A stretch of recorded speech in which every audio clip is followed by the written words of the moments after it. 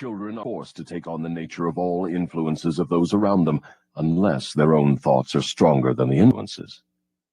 Nature sets up a definite rhythm for every environment, and everything within the range of that rhythm is forced to conform to it.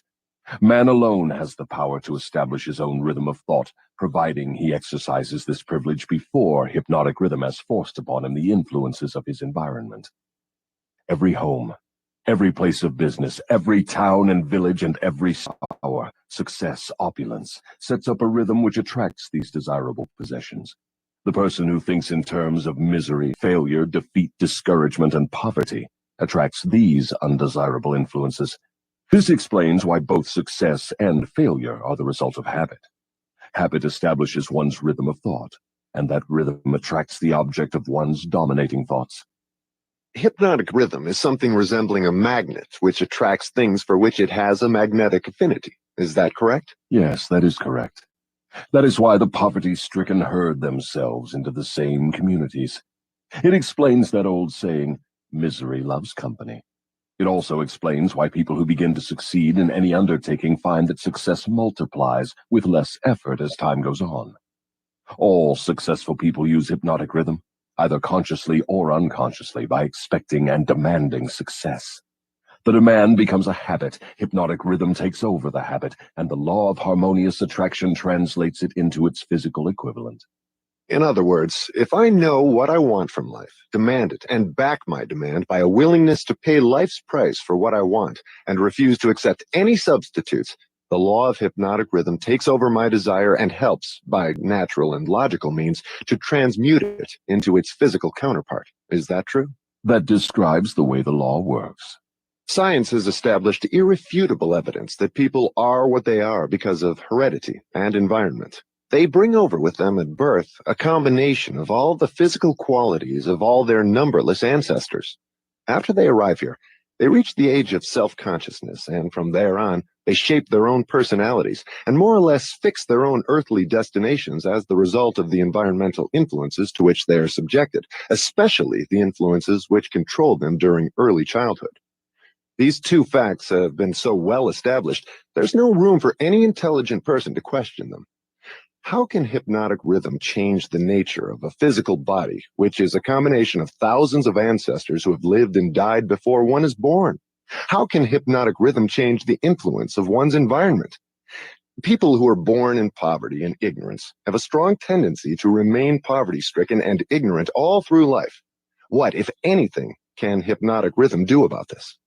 Hypnotic rhythm cannot change the nature of the physical body one inherits at birth, but it can and it does modify change, control, and make permanent one's environmental influences. If I understand what you mean, a human being is forced by nature to take on and become a part of the environment he chooses, or the environment that may be forced upon him? That is correct. But there are ways and means by which an individual may resist the influences of an environment he does not wish to accept, and also a method of procedure by which one may reverse the application of hypnotic rhythm from negative to positive ends. Do you mean that there is a definite method by which hypnotic rhythm can be made to serve instead of destroy one? I mean just that. Tell me how this astounding end may be attained. For my description to be of any practical value, it will be necessarily lengthy, because it will have to cover 7 principles of psychology, which must be understood and applied by all who use hypnotic rhythm to aid them in forcing life to yield that which they want. Then break your description into 7 parts, each giving a detailed analysis of one of the 7 principles with simple instructions for its practical application. Your Majesty will now proceed to unfold the secrets of the 7 principles through which human beings may force life to provide them with spiritual, mental, and physical freedom. Do not be sparing in your description of these principles. I want a complete illustration of how the principles may be used by anyone who chooses to use them. Tell us all you know about the principle of definiteness of purpose. If you go through with this mad idea of publishing my confession, you will open the gates of hell and turn loose all the precious souls I have collected back down through the ages. You will deprive me of souls yet unborn. You will release from my bondage millions now living. Stop, I beg of you. Open up. Let's hear what you have to say about the principle of definiteness of purpose. You are pouring water on the fires of hell, But the responsibility is yours, not mine. I may as well tell you that any human being who can be definite in his aims and plans can make life hand over whatever is wanted. That is a broad claim, Your Majesty. Do you wish to tone it down a bit? Tone it down? No, I wish to tone it up. When you hear what I now have to say, you will understand why the principle of definiteness is so important. My opposition uses a clever little trick to cheat me of my control over people. The opposition knows that definiteness of purpose closes the door of one's mind so tightly against me that I cannot break through unless I can induce one to form the habit of drifting. Why doesn't your opposition give your secret to all people by telling them to avoid you through definiteness of purpose? You have already admitted that 2 out of every 100 people belong to your opposition. Because I am more clever than my opposition. I draw people away from definiteness with my promises. You see, I control more people than my opposition because I am a better salesman and a better showman. I attract people by feeding them liberally of the thought habits in which they like to indulge. Is definiteness of purpose something with which one must be born, or may it be acquired? Everyone, as I have told you before, is born with the privilege of being definite, but 98 out of every 100 people lose this privilege by sleeping on it. The privilege of definiteness can be maintained only by adopting it as a policy by which one is guided in all the affairs of life. Oh, I see. One takes advantage of the principle of definiteness, just as one may build a strong physical body through constant, systematic use. Is that it? You have stated the truth clearly and accurately. Now I think we are getting somewhere, Your Majesty. We have at long last found the starting point from which all who become self-determining in life must take off. We have discovered from your astounding confession that your greatest asset is man's lack of caution, which enables you to lead him into the jungle of indefiniteness through simple bribes. We have learned, beyond the question of doubt, that anyone who adopts definiteness of purpose as a policy and uses it in all of his daily experiences cannot be induced to form the habit of drifting. Without the aid of the drifting habit, you are powerless to attract people through promises. Is this correct? I couldn't have stated the truth more clearly myself. Go ahead now and describe how people neglect their privilege of being free and self-determining through indefiniteness and drifting. I have already made brief reference to this principle, but I will now go into more minute details as to how the principle works. I shall have to begin at the time of birth. When a child is born, it brings with it nothing but a physical body representing the evolutionary results of millions of years of ancestry. Its mind is a total blank. When the child reaches the age of consciousness and begins to recognize the objects of its surroundings, it begins also to imitate others. Imitation becomes a fixed habit. Naturally, the child imitates, first of all, its parents. Then it begins to imitate its other relatives and daily associates, including its religious instructors and school teachers.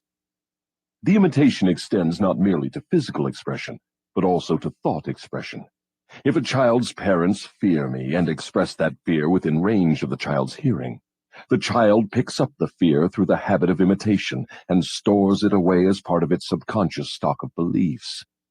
If the child's religious instructor expresses any form of fear of me, and they all do in one form or another, that fear is added to the similar fear passed to the child by its parents, and the two forms of negative limitation are stored away in the subconscious mind to be drawn upon and used by me later in life. In a similar way, the child learns, by imitation, to limit its power of thought by filling its mind with envy, hatred, greed, lust, revenge, and all the other negative impulses of thought which destroy all possibility of definiteness. Meanwhile, I move in and induce the child to drift until I bind its mind through hypnotic rhythm. Am I to understand from your remarks that you have to gain control of people while they are very young, or lose your opportunity at them altogether? I prefer to claim them before they come into possession of their own minds. Once any person learns the power of his own thoughts, he becomes positive and difficult to subdue. As a matter of fact, I cannot control any human being who discovers and uses the principle of definiteness. Is the habit of definiteness a permanent protection against your control? No, not by any means. Definiteness closes the door of one's mind to me only as long as that person follows the principle as a matter of policy. Once any person hesitates, procrastinates, or becomes indefinite about anything, He is just one step removed from my control. What has definiteness to do with one's material circumstances? I want to know if one may acquire power through definiteness of purpose without inviting destruction through the law of compensation. Your question limits my illustrations because there are so few people in the world who understand, and there have been so few in the past who understood how to use definiteness of purpose without attracting to themselves the negative application of the law of compensation. Here you are forcing me to disclose one of my most prized tricks. I am bound to tell you that I eventually reclaim for my cause all who escape me temporarily through definiteness of purpose. The reclamation is made by filling the mind with greed for power and the love of egotistical expression, until the individual falls into the habit of violating the rights of others. Then I step in with the law of compensation and reclaim my victim. So I see from your admission that definiteness of purpose may be dangerous in proportion to its possibility as a power. Is that true? Yes, and what is more important, every principle of good carries with it the seed of an equivalent danger. That is hard to believe. What danger, for example, can there be in the habit of love of truth? The danger lies in the word habit. All habits, save only that of the love of definiteness of purpose, may lead to the habit of drifting. Love for truth, unless it assumes the proportion of definite pursuit of truth, may become similar to all other good intentions. You know, of course, what I do with good intentions. Is love for one's relatives also dangerous? The love for anything or anyone, save only the love of definiteness of purpose, may become dangerous. Love is a state of mind which beclouds reason, saps willpower, and blinds one to facts and truth. Everyone who becomes self-determining and gains spiritual freedom to think his own thoughts must examine carefully every emotion that seems even remotely related to love. You may be surprised to know that love is one of my most effective baits. With it, I lead into the habit of drifting those whom I could attract with nothing else. That is why I have placed it at the head of my list of bribes. Show me what any person loves most, and I will have my cue as to how that person can be induced to drift until I bind him with hypnotic rhythm. Love and fear combined give me the most effective weapons with which I induce people to drift. One is as helpful to me as the other. Both have the effect of causing people to neglect to develop definiteness in the use of their own minds.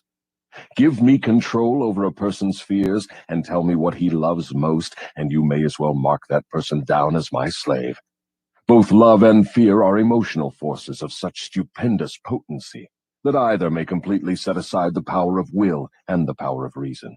Without will and reason, there is nothing left to support definiteness of purpose.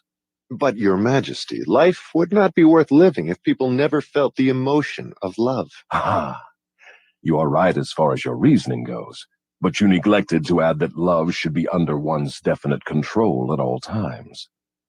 Of course, love is a desirable state of mind, but it also is a palliative, which may be used to limit or destroy reason and willpower, both of which rate above love in importance to human beings who want freedom and self-determination. I understand from what you say that people who gain power must harden their emotions, master fear, and subdue love. Is that correct? People who gain and maintain power must become definite in all their thoughts and all their deeds. If that is what you call hard, then they must become hard. Let us look into the sources of advantage of definiteness in the everyday affairs of life. Which is more apt to succeed, a weak plan applied with definiteness, or a sound, strong plan indefinitely applied?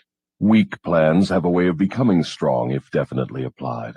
You mean that any plan definitely put into continuous action in pursuit of a definite purpose may be successful, even if it is not the best plan? Yes, I mean just that. Definiteness of purpose plus definiteness of plan by which the purpose is to be achieved generally succeeds, no matter how weak the plan may be. The major difference between a sound and an unsound plan is that the sound plan, if definitely applied, may be carried out more quickly than an unsound plan. In other words, if one cannot be always right, one can and should be always definite. Is that what you were trying to get across to me? That is the idea. People who are definite in both their plans and their purposes never accept temporary defeat as being more than an urge to greater effort. You can see for yourself that this sort of policy is bound to win if it is followed with definiteness. Can a person who moves with definiteness of both plan and purpose be always sure of success? No. The best of plans sometimes misfire. But the person who moves with definiteness recognizes the difference between temporary defeat and failure. When plans fail, he substitutes others, but he does not change his purpose. He perseveres. Eventually, he finds a plan that succeeds. Will a plan based upon immoral or unjust ends succeed as quickly as one motivated by a keen sense of justice and morality? Through the operation of the law of compensation, everyone reaps that which he sows. Plans based on unjust or immoral motives may bring temporary success, but enduring success must take into consideration the fourth dimension, time. Time is the enemy of immorality and injustice. It is the friend of justice and morality. Failure to recognize this fact has been responsible for the crime wave among the youths of the world. The youthful, inexperienced mind is apt to mistake temporary success for permanency. The youth often makes the mistake of coveting the temporary gains of immoral, unjust plans, but neglects to look ahead and observe the penalties which follow as definitely as night follows day. This is pretty deep stuff, Your Majesty. Let us get back to the discussion of lighter and more concrete subjects that are likely to interest the majority of people. I'm interested in discussing the things that make people happy and miserable, rich and poor, sick and healthy. In brief, I'm interested in everything that can be used by human beings to make life pay satisfactory dividends in return for the effort that one puts into the business of living. Very well, let us be definite. You have my idea. Your Majesty has a tendency to stray off into abstract details, which most people can neither understand nor use in the solution of their problems. Could that, by any chance, be a definite plan of yours to answer my questions with indefinite answers? If that is your plan, it is a slick trick, but it will not work. Go ahead now, and tell me something more of the miseries and failures of human beings growing directly out of indefiniteness. Why not permit me to tell you more of the pleasures and successes of people who understand and apply the principle of definiteness? I observe that sometimes people with definiteness of plan and purpose get what they ask from life, only to find after they get it that they do not want it. What then? Generally, one can get rid of whatever is not wanted by application of the same principle of definiteness with which the thing was acquired. A life that is lived with fullness of peace of mind, contentment, and happiness always divests itself of everything it does not want. Anyone who submits to annoyance by things he does not want is not definite. He is a drifter. What about married people who cease to want each other? Should they separate? Or is it true that all marriages are made in heaven, and the contracting parties are, therefore, forever bound by their bargain, even though it may prove to be a poor one for both? First, let me correct that old saying that all marriages are made in heaven. I know of some which were made on my side of the fence. Minds which do not harmonize should never be forced to remain together in marriage or any other relationship. Friction and all forms of discord between minds lead inevitably to the habit of drifting, and of course to indefiniteness. Aren't people sometimes bound to others by a relationship of duty, which renders it impractical for them to take from life what they want most? Duty is one of the most abused and misunderstood words in existence. The first duty of every human being is to himself. Every person owes himself the duty of finding how to live a full and happy life. Beyond this, if one has time and energy, not needed in the fulfillment of his own desires, one may assume responsibility for helping others. Isn't that a selfish attitude? And isn't selfishness one of the causes of failure to find happiness? I stand by my statement that there is no higher duty than that which one owes himself. Doesn't a child owe something in the way of duty to its parents, who gave it life and sustenance during its periods of helplessness? Not at all. It is just the other way around. Parents owe their children everything they can give them in the way of knowledge. Beyond that, parents often spoil instead of helping their offspring by a false sense of duty, which prompts them to indulge their children instead of forcing them to seek and gain knowledge at first hand. I see what you mean. Your theory is that too much help thrust upon the youth encourages him to drift and become indefinite in all things. You believe that necessity is a teacher of great sagacity, that defeat carries with it an equivalent virtue, that unearned gifts of every nature may become a curse instead of a blessing. Is that correct? You have stated my philosophy perfectly. My belief is not theory, it is fact. Then you do not advocate prayer as a means of gaining desirable ends. On the contrary, I do advocate prayer, but not the sort of prayer that consists of empty, begging, meaningless words. The sort of prayer against which I am helpless is the prayer of definiteness of purpose. I never thought of definiteness of purpose as being a prayer. How can it be? Definiteness is in effect the only sort of prayer upon which one can rely. It places one in the way of using hypnotic rhythm to attain definite ends, by the mere act of appropriating it from the great universal storehouse of infinite intelligence. The appropriation, in case you are interested, takes place through definiteness of purpose, persistently pursued. Why do the majority of prayers fail? They don't. All prayers bring that for which one prays. But you just said that definiteness of purpose is the only sort of prayer upon which one can rely. Now you say that all prayers bring results. What do you mean? There is nothing inconsistent about it.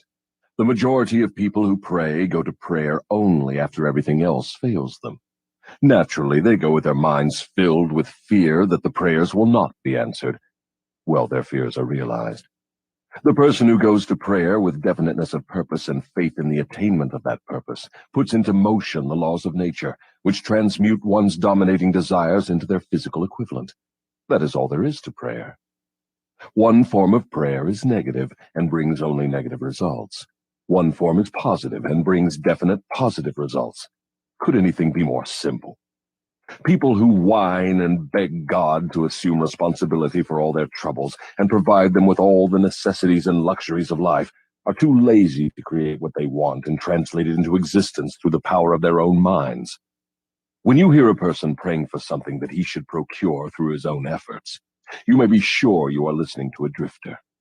Infinite intelligence favors only those who understand and adapt themselves to her laws. She makes no discrimination because of fine character or pleasing personality. These things help people negotiate their way through life more harmoniously with one another. But the source from which prayer is answered is not impressed by fine feathers. Nature's law is, know what you want, adapt yourself to my laws, and you shall have it.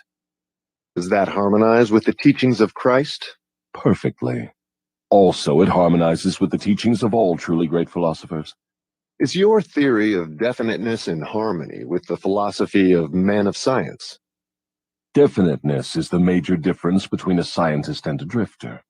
Through the principle of definiteness of purpose and plan, the scientist forces nature to hand over her most profound secrets. It was through this principle that Edison uncovered the secret of the talking machine, the incandescent electric light, and scores of other benefits for mankind. Then I understand that definiteness is the first requisite for success in all earthly undertakings. Is that right? Exactly. Anything which teaches people to examine facts and coordinate them into definite plans through accurate thinking is hard on my profession.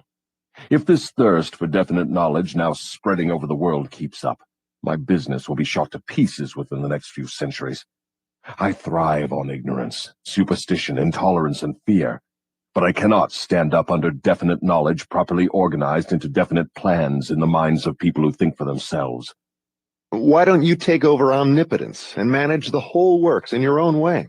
You might as well ask why the negative portion of the electron doesn't take over the positive portion and run the entire works. The answer is that both the positive and the negative charges of energy are necessary to the existence of the electron. One is balanced equally against the other, stalemated as it were. So it is with what you call omnipotence and I. We represent the positive and the negative forces of the entire system of universes, and we are equally balanced one against the other. If this power of balance were shifted the slightest degree, the whole system of universes would become quickly reduced to a mass of inert matter. Now you know why I cannot take over the whole show and run it my way. If what you say is true, you have exactly the same power as omnipotence. Is that true? That is correct. My opposition, you call it omnipotence, expresses itself through the forces which you call good, the positive forces of nature. I express myself through the forces you call bad, the negative forces. Both good and bad are coincidental with existence. One is as important as the other. Then the doctrine of predestination is sound. People are born to success or failure, misery or happiness, to be good or bad, and they have nothing to do with this, nor can they modify their natures. Is that your claim? Emphatically not. Every human being has a wide range of choice in both his thoughts and his deeds. Every human being can use his brain for the reception and the expression of positive thoughts, or he can use it for the expression of negative thoughts. His choice in this important matter shapes his entire life.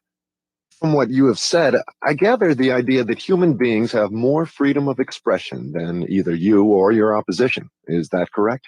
That is true. Omnipotence and I are bound by immutable laws of nature. We cannot express ourselves in any manner not conforming to these laws. Then it is true that man has rights and privileges not available to either omnipotence or the devil. Is that the truth? Yes, that is true. But you might well have added that man is not yet fully awakened to the realization of this potential power. Man still regards himself as something resembling the worms in the dust, when in reality he has more power than all other living things combined. Definiteness of purpose seems to be a panacea for all evils of man. Not that, perhaps, but you may be sure no one ever will become self-determining without it. Why aren't children taught definiteness of purpose in the public schools? For the reason that there is no definite plan or purpose behind any of the school curricula. Children are sent to school to make credits and to learn how to memorize, not to learn what they want of life.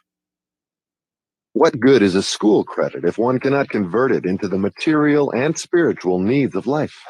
I am only a devil, not an unwinder of riddles.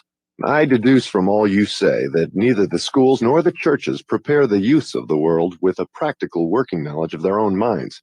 Is anything of more importance to a human being than an understanding of the forces and circumstances which influence his own mind?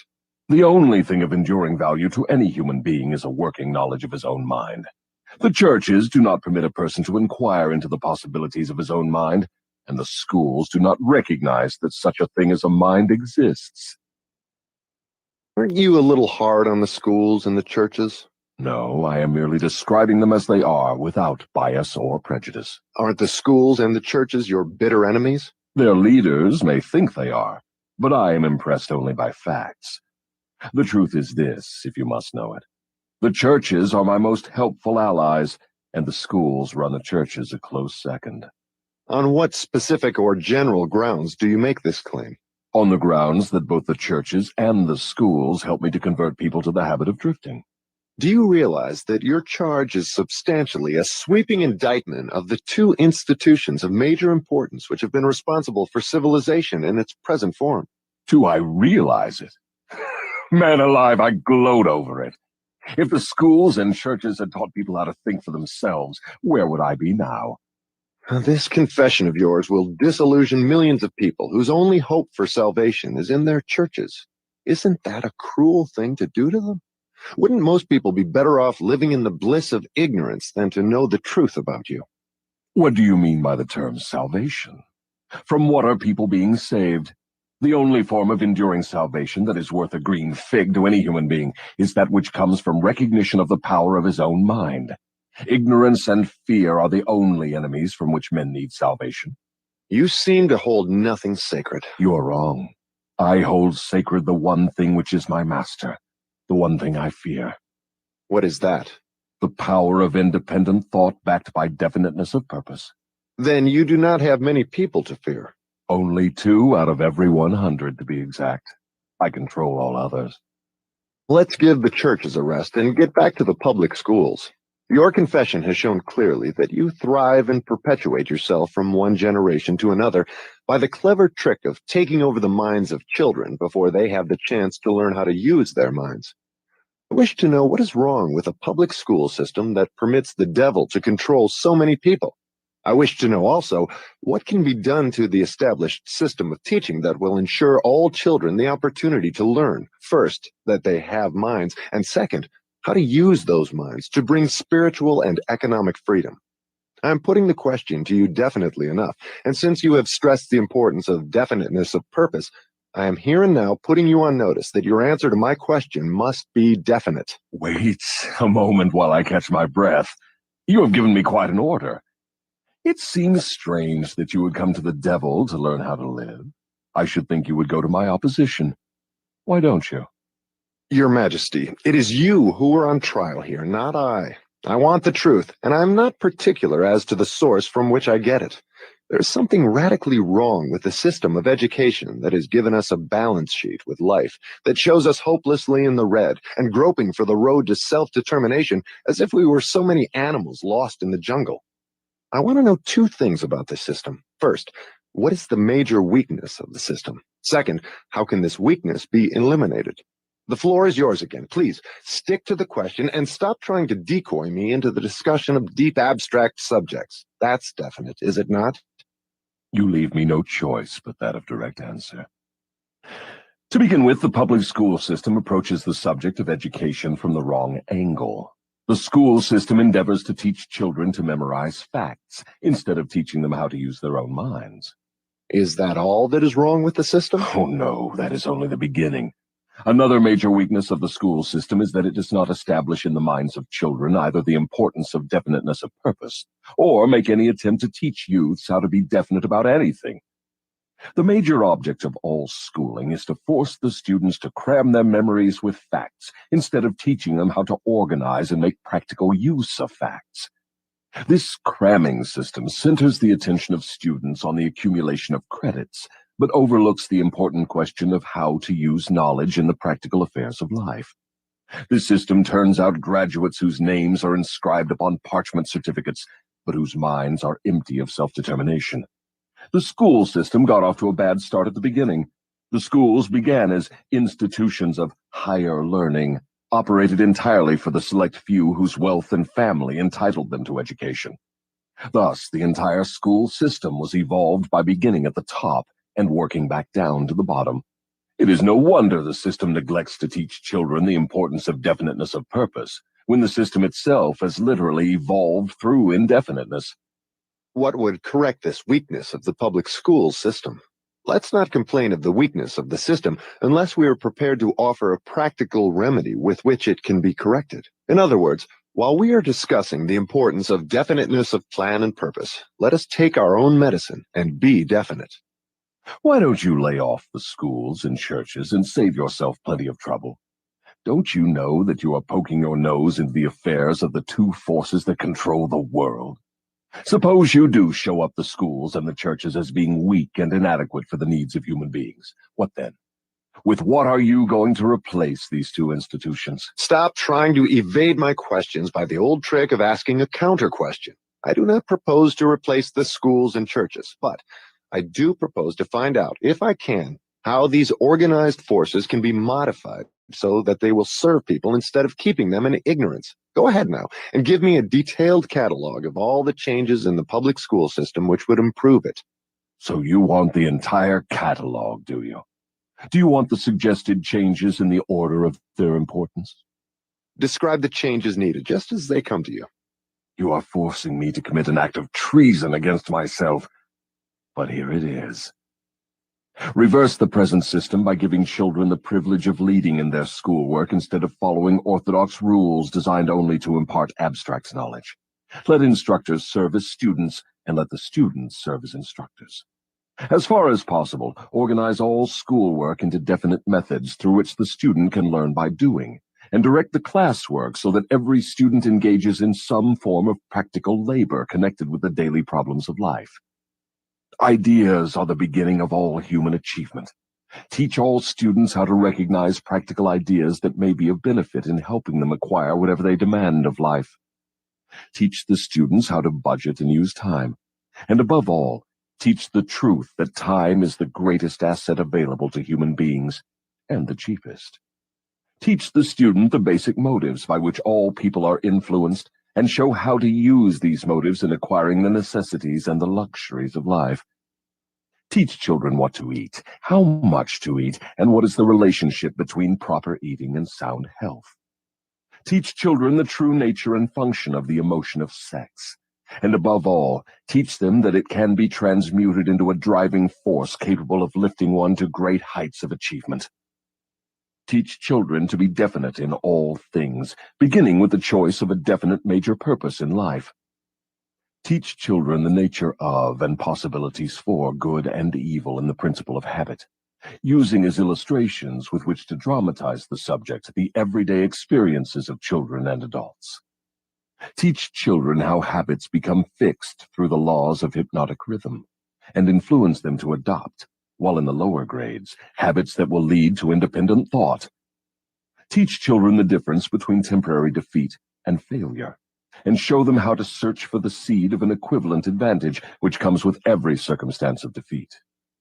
Teach children to express their own thoughts fearlessly, and to accept or reject at will all ideas of others, reserving to themselves always the privilege of relying upon their own judgment. Teach children to reach decisions promptly and to change them, if at all, slowly and with reluctance, and never without a definite reason. Teach children that the human brain is the instrument with which one receives from the great storehouse of nature the energy which is specialized into definite thoughts, that the brain does not think, but serves as an instrument for the interpretation of stimuli which cause thought. Teach children the value of harmony in their own minds, and that this is attainable only through self-control. Teach children the nature and the value of self-control. Teach children that there is a law of increasing returns, which can be and should be put into operation as a matter of habit, by rendering always more service and better service than is expected of them. Teach children the true nature of the golden rule, and above all show them that through the operation of this principle, everything they do to and for another, they also do to and for themselves. Teach children not to have opinions unless they are formed from facts, or beliefs which may reasonably be accepted as facts. Teach children that cigarettes, liquor, narcotics, and overindulgence in sex destroy the power of will and lead to the habit of drifting. Do not forbid these evils, just explain them. Teach children the danger of believing anything merely because their parents, religious instructors, or someone else says it is so. Teach children to face facts, whether they are pleasant or unpleasant, without resorting to subterfuge or offering alibis. Teach children to encourage the use of their sixth sense, through which ideas present themselves in their minds from unknown sources, and to examine all such ideas carefully. Teach children the full import of the law of compensation as it was interpreted by Ralph Waldo Emerson, and show them how the law works in the small everyday affairs of life. Teach children that definiteness of purpose, backed by definite plans persistently and continuously applied, is the most efficacious form of prayer available to human beings. Teach children that the space they occupy in the world is measured definitely by the quality and quantity of useful service they render the world. Teach children there is no problem which does not have an appropriate solution, and that the solution often may be found in the circumstance creating the problem. Teach children that their only real limitations are those which they set up or permit others to establish in their own minds. Teach them that man can achieve whatever man can conceive and believe. Teach children that all schoolhouses and all textbooks are elementary implements, which may be helpful in the development of their minds, but that the only school of real value is the great university of life, wherein one has the privilege of learning from experience. Teach children to be true to themselves at all times, and since they cannot please everybody, therefore to do a good job of pleasing themselves. That is an imposing list, but it seems conspicuous by the fact it ignores practically every subject now taught in the public schools. Was that intended? Yes. You asked for a list of suggested changes in public school curricula which would benefit children. Well, that is what you got. Some of the changes you suggest are so unorthodox they would shock most of the educators of today, wouldn't they? Most of the educators of today need to be shocked. A good, sound shock often helps the brain that has been atrophied by habit. Would the changes you suggest for the public schools give children immunity against the habit of drifting? Yes, that is one of the results the changes would bring, but there are others too. How could the suggested changes be forced into the public school system? You know, of course, it is as difficult to get a new idea into an educator's brain as it is to interest a religious leader in modifying religion so it will help people to get more from life. The quickest and surest way to force practical ideas into the public schools is to first introduce the ideas through private schools and establish such a demand for their use that public school officials will be compelled to employ them. Should any other changes be made in the public school system? Yes, many. Among other changes needed in all public school programs is the addition of a complete course of training in the psychology of harmonious negotiation between people. All children should be taught how to sell their way through life with the minimum amount of friction. Every public school should teach the principles of individual achievement through which one may attain to a position of financial independence. Classes should be abolished altogether. They should be replaced by the round table or conference system, such as businessmen employ. All students should receive individual instruction and guidance in connection with subjects which cannot be properly taught in groups. Every school should have an auxiliary group of instructors consisting of business and professional people, scientists, artists, engineers, and newspapermen, each of whom would impart to all the students a practical working knowledge of his own profession, business, or occupation. This instruction should be conducted through the conference system to save the time of the instructors. What you have suggested is, in effect, an auxiliary system of instruction that would give all school children a working knowledge of the practical affairs of life, direct from the original source. Is that the idea? You've stated it correctly. Let us dismiss the public school system and go back to the churches for a moment. All my life, I've heard clergymen preaching against sin and warning sinners to beware and repent so they could be saved, but I've never heard any of them tell me what sin is. Will you give me some light on this subject? Sin is anything one does or thinks which causes one to be unhappy. Human beings who are in sound physical and spiritual health should be at peace with themselves and always happy. Any form of mental or physical misery indicates the presence of sin. Name some of the common forms of sin. It is a sin to overeat because that leads to ill health and misery. It is a sin to overindulge in sex because that breaks down one's willpower and leads to the habit of drifting. It is a sin to permit one's mind to be dominated by negative thoughts of envy, greed, fear, hatred, intolerance, vanity, self-pity, or discouragement, because these states of mind lead to the habit of drifting. It is a sin to cheat, lie, and steal, because these habits destroy self-respect, subdue one's conscience, and lead to unhappiness. It is a sin to remain in ignorance, because that leads to poverty and loss of self-reliance. It is a sin to accept from life anything one does not want, because that indicates an unpardonable neglect to use the mind. Is it a sin for one to drift through life without definite aim, plan, or purpose? Yes, because this habit leads to poverty and destroys the privilege of self-determination. It also deprives one of the privilege of using his own mind as a medium of contact with infinite intelligence. Are you the chief inspirer of sin? Yes. It is my business to gain control of the minds of people in every way possible. Can you control the mind of a person who commits no sin? I cannot, because that person never permits his mind to be dominated by any form of negative thought. I cannot enter the mind of one who never sins, let alone control it. What is the commonest and most destructive of all sins? Fear and ignorance. Have you nothing else to add to the list? There is nothing else to be added. What is faith? It is a state of mind wherein one recognizes and uses the power of positive thought as a medium by which one contacts and draws upon the universal store of infinite intelligence at will. In other words, faith is the absence of all forms of negative thought. Is that the idea? Yes, that is another way of describing it. Has a drifter the capacity to use faith? He may have the capacity, but he does not use it. Everyone has the potential power to clear his mind of all negative thoughts, and thereby avail himself of the power of faith.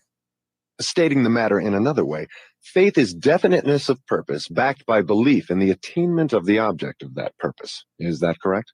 That's the idea exactly. What preparation must one undergo before being able to move with definiteness of purpose at all times? One must gain mastery over self. This is the second of the 7 principles. The person who is not master of himself can never be master of others. Lack of self-mastery is, of itself, the most destructive form of indefiniteness. Where should one begin when making a start at control over self? By mastering the three appetites responsible for most of one's lack of self-discipline. The three appetites are: 1, the desire for food; 2, the desire for expression of sex; 3, the desire to express loosely organized opinions. Does man have other appetites which need control? Yes, many of them. But these three are the ones which should be conquered first. When a man becomes master of these three appetites, he has developed enough self-discipline to conquer easily those of lesser importance. But these are natural appetites. They must be indulged if one is to be healthy and happy. To be sure, they are natural appetites, but they are also dangerous, because people who have not mastered themselves overfeed the appetites. Self-mastery contemplates sufficient control over the appetites to enable one to feed them what they need and withhold food not needed. Your viewpoint is both interesting and educational. Describe the details through which I may understand how and under what circumstances people overfeed the appetites. Take the desire for physical food, for example. The majority of people are so weak in self-discipline they fill their stomachs with combinations of rich food which please the taste but overwork the organs of digestion and elimination. They pour into their stomachs both quantity and combinations of food which the body chemist can dispose of only by converting the food into deadly toxic poisons. These poisons clog and stagnate the body's sewer system until it slows down in its work of elimination of waste matter. After a while, the sewer system stops working altogether, and the victim has what he calls constipation. By that time, he is ready for the hospital. Auto-intoxication, or body sewer poisoning, takes the machinery of the brain and rolls it into something resembling a wad of putty. The victim then becomes sluggish in his physical movements and mentally irritable and fussy. If he could only take one good look at and one bad smell of his sewer system, he would be ashamed to look himself in the face. City sewers are not the pleasantest of places when they become overloaded or clogged, but they are clean and sweet compared with the intestinal sewer when it has been overloaded or clogged. This is not a pretty story to be associated with the pleasant and necessary act of eating, but that is where it belongs, because overeating and wrong food combinations are the evils which cause auto-intoxication. People who eat wisely and keep their body sewers clean handicap me, because a clean body sewer generally means a sound body and a brain that functions properly. Imagine, if your imagination can be stretched that far, how any human being could move with definiteness of purpose with his body sewer filled with enough poison to kill 100 people if it were injected into their bloodstream directly. And all this trouble is the result of lack of control over the physical appetite for food. Well, if you wish to be absolutely correct, you should say that improper eating is responsible for the majority of the ills of the body, and practically all headaches. If you want proof of this, select 100 people suffering with headaches and give each of them a thorough washing out of their body sewer systems with a high enema. And observe that no fewer than 95 of the headaches will disappear within a few minutes after the sewers have been cleaned. From all you say about the intestinal tract, I gather the impression that mastery over the physical appetite for food means also mastery over the habit of neglecting to keep the intestines clean. Yes, that is true. It is just as important to eliminate the waste matter of the body and the unused portions of food, as it is to take the right amount in the correct combinations of food. I never thought of auto-intoxication as being one of your devices of control over people, and I am utterly shocked to know how many people are victims of this subtle enemy. Let's hear what you have to say of the other two appetites. Well, take the desire for sex expression. Now there is a force with which I master the weak and the strong, the old and the young, the ignorant and the wise. In fact, I master all who neglect to master sex. How can one master the emotion of sex? By the simple process of transmuting that emotion into some form of activity other than copulation. Sex is one of the greatest of all forces which motivate human beings. Because of this fact, it is also one of the most dangerous forces. If humans would control their sex desires and transmute them into a driving force with which to carry on their occupation, that is, if they spent on their work 1/2 the time they dissipate in pursuit of sex, they would never know poverty. Do I understand you to imply there is a relationship between sex and poverty? Yes, where sex is not under definite control. If allowed to run its natural course, sex will quickly lead one into the habit of drifting. Is there any relationship between sex and leadership? Yes, all great leaders in every walk of life are highly sexed, but they follow the habit of controlling their sex desires, switching them into a driving force behind their occupation. Is the habit of overindulgence in sex as dangerous as the habit of taking narcotics or liquor? There is no difference between these habits. Both lead to hypnotic control through the habit of drifting. Why does the world look upon sex as something vulgar? Because of the vulgar abuse people have made of this emotion. It is not sex that is vulgar. It is the individual who neglects or refuses to control and guide it. Do you mean by your statement that one should not indulge the desire for sex? No, I mean that sex, like all other forces available to man, should be understood, mastered, and made to serve man. The desire for sex expression is as natural as the desire for food. The desire can no more be killed than one can entirely stop a river from flowing. If the emotion of sex is shut off from the natural mode of expression, it will break out in some other, less desirable form, just as a river will, if dammed, break through and flow around the dam. The person who has self-discipline understands the emotion of sex, respects it, and learns to control and transmute it into constructive activities. Just what damage is there in overindulgence of sex? The greatest damage is that it depletes the source of man's greatest driving force and wastes, without adequate compensation, man's creative energy. It dissipates energy needed by nature to maintain physical health. Sex is nature's most useful therapeutic force. It depletes the magnetic energy which is the source of an attractive, pleasing personality. It removes the sparkle from one's eyes and sets up discord in the tone of one's voice. It destroys enthusiasm, subdues ambition, and leads inevitably to the habit of drifting on all subjects. I would like for you to answer my question in another way by telling me what beneficial ends the emotion of sex may be made to attain if mastered and transmuted. Controlled sex supplies the magnetic force that attracts people to one another. It is the most important factor of a pleasing personality. It gives quality to the tone of voice and enables one to convey through the voice any feeling desired. It serves, as nothing else can serve, to give motive power to one's desires. It keeps the nervous system charged with the energy needed to carry on the work of maintaining the body. It sharpens the imagination and enables one to create useful ideas. It gives quickness and definiteness to one's physical and mental movements. It gives one persistence and perseverance in the pursuit of one's major purpose in life. It is a great antidote for all fear. It gives one immunity against discouragement. It helps to master laziness and procrastination.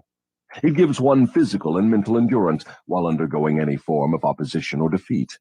It gives one the fighting qualities necessary under all circumstances for self-defense. In brief, it makes winners and not quitters. Are those all the advantages you claim for controlled sex energy? No, they are only some of the more important benefits it provides. Perhaps some will believe the greatest of all the virtues of sex is that it is nature's method of perpetuation of all living things. This alone should remove all thought that sex is vulgar. I gather from what you say that the emotion of sex is a virtue, not a fault. It is a virtue when controlled and directed to the attainment of desirable ends. It is a fault when neglected and permitted to lead to acts of lust. Why aren't these truths taught to children by their parents in the public schools? The neglect is due to ignorance of the real nature of sex. It is just as necessary in maintaining health for one to understand and properly use the emotion of sex as it is to keep the body's sewer system clean. Both subjects should be taught in all public schools and all homes where there are children.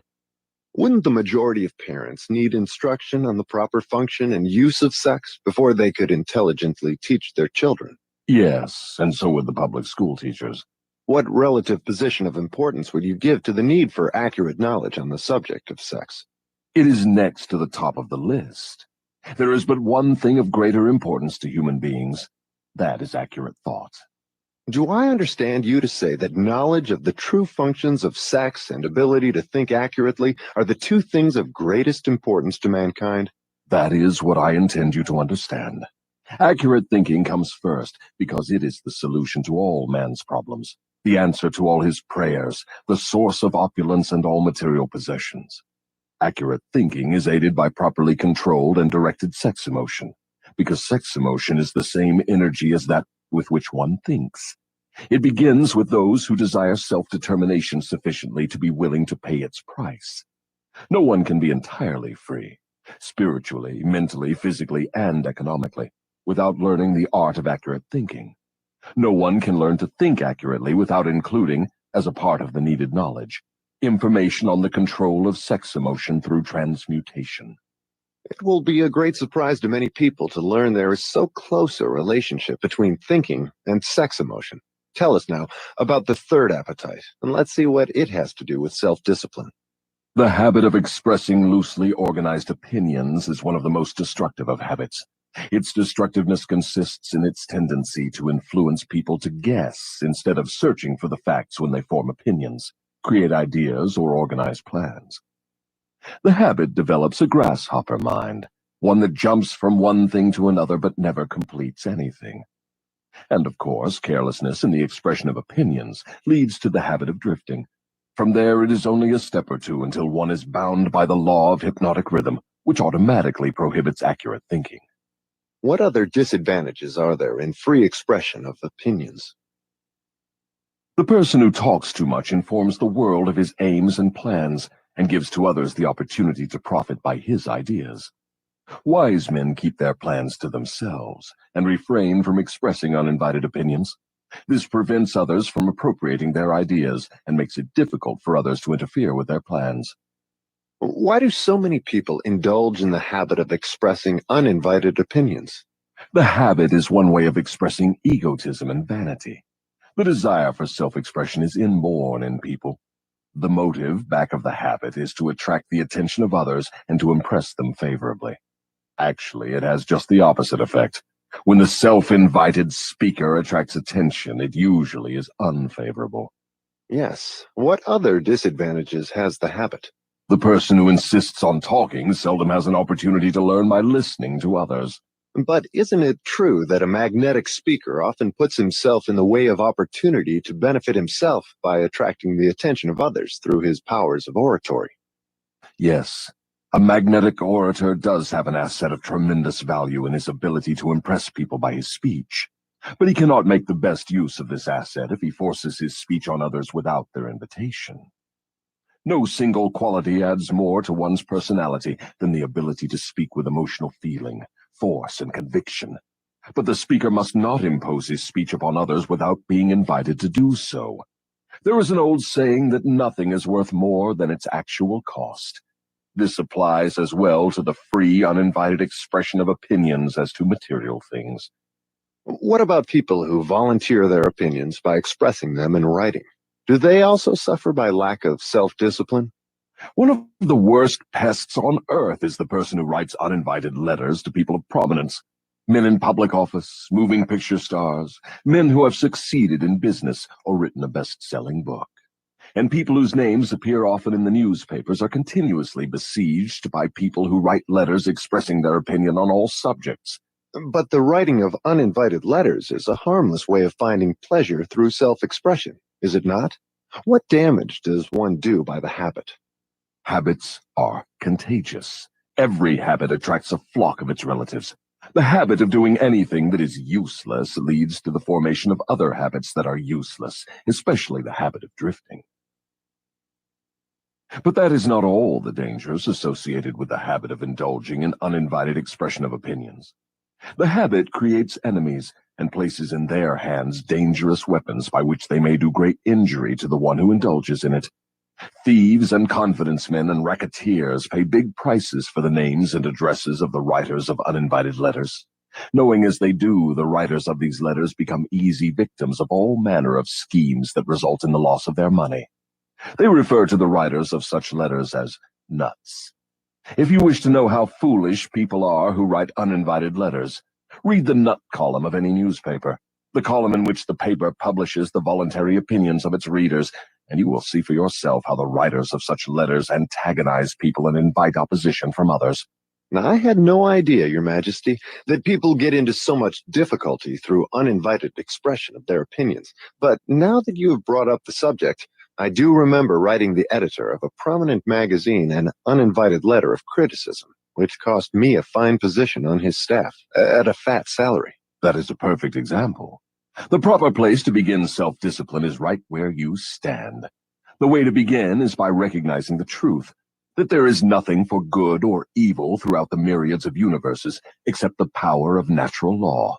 There is no individual personality anywhere throughout the myriad of universes with the slightest power to influence a human being, save nature and human beings themselves. There is no human being now living, no human being has ever lived, and no human being ever will live with the right or the power to deprive another human being of the inborn privilege of free and independent thought. That privilege is the only one over which any human being can have absolute control. No adult human being ever loses the right to freedom of thought, but most humans lose the benefits of this privilege either by neglect or because it has been taken away from them by their parents or religious instructors before the age of understanding. These are self-evident truths, no less important because they are being called to your attention by the devil than they would be if brought to your attention by my opposition.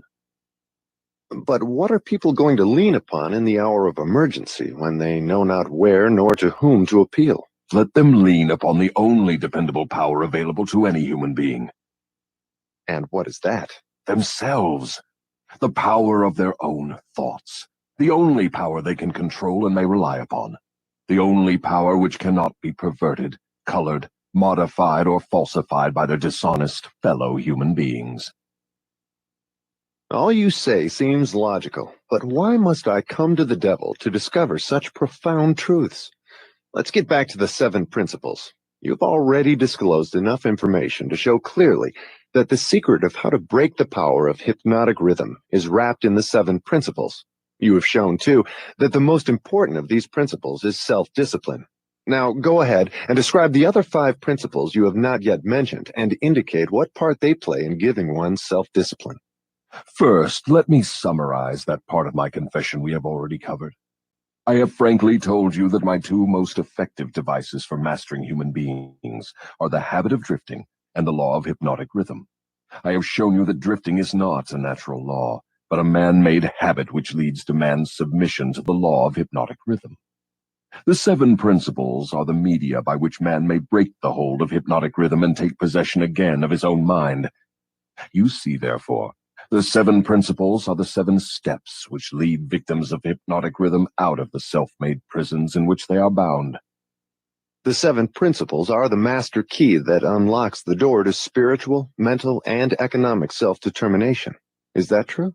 Yes, that's another way of stating the truth. Is failure ever a benefit to man? Yes. Indeed, learning from adversity is the 3rd of the 7 principles. But few people know that every adversity brings with it the seed of an equivalent advantage. Still fewer people know the difference between temporary defeat and failure.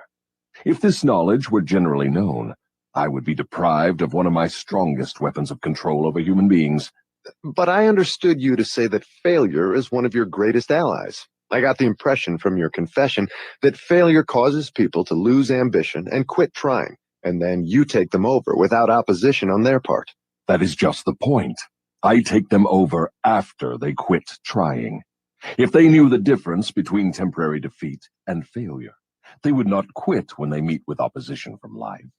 If they knew that every form of defeat and all failures bring with them the seed of unborn opportunity, they would keep on fighting and win. Success usually is but one short step beyond the point where one quits fighting. Is that all one might learn from adversity, defeat, and failure? No, that is the least of what one might learn. I hate to tell you this, but failure often serves as a blessing in disguise because it breaks the grip of hypnotic rhythm and frees the mind for a fresh start. Now we are getting somewhere. So, you have confessed at long last that even nature's law of hypnotic rhythm can be, and often is, annulled by nature herself. Is that correct? No, that is not stating the matter accurately. Nature never reverses any of her natural laws. Nature does not take away a human being's freedom of thought through hypnotic rhythm. The individual gives up his freedom by abuse of this law. If a man jumped from a tree and was killed by the sudden impact of his body with the earth, through the law of gravity, you wouldn't say, nature murdered him, would you? You would say the man neglected to relate himself properly to the law of gravity. I'm beginning to see. The law of hypnotic rhythm is capable of both negative and positive application. It may drag one down to slavery through loss of the privilege of freedom of thought, or it may help one rise to great heights of achievement through the free use of thought, depending on how the individual relates himself to the law. Is that correct? Now you have it right. But what about failure? One does not fail intentionally with purpose aforethought. No one encourages temporary defeat. These are circumstances over which the individual often has no control whatsoever. How, then, can it be said that nature does not take away one's freedom of thought when failure destroys ambition, willpower, and the self-confidence essential to make a fresh start? Failure is a man-made circumstance. It is never real until it has been accepted by man as permanent. Stating it another way, failure is a state of mind. Therefore, it is something an individual can control until he neglects to exercise this privilege. Nature does not force people to fail, but nature does impose her law of hypnotic rhythm upon all minds, and through this law gives permanency to the thoughts which dominate those minds. In other words, failure thoughts are taken over by the law of hypnotic rhythm and made permanent if the individual accepts any circumstances as being permanent failure. That same law just as readily takes over and makes permanent thoughts of success. What part, then, does failure play in helping an individual break the grip of hypnotic rhythm after that law has been fastened upon his mind?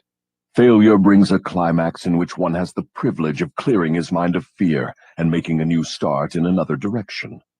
Failure proves conclusively that something is wrong with one's aims or the plans by which the object of these aims is sought.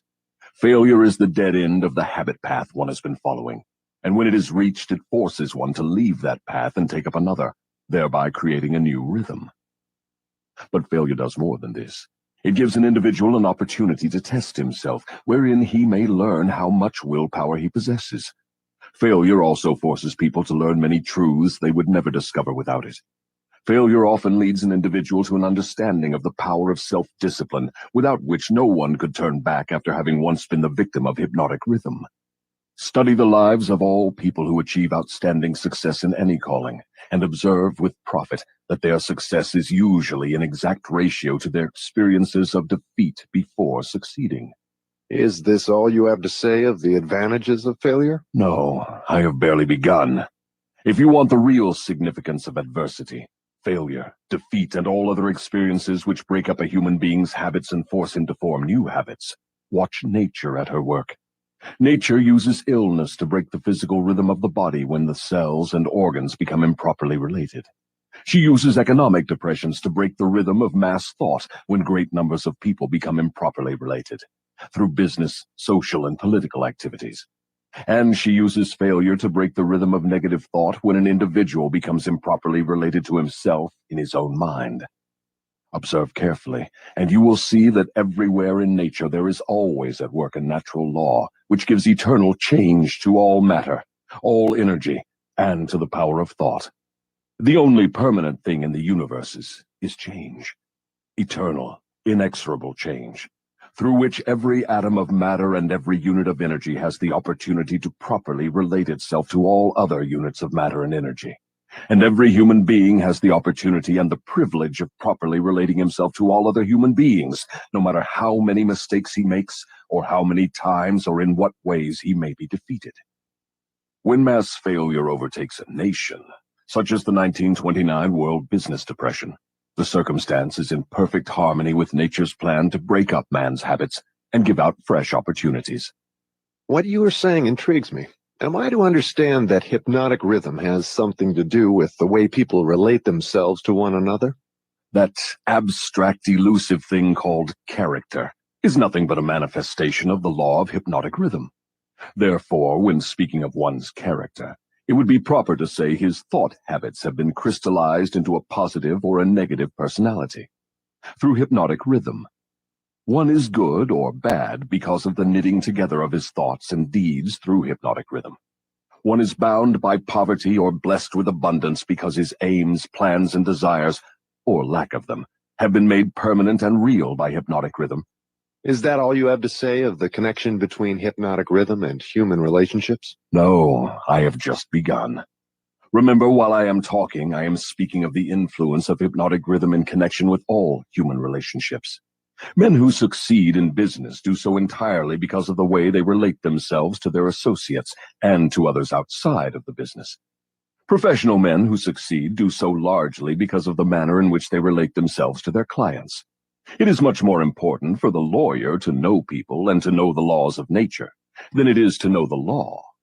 And the doctor is a failure before he starts unless he knows how to relate himself to his patients so as to establish their faith in him. Marriage succeeds or fails entirely because of the manner in which the participants relate themselves to one another. Proper relationship in marriage begins with a proper motive for the marriage. Most marriages do not bring happiness because the contracting parties neither understand nor attempt to understand the law of hypnotic rhythm, through the operation of which every word they speak, every act in which they engage, and every motive by which they are inspired to deal with each other is picked up and woven into a web that entangles them in controversial misery, or gives to them the wings of freedom through which they soar above all forms of unhappiness. Every newly made acquaintanceship between people ripens into friendship and then into spiritual harmony, sometimes called love, or plants a germ of suspicion and doubt, which evolves and grows into open rebellion, according to the way in which the participants in the acquaintanceship relate themselves to one another. Hypnotic rhythm picks up the dominating motives, aims, purposes, and feelings of the contacting minds, and weaves these into some degree of faith or fear, love or hatred. After the pattern has taken definite shape, as it does with time, it is forced upon the contacting minds and made a part thereof. In this silent way does nature make permanent the dominating factors of every human relationship. In every human relationship, the evil motives and the evil deeds of the contacting individuals are coordinated and consolidated into definite form and subtly woven into that all-important human trait known as character. In the same manner, the motives and the deeds of good are consolidated and forced upon the individual. You see, therefore, it is not only one's deeds, but also one's very thoughts which determine the nature of all human relationships. You are leading into pretty deep water. Let's keep it near the shore, where I can follow you without fear of getting beyond a safe depth. Go ahead and tell me how this subject of human relationships actually works in the current affairs of a problem-filled world such as we have today. That is a happy thought. But let me make sure you understand the principles I am telling about, before I try to show you how to apply them in the affairs of life. I wish to be sure you understand that the law of hypnotic rhythm is something that no one can control, influence, or evade. But everyone can relate himself to this law so as to benefit by its inexorable operation. Harmonious relationship with the law consists entirely of the individual changing his habits so they represent the circumstances and the things the individual wants and is willing to accept. No one can change the law of hypnotic rhythm any more than one can change the law of gravity, but everyone can change himself. Remember, therefore, in all the discussion of this subject, that all human relationships are made and maintained by the habits of the individuals related. The law of hypnotic rhythm plays only the part of solidifying the factors which constitute human relationships, but it does not create those factors. Before we go further with the discussion of human relationships, I want you to get a clear understanding of the subconscious mind. The term subconscious mind represents a hypothetical physical organ which has no actual existence. The mind of man consists of universal energy, some call it infinite intelligence, which the individual receives, appropriates, and organizes in definite thought forms through the network of intricate physical apparatus known as a brain. These thought forms are replicas of various stimuli which reach the brain through the 5 commonly known physical senses, and the 6th sense, which is not so well known. When any form of stimuli reaches the brain and takes the definite shape of thought, it is classified and stored away in a group of the brain cells known as the memory group. All thoughts of a similar nature are stored together, so that the bringing forth of one leads to easy contact with all its associates. The system is very similar to the modern office filing cabinet, and it is operated in a similar manner. The thought impressions with which one mixes the greatest amount of emotion or feeling are the dominating factors of the brain because they are always near the surface, at the top of the filing system, so to speak, where they spring into action voluntarily the moment an individual neglects to exercise self-discipline. These emotion-laden thoughts are so powerful, they often cause an individual to rush into action and indulge in deeds which have not been submitted to or approved by his reasoning faculty. These emotional outbursts usually destroy harmony in all human relationships. The brain often brings together combinations of emotional feelings so powerful they completely set aside the control of the reasoning faculty. On all such occasions, human relationships are apt to be lacking in harmony.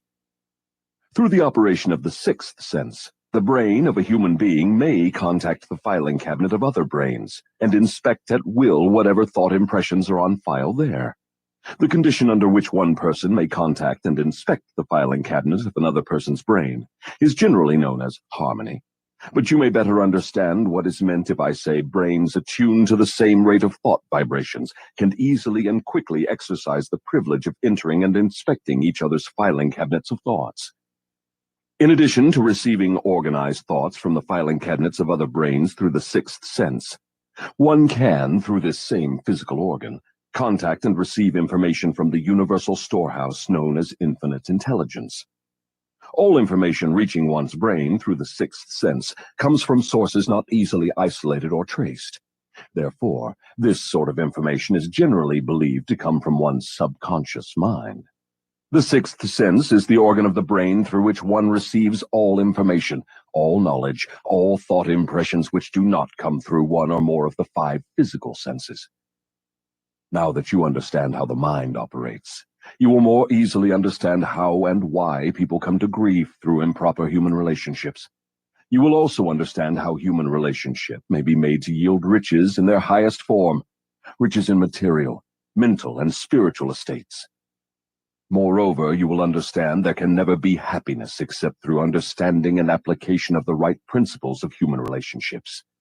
You will understand, too, that no individual is an entity unto himself, that completeness of mind can be attained only by harmony of purpose and deed between two or more minds.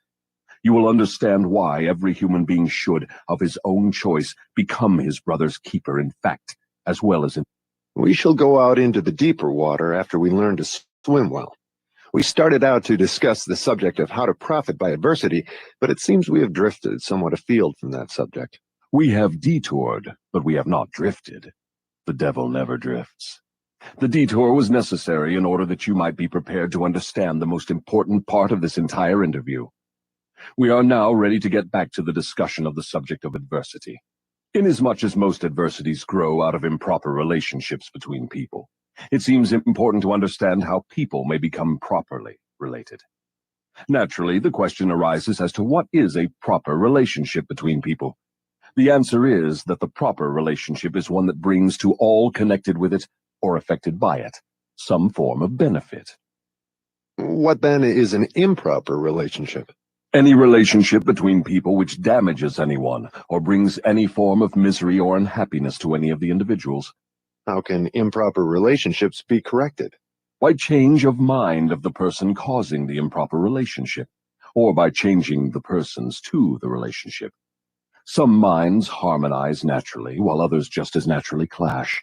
Successful human relationships, to endure as such, must be formed of minds that naturally harmonize, quite aside from the question of having common interests as a means of bringing them into harmony. When you speak of business leaders who succeed because they know how to pick men, you might more correctly say they succeed because they know how to associate minds which harmonize naturally. Knowing how to pick people successfully for any definite purpose in life is based upon ability to recognize the types of people whose minds naturally harmonize. Stay focused on adversity, if you will. If there are possible benefits to be found through adversity, name some of them. Adversity relieves people of vanity and egotism. It discourages selfishness by proving that no one can succeed without the cooperation of others. Adversity forces an individual to test his mental, physical, and spiritual strength. It thus brings him face to face with his weaknesses and gives him the opportunity to bridge them. Adversity forces one to seek ways and means to definite ends by meditation and introspective thought. This often leads to the discovery and use of the sixth sense, through which one may communicate with infinite intelligence. Adversity forces one to recognize the need for intelligence not available except from sources outside of one's own mind. Adversity breaks old habits of thought and gives one an opportunity to form new habits. Therefore, it may serve to break the hold of hypnotic rhythm and change its operation from negative to positive ends. What is the greatest benefit one may receive through adversity? The greatest benefit of adversity is that it may, and generally does, force one to change one's thought habits, thus breaking and redirecting the force of hypnotic rhythm. In other words, failure always is a blessing when it forces one to acquire knowledge or to build habits that lead to the achievement of one's major purpose in life. Is that correct? Yes, and something more. Failure is a blessing when it forces one to depend less upon material forces and more upon spiritual forces. Many human beings discover their other selves, the forces which operate through the power of thought, only after some catastrophe deprives them of the full and free use of their physical bodies. When a man can no longer use his hands and his feet, he usually begins to use his brain. Thus he puts himself in the way of discovering the power of his own mind. What benefits may be derived from the loss of material things, money, for example? The loss of material things may teach many needed lessons, none greater, however, than the truth that man has control over nothing and has no assurance of the permanent use of anything except his own power of thought. I wonder if this is not the greatest benefit available through adversity. No. The greatest potential benefit of any circumstance which causes one to make a fresh start is that it provides an opportunity to break the grip of hypnotic rhythm and set up a new set of thought habits. New habits offer the only way out for people who fail.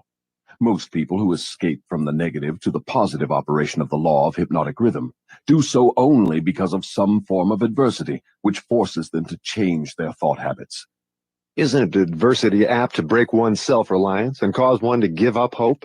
It has that effect on those whose willpower is weak through long-established habits of drifting. It has the opposite effect on those who have not been weakened through drifting. The non-drifter meets with temporary defeat and failure, but his reaction to all forms of adversity is positive. He fights instead of giving up, and usually wins. Life gives no one immunity against adversity, but life gives to everyone the power of positive thought, which is sufficient to master all circumstances of adversity and convert them into benefits. The individual is left with the privilege of using or neglecting to use his prerogative right to think his way through all adversities. Every individual is forced either to use his thought power for the attainment of definite positive ends, or by neglect or design, use this power for the attainment of negative ends.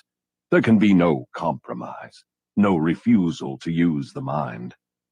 The law of hypnotic rhythm forces every individual to give some degree of use, either negative or positive, to his mind. But it does not influence the individual as to which use he will make of his mind. Am I to understand from what you say that every adversity is a blessing? No, I did not say that. I said there is the seed of an equivalent advantage in every adversity. I did not say there was the full-blown flower of advantage, just the seed. Usually the seed consists of some form of knowledge, some idea or plan, or some opportunity which would not have been available except through the change of thought habits forced by the adversity. Are those all the benefits available to human beings through failure? No. Failure is used by nature as a common language in which she chastises people when they neglect to adapt themselves to her laws. For example, the World War was man-made and destructive. Nature planted in the circumstances of the war the seed of an equivalent reprimand in the form of a world depression. The depression was inevitable and inescapable. It followed the war as naturally as day follows night, and by the operation of the selfsame law, the law of hypnotic rhythm. Am I to understand that the law of hypnotic rhythm is the same as that which Ralph Waldo Emerson called the law of compensation? The law of hypnotic rhythm is the law of compensation. It is the power with which nature balances negative and positive forces throughout the universes, in all forms of energy, in all forms of matter, and in all human relationships. Does the law of hypnotic rhythm operate quickly in all instances? For example, does this law immediately bless one with the benefits of positive application of thoughts, or curse one immediately with the results of negative thoughts? The law operates definitely, but not always swiftly. Both the benefits and the penalties incurred through the law by individuals may be harvested by others, either before or after their death. Observe how this law works by forcing upon one generation of people the effects of both the sins and the virtues of preceding generations. In the operation of all of nature's laws, the fourth dimension, time, is an inexorable factor. The length of time consumed by nature in the relation of effects to their causes depends in every instance on the circumstances at hand. Nature grows a pumpkin in 3 months. A good-sized oak tree requires 100 years. She converts a hen's egg into a chicken in 4 weeks, but she requires 9 months to convert the egg of a human being into an individual. I now have a better understanding of the potentialities of adversity and failure. You may go ahead now with your description of the next of the 7 principles. What is your next principle? The next principle is environmental influence. Go ahead and describe the working principle of environmental influences as a determining factor in human destinies. Environment consists of all the mental, spiritual, and physical forces which affect and influence human beings. What connection, if any, is there between environmental influences and hypnotic rhythm?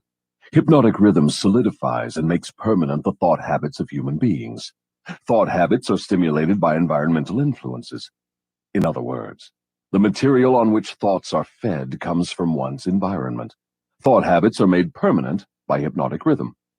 What is the most important part of one's environment, the part which determines, more than all others, whether an individual makes positive or negative use of his mind?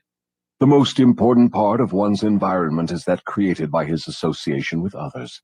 All people absorb and take over, either consciously or unconsciously, the thought habits of those with whom they associate closely. Do you mean by this that constant association with a person whose thought habits are negative influences one to form negative thought habits? Yes. The law of hypnotic rhythm forces every human being to form thought habits which harmonize with the dominating influences of his environment, particularly that part of his environment created by his association with other minds. Then it is important that one select one's close associates with great care. Yes. One's intimate associates should be chosen with as much care as one chooses the food with which he feeds his body, with the object always of associating with people whose dominating thoughts are positive, friendly, and harmonious. Which class of associates has the greatest influence upon one? One's partner in marriage and in the home, and one's associates in his occupation. After that come close friends and acquaintances. Casual acquaintances and strangers have but little influence on one. Why does one's partner in marriage have so great an influence upon one's mind? Because the relationship of marriage brings people under the influence of spiritual forces of such weight that they become dominating forces of the mind. How may environmental influences be used to break the grip of hypnotic rhythm? All influences which establish thought habits are given permanency through the law of hypnotic rhythm. One may change the influences of his environment so that the dominating influences are either positive or negative, and the law of hypnotic rhythm will make them permanent unless they are changed through one's habits of thought. Stating this truth in another way, one may submit himself to any environmental influence desired, whether positive or negative, and the law of hypnotic rhythm will make the influence permanent when it assumes the magnitude of thought habit. Is that the way the law works?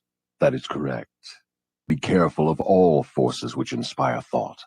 Those are the forces which constitute environment and determine the nature of one's earthly destiny. What class of people controls their environmental influences? The non-drifters. All who are victims of the habit of drifting forfeit their power to choose their own environment. They become the victims of every negative influence of their environment. Is there no way out for the drifter? Is there no method by which he may submit himself to the influence of a positive environment? Yes, there is a way out for drifters.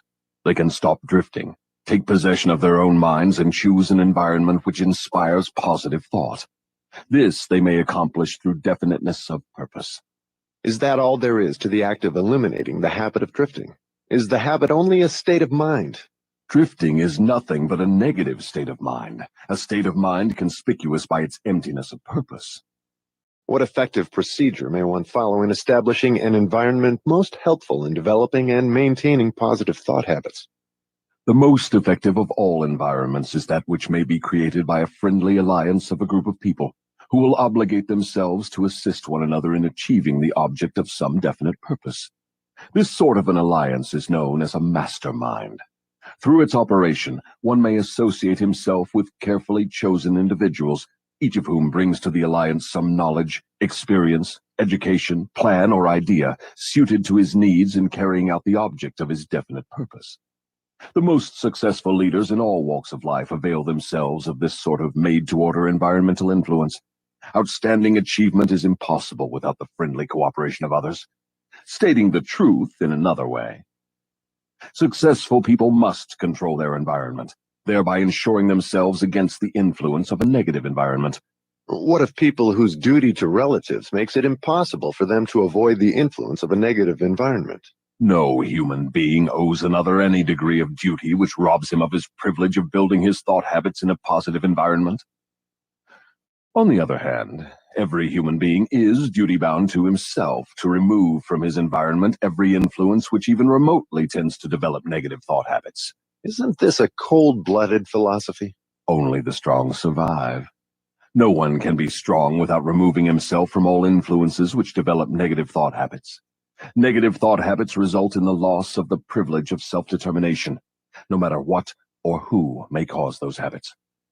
Positive thought habits may be controlled by the individual and made to serve his aims and purposes. Negative thought habits control the individual and deprive him of the privilege of self-determination.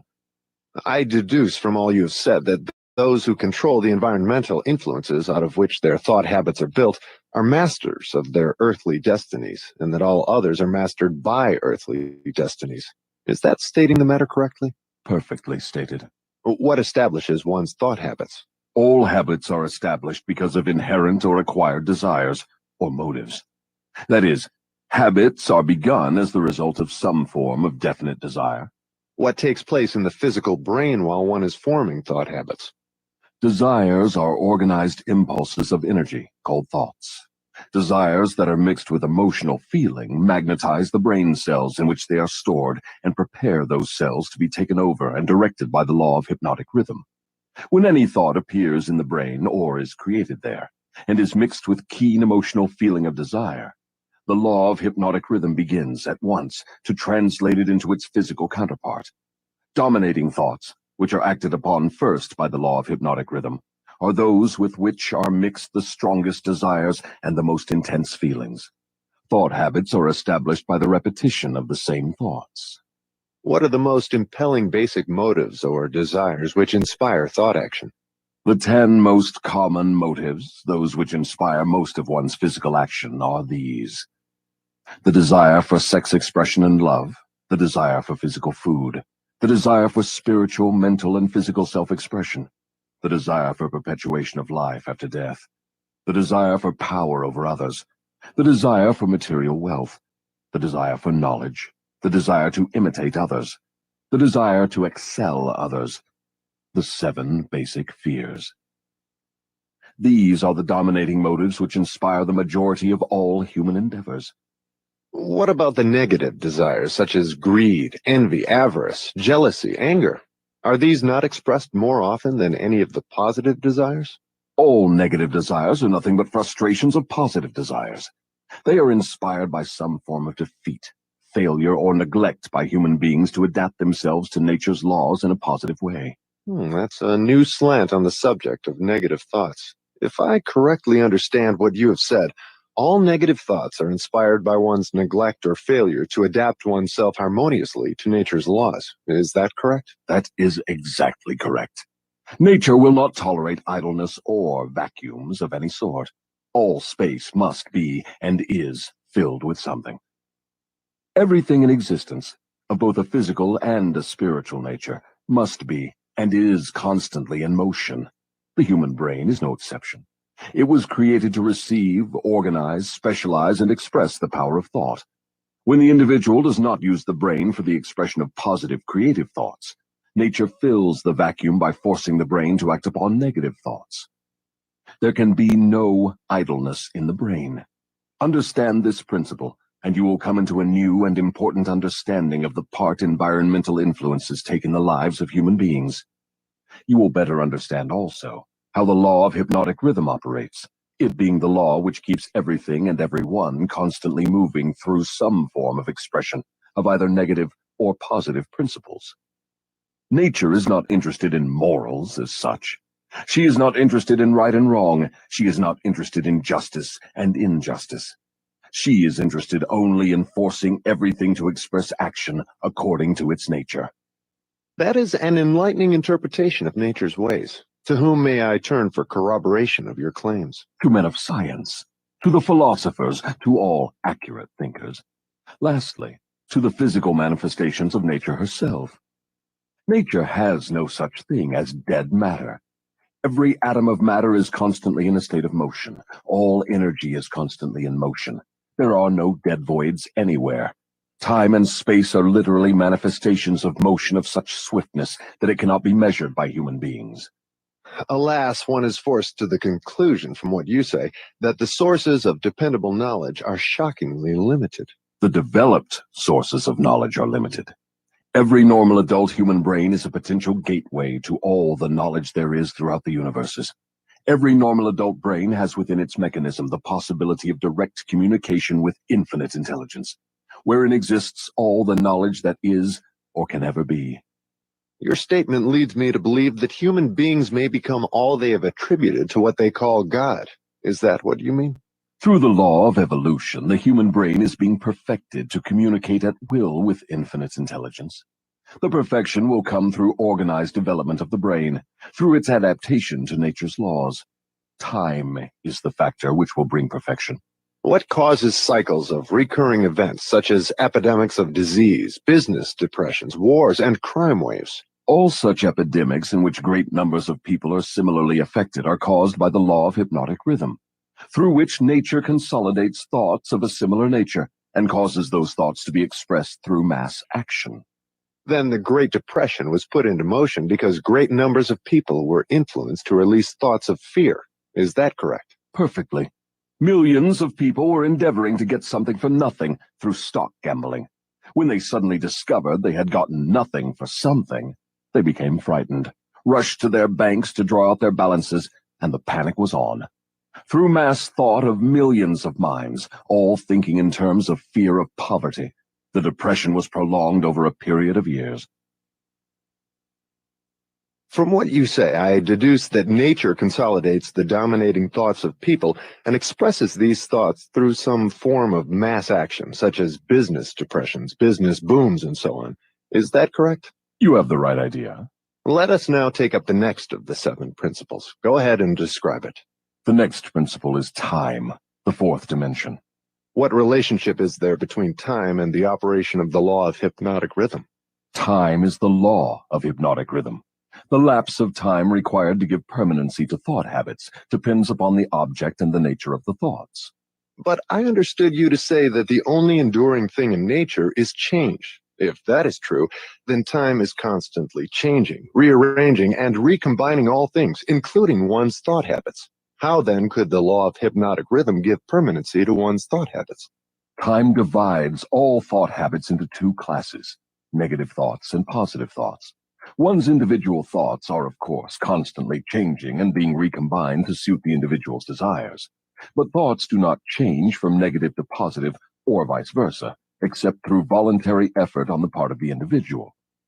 Time penalizes the individual for all negative thoughts and rewards him for all positive thoughts, according to the nature and purpose of the thoughts.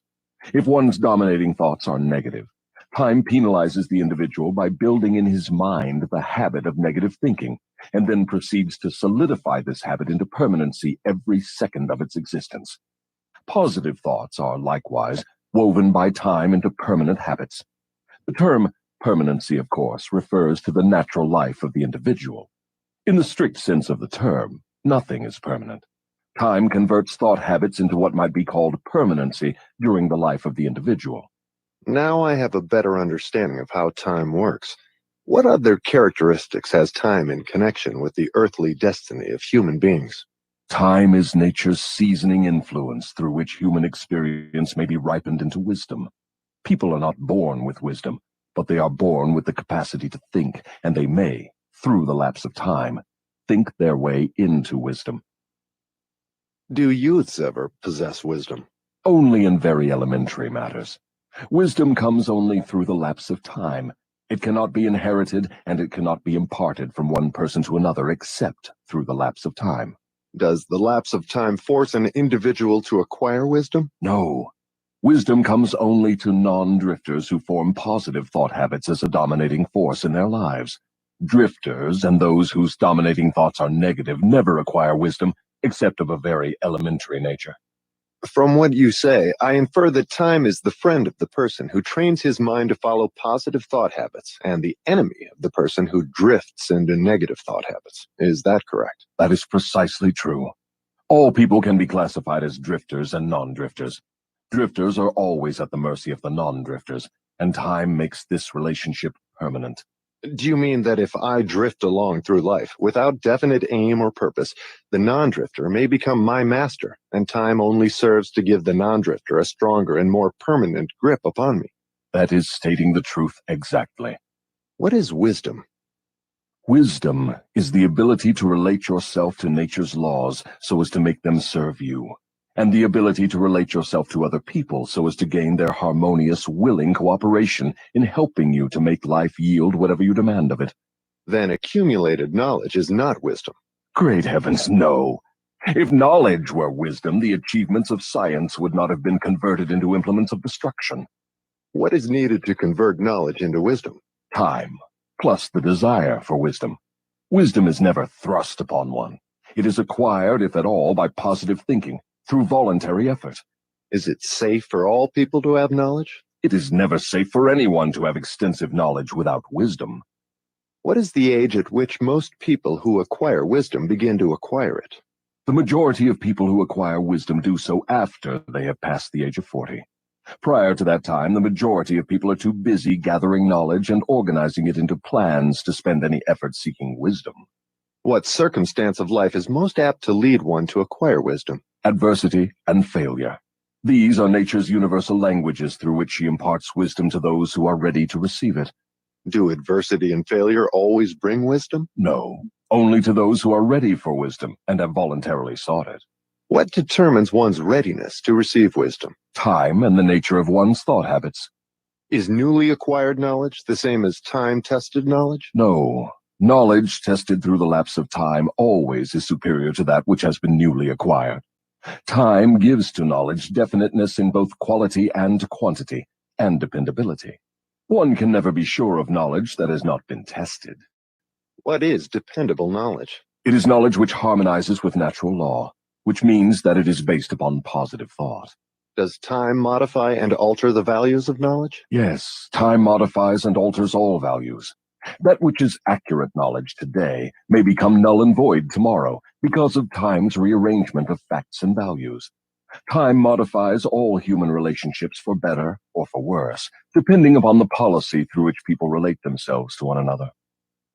In the realm of thought, there is a time when it is proper to sow the seeds of thought, and there is a proper time to reap the harvest of those thoughts, the same as there is a time to sow and a time to reap from the soil of the earth. Without the proper measurement of time between the sowing and the reaping, nature modifies or withholds the rewards of the sowing. Go ahead now and describe the last two of the 7 principles. The next principle is harmony. Throughout nature, one may find evidences that all natural law moves in an orderly manner, through the law of harmony. Through the operation of this law, nature forces everything within the range of a given environment to become harmoniously related. Understand this truth, and you will catch a new and a more intriguing vision of the power of environment. You will understand why association with negative minds is fatal to those seeking self-determination. Do you mean that nature voluntarily forces human beings to harmonize with the influences of their environment? Yes, that is true. The law of hypnotic rhythm forces upon every living thing the dominating influences of the environment in which it exists. If nature forces human beings to take on the nature of the environment in which they live, What means of escape are available to people who find themselves in an environment of poverty and failure, but desire to escape? They must change their environment or remain poverty-stricken. Nature permits no one to escape the influences of his environment. However, nature, in her abundance of wisdom, has given to every normal human being the privilege of establishing his own mental, spiritual, and physical environment.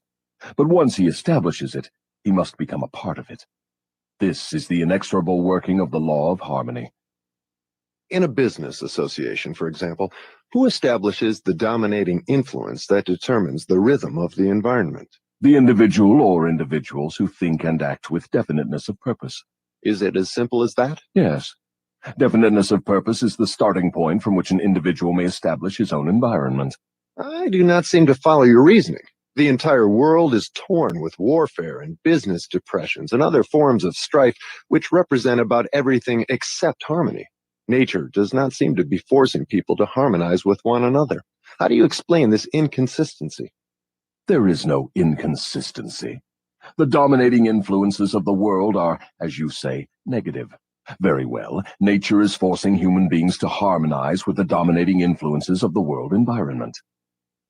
Manifestations of harmony may be either positive or negative. For example, a group of men in prison may, and they generally do, think and act in a negative manner. But nature sees to it that the dominating influence of the prison is impressed upon every individual in it. A group of poverty-stricken people in a tenement house may fight among themselves and apparently resist all forms of harmony. But nature forces each of them to become a part of the dominating influence of the house in which they live. Harmony, in the sense it is here used, means that nature relates everything throughout the universe as to every other thing of a similar nature. Negative influences are forced into association with one another, no matter where they may be. Positive influences are just as definitely forced into association with one another.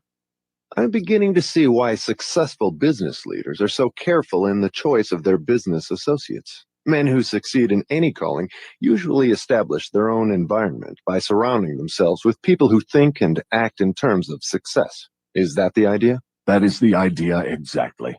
Observe, with profit, that the one thing all successful men insist upon is harmony among their business associates. Another trait of successful people is that they move with definiteness of purpose and insist upon their associates doing the same. Understand these two truths, and you understand the major difference between a Henry Ford and a day laborer. Now, tell me about the last of the 7 principles. The last principle is caution.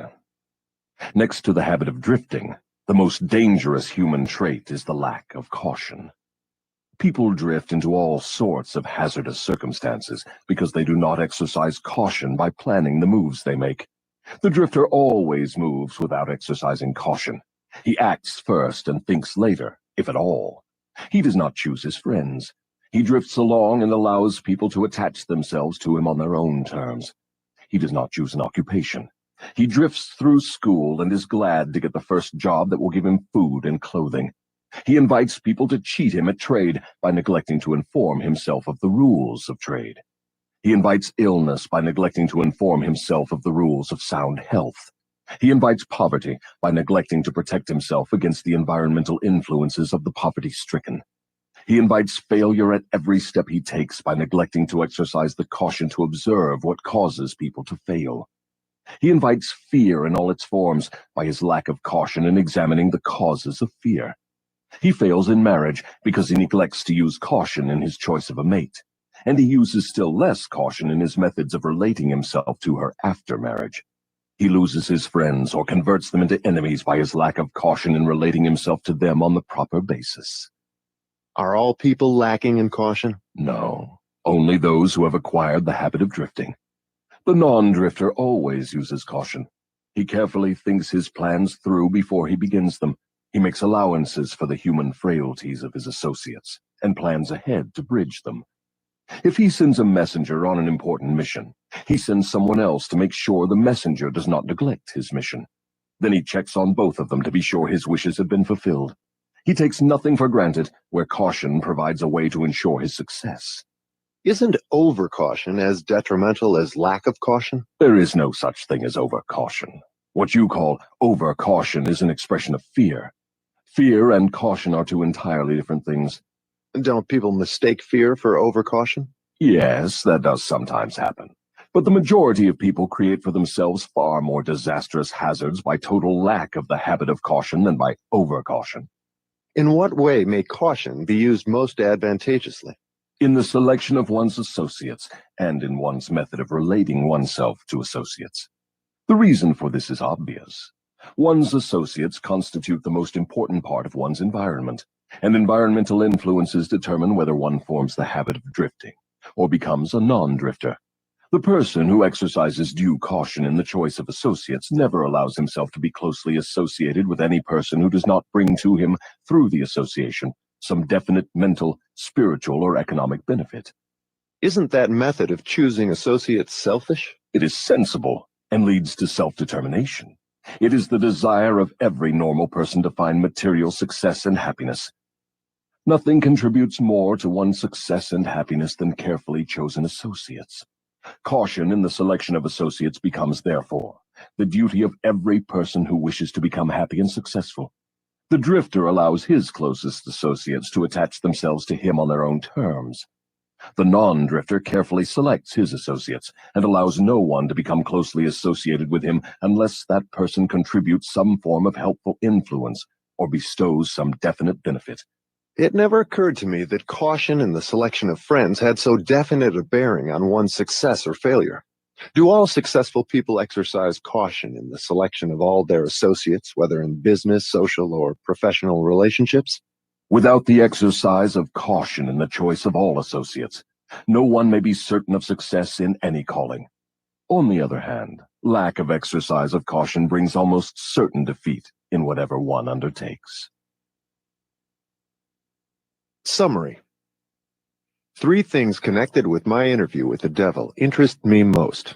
These 3 factors interest me because they have been the most important influences in my own life, a fact which any listener of my story can easily discern. The 3 important factors are the habit of drifting, the law of hypnotic rhythm through which all habits are made permanent, and the element of time. Here is a trio of forces which hold inviolate the destinies of all men. The 3 take on a new and more important meaning when they are grouped and studied as a combined force. It takes but little imagination and scarcely any understanding of natural laws for one to see that most of the difficulties in which people find themselves are of their own making. Moreover, difficulties seldom are the outgrowth of immediate circumstances. They are generally the climax of a series of circumstances which have been consolidated through the habit of drifting and with the aid of time. Samuel Insull did not lose his $4 billion industrial empire as the result of the Depression. He began losing it long before the Depression, when he became the victim of a group of women who flattered him into turning his talents from public utilities to grand opera. If ever a man in a high position in the financial world went down because of the power of drifting, hypnotic rhythm, and time, that man was Samuel Insull. I am writing from accurate knowledge of Mr. Insull and the cause of his troubles dating from the time that I served with him during the World War to the time of his ill-advised attempt to run away from himself. Henry Ford went through the same depression that swept Mr. Insull under, but Ford came out on top without a scratch. Do you want to know the reason? I'll tell you. Ford has the habit of not drifting on any subject. Time is Ford's friend, because he has formed the habit of using it in a positive, constructive manner, with the aid of thoughts of his own making, woven into plans of his own creation. Take any circumstance you wish, measure it with reference to its relationship to the habit of drifting, hypnotic rhythm, and time, and you may ascertain accurately the cause of all success and all failure. Franklin D. Roosevelt went into office with a bang during his first term. He had but one major purpose in mind, and that was very definite. It was to stop the stampede of fear and start people to thinking and talking in terms of business recovery instead of business depression. In carrying out that purpose, there was no drifting. The forces of the entire nation were consolidated and moved as one to help carry out the president's definite purpose. For the first time in the history of America, The newspapers of all political leanings, the churches of all denominations, the people of all races and colors, and the political organizations of all brands united themselves into one stupendous power for the sole purpose of helping the president restore faith and normal business relationships in the country. In a conference held between the president and a group of emergency advisors a few days after he went into office, I asked him what was his major problem. He replied, "It is not a question of majors and minors. We have but one problem, and that is to stop fear and supplant it with faith." Before the end of his first year in office, the president had stopped fear and supplanted it by faith, and the nation was slowly but surely on the way out of the jungle of depression. By the end of his first term, mark well the element of lapse of time, the president had so effectively consolidated the forces of American business and private life that he had an entire nation in back of him, ready, willing, and enthusiastically desirous of following his lead, no matter which way he went. These are facts well known to everyone who reads newspapers or listens to the radio. Then came another presidential election and the opportunity for the people to express their faith in their leader. They expressed it in a landslide without precedent in American politics, and the president went into office a second time with an almost unanimous electorate vote, with only 2 states meekly dissenting. Now observe how the wheel of life began to reverse itself and turn back in the other direction. The president changed his policy from definiteness of purpose to indefiniteness and drifting. His change of policy split the powerful labor group and turned more than half of it against him. It split the almost solid following he held in both houses of Congress, and more important than all this, it split the American people into pro and anti groups, with the result that about all the president had left of his original political assets was his $1 million smile and his ready handshake. Obviously, not enough to enable him to regain the power he once wielded in American life. Here, then, we have an excellent example of a man who skyrocketed to great power through definiteness of purpose and belly flop to the starting point by his habit of drifting. In both his rise and his fall can be seen clearly the operation of the principles of drifting and non-drifting reaching a climax through the power of hypnotic rhythm and time. All my life, the devil had a dramatic story to tell of his dealings with me. He saw me drift in and out of scores of business opportunities for which many would have given a king's ransom. He saw me drifting in my policy of relating myself to others, particularly in my lack of caution in business dealings. The circumstance which saved me from fatal control of the law of hypnotic rhythm was the definiteness of purpose with which, at long last, I dedicated my entire life to the organization of a philosophy of individual achievement. I drifted at one time or another on all my minor whims and endeavors, but my drifting was offset by my major purpose, which was sufficient to restore my courage and start me once more in the quest of knowledge every time I was defeated in connection with my minor aims. I learned something of the hazardous nature of the habit of drifting while engaged in analyzing more than 25,000 people in connection with the organization of the law of success. These analyses showed that only 2 out of every 100 have a definite major aim in life. The other 98 were caught by the habit of drifting. It seems more than a coincidence that my analyses clearly corroborated the devil's claim that he controls 98 out of every 100 people because of their habit of drifting. Looking back over my own career, I can see clearly that I could have avoided the majority of the temporary defeats with which I met if I had been definitely following a plan for the attainment of my major purpose in life.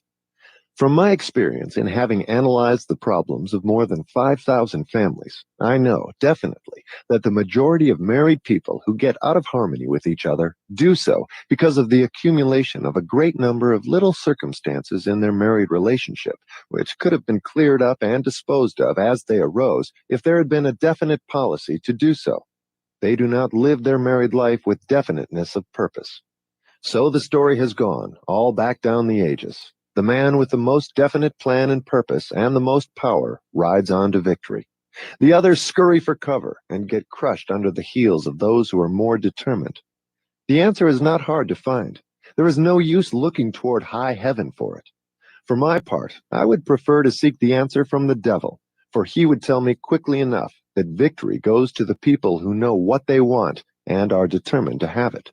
They have mastered the habit of drifting. They have definite policies, definite plans, and definite objectives.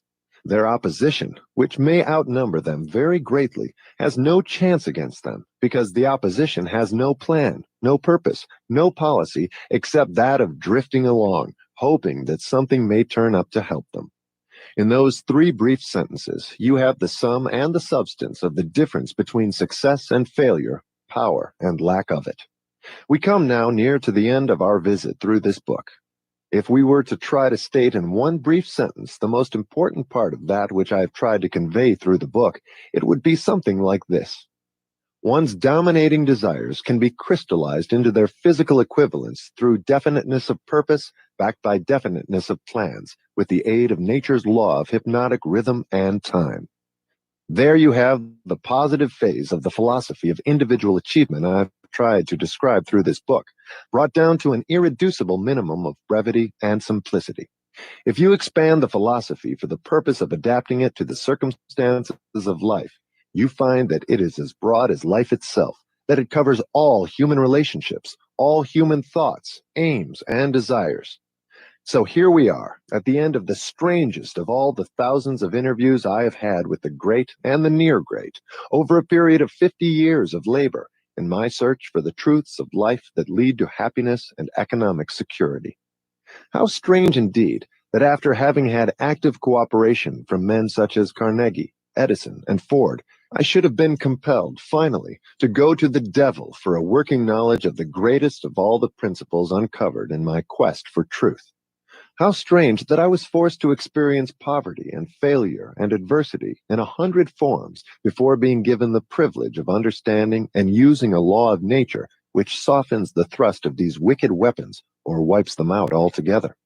But the strangest of all this dramatic experience which life has provided me is the simplicity of the law through which, if I had understood it, I could have transmuted my desires into substantial form without having to undergo so many years of hardship and misery.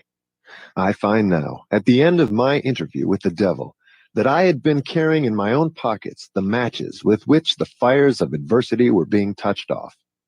And I find, too, that the water with which those fires were finally extinguished was at my command in great abundance. I searched for the philosopher's lodestone with which failure may be converted into success, only to learn that both success and failure are the results of day-to-day evolutionary forces through which dominating thoughts are pieced together bit by bit and woven into the things we want or the things we do not want, according to the nature of those thoughts. How unfortunate that I did not understand this truth from the time that I reached the age of reason, for if I had understood it then, I might have been able to go around some of the hurdles I've been forced to jump as I walked through the valley of the shadow of life. The story of my interview with the devil is now in your hands. The benefits you will receive from it will be in exact proportion to the thought it inspires in you. To benefit from listening to the interview, you need not agree with every portion of it. You have only to think and to reach your own conclusions concerning every part of it. How reasonable that is. You are the judge and the jury and the attorney for both the prosecution and the defense. If you do not win your case, the loss and the cause thereof will be yours. Ordering and purpose. The feeling of having no power over people and events is generally unbearable to us. When we feel helpless, we feel miserable. No one wants less power. Everyone wants more. In the world today, however, it is dangerous to seem too power hungry, to be overt with your power moves. We have to seem fair and decent. So we need to be subtle, congenial, yet cunning, democratic, yet devious. Court has always formed itself around the person in power: king, queen, emperor, leader. The courtiers who filled this court were in an especially delicate position. They had to serve their masters, but if they seemed to fawn, if they curried favor too obviously, the other courtiers around them would notice and would act against them. Attempts to win the master's favor then had to be subtle. And even skilled courtiers capable of such subtlety still had to protect themselves from moments were scheming to push them aside. Meanwhile, the court was supposed to represent the height of civilization and refinement. Violent or overt power moves were frowned upon. Courtiers would work silently and secretly against any among them who used force. This was the courtier's dilemma. While appearing the very paragon of elegance, they had to outwit and thwart their own opponents in the subtlest of ways. The successful courtier learned over time to make all of his moves indirect. If he stabbed an opponent in the back, it was with a velvet glove on his hand and the sweetest of smiles on his face. Instead of using coercion or outright treachery, the perfect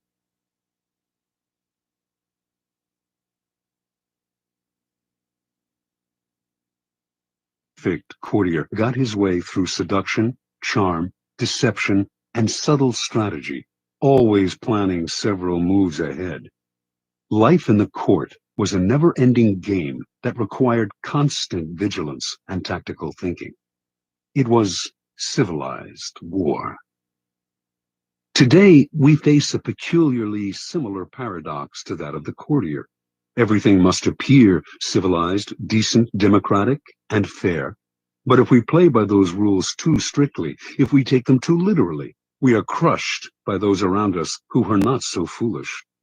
As the great Renaissance diplomat and courtier Niccolo Machiavelli wrote, "Any man who tries to be good all the time is bound to come to ruin among the great number who are not good." The court imagined itself the pinnacle of refinement, but underneath its glittering surface, a cauldron of dark emotions, greed, envy, lust, hatred, boiled and simmered. Our world today similarly imagines itself the pinnacle of fairness, yet the same ugly emotions still stir within us, as they have forever. The game is the same. Outwardly, you must seem to respect the niceties, but inwardly, unless you are a fool, you learn quickly to be prudent and to do as Napoleon advised. Place your iron hand inside a velvet glove. If, like the courtier of times gone by, you can master the arts of indirection, learning to seduce, charm, deceive, and subtly outmaneuver your opponents, you will attain the heights of power. You will be able to make people bend to your will without their realizing what you have done. And if they do not realize what you have done, they will neither resent nor resist you.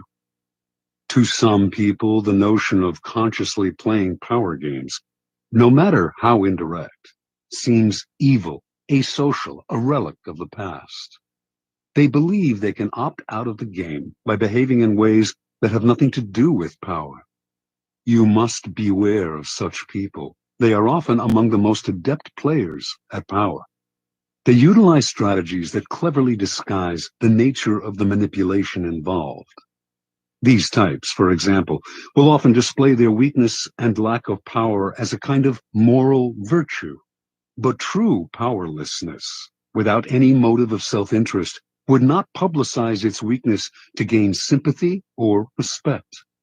Making a show of one's weakness is actually a very effective strategy, subtle and deceptive, in the game of power. Another strategy of the supposed non-player is to demand equality in every area of life. Everyone must be treated alike, whatever their status and strength. But if, to avoid the taint of power, you attempt to treat everyone equally and fairly, you will confront the problem that some people do certain things better than others. Treating everyone equally means ignoring their differences, elevating the less skillful, and suppressing those who excel. Again, many of those who behave this way are actually deploying another power strategy, redistributing people's rewards in a way that they determine. Yet another way of avoiding the game would be perfect honesty and straightforwardness, since one of the main techniques of those who seek power is deceit and secrecy. But being perfectly honest will inevitably hurt and insult a great many people, some of whom will choose to injure you in return. No one will see your honest statement as completely objective and free of some personal motivation. And they will be right. In truth, the use of honesty is indeed a power strategy intended to convince people of one's noble, good-hearted, selfless character. It is a form of persuasion, even a subtle form of coercion. Finally, those who claim to be non-players may affect an air of naivete to protect them from the accusation that they are after power. Beware again, however, for the appearance of naivete can be an effective means of deceit, and even genuine naivete is not free of the snares of power. Children may be naive in many ways, but they often act from an elemental need to gain control over those around them. Children suffer greatly from feeling powerless in the adult world, and they use any means available to get their way. Genuinely innocent people may still be playing for power, and are often horribly effective at the game, since they are not hindered by reflection. Once again, those who make a show or display of innocence are the least innocent of all. You can recognize these supposed non-players by the way they flaunt their moral qualities, their piety, their exquisite sense of justice. But since all of us hunger for power, and almost all of our actions are aimed at gaining it, the non-players are merely throwing dust in our eyes, distracting us from their power plays with their air of moral superiority. If you observe them closely, you will see, in fact, that they are often the ones most skillful at indirect manipulation, even if some of them practice it unconsciously. And they greatly resent any publicizing of the tactics they use every day. If the world is like a giant scheming court, and we are trapped inside it, there is no use in trying to opt out of the game. That will only render you powerless, and powerlessness will make you miserable. Instead of struggling against the inevitable, instead of arguing and whining and feeling guilty, it is far better to excel at power. In fact, the better you are at dealing with power, the better friend, lover, husband, wife, and person you become. By following the route of the perfect courtier, you learn to make others feel better about themselves, becoming a source of pleasure to them. They will grow dependent on your abilities and desirous of your presence. By mastering the 48 laws in this book, you spare others the pain that comes from bungling with power, by playing with fire without knowing its properties. If the game of power is inescapable, better to be an artist than a denier or a bungler. Learning the game of power requires a certain way of looking at the world, a shifting of perspective. It takes effort and years of practice, for much of the game may not come naturally. Certain basic skills are required, and once you master these skills, you will be able to apply the laws of power more easily. The most important of these skills, and power's crucial foundation, is the ability to master your emotions. An emotional response to a situation is the single greatest barrier to power, a mistake that will cost you a lot more than any temporary satisfaction you might gain by expressing your feelings. Emotions cloud reason, and if you cannot see the situation clearly, you cannot prepare for and respond to it with any degree of control. Anger is the most destructive of emotional responses, for it clouds your vision the most. It also has a ripple effect that invariably makes situations less controllable and heightens your enemy's resolve. If you are trying to destroy an enemy who has hurt you, far better to keep him off guard by feigning friendliness than showing your anger. Love and affection are also potentially destructive in that they blind you to the often self-serving interests of those whom you least suspect of playing a power game. You cannot repress anger or love or avoid feeling them, and you should not try, but you should be careful about how you express them. And most important, they should never influence your plans and strategies in any way. Related to mastering your emotions is the ability to distance yourself from the present moment and think objectively about the past and future. Like the double-faced Roman deity and guardian of all gates and doorways, you must be able to look in both directions at once, the better to handle danger from wherever it comes. Such is the face you must create for yourself, one face looking continuously to the future and the other to the past. For the future, the motto is, no days unalert. Nothing should catch you by surprise because you are constantly imagining problems before they arise. Instead of spending your time dreaming of your plan's happy ending, you must work on calculating every possible permutation and pitfall that might emerge in it. The further you see, the more steps ahead you plan, the more powerful you become. The other face of Janus looks constantly to the past, though not to remember past hurts or bear grudges. That would only curb your power. Half of the game is learning how to forget those events in the past that eat away at you and cloud your reason. The real purpose of the backward glancing eye is to educate yourself constantly. You look at the past to learn from those who came before you. The many historical examples in this book will greatly help that process. Then, having looked to the past, you look closer at hand to your own actions and those of your friends. This is the most vital school you can learn from because it comes from personal experience. You begin by examining the mistakes you have made in the past, the ones that have most grievously held you back. You analyze them in terms of the 48 laws of power, and you extract from them a lesson and an oath. I shall never repeat such a mistake. I shall never fall into such a trap again. If you can evaluate and observe yourself in this way, you can learn to break the patterns of the past, an immensely valuable skill. Power requires the ability to play with appearances. To this end, you must learn to wear many masks and keep a bag full of deceptive tricks. Deception and masquerade should not be seen as ugly or immoral. All human interaction requires deception on many levels, and in some ways, what separates humans from animals is our ability to lie and deceive. In Greek myths, in India's Mahabharata cycle, in the Middle Eastern epic of Gilgamesh, it is the privilege of the gods to use deceptive arts. A great man, Odysseus, for instance, was judged by his ability to rival the craftiness of the gods, stealing some of their divine power by matching them in wits and deception. Deception is a developed art of civilization and the most potent weapon in the game of power.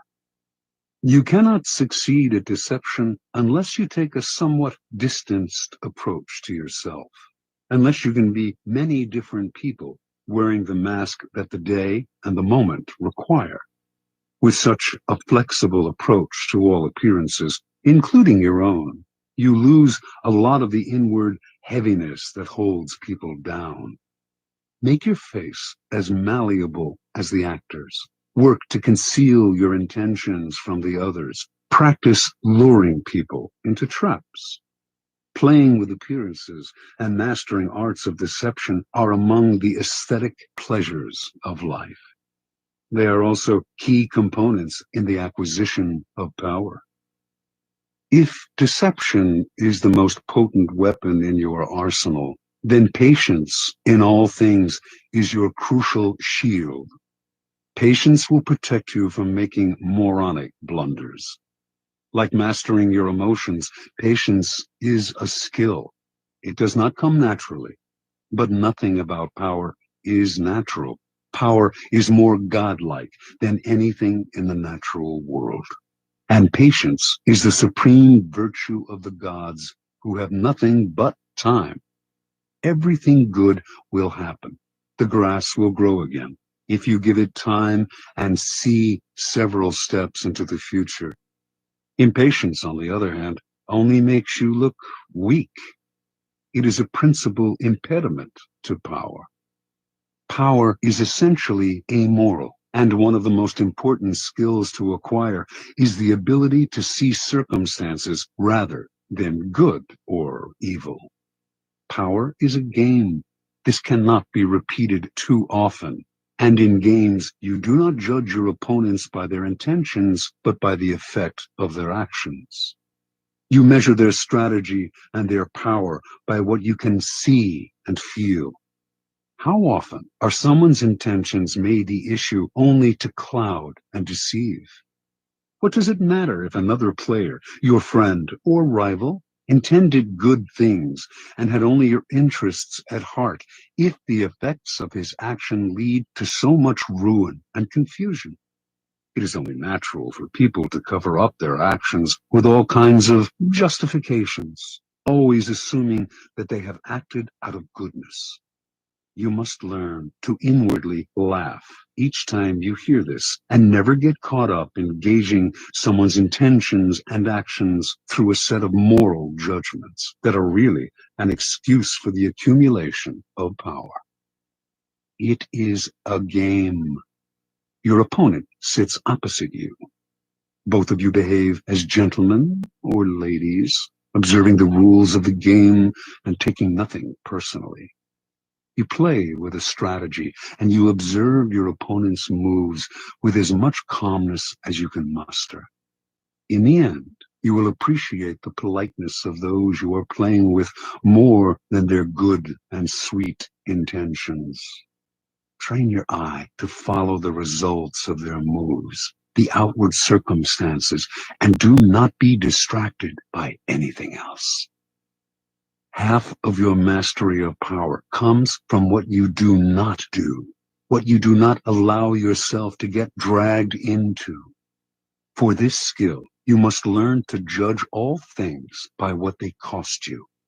As Nietzsche wrote, the value of a thing sometimes lies not in what one attains with it, but in what one pays for it, what it costs us.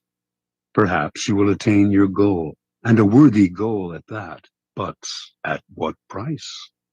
Apply this standard to everything, including whether to collaborate with other people to come to their aid. In the end, life is short, opportunities are few, and you have only so much energy to draw on.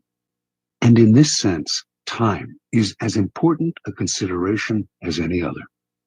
Never waste valuable time or mental peace of mind on the affairs of others. That is too high a price to pay. Power is a social game. To learn and master it, you must develop the ability to study and understand people. As the great 17th century thinker and courtier Balthazar Gracian wrote, many people spend time studying the properties of animals or herbs. How much more important it would be to study those of people with whom we must live or die. To be a master player, you must also be a master psychologist. You must recognize motivations and see through the cloud of dust with which people surround their actions. An understanding of people's hidden motives is the single greatest piece of knowledge you can have in acquiring power. It opens up endless possibilities of deception, seduction, and manipulation. People are of infinite complexity, and you can spend a lifetime watching them without ever fully understanding them. So it is all the more important, then, to begin your education now. In doing so, you must also keep one principle in mind. Never discriminate as to whom you study and whom you trust. Never trust anyone completely, and study everyone, including friends and loved ones. Finally, you must learn always to take the indirect route to power. Disguise your cunning like a billiard ball that caroms several times before it hits its target. Your moves must be planned and developed in the least obvious way.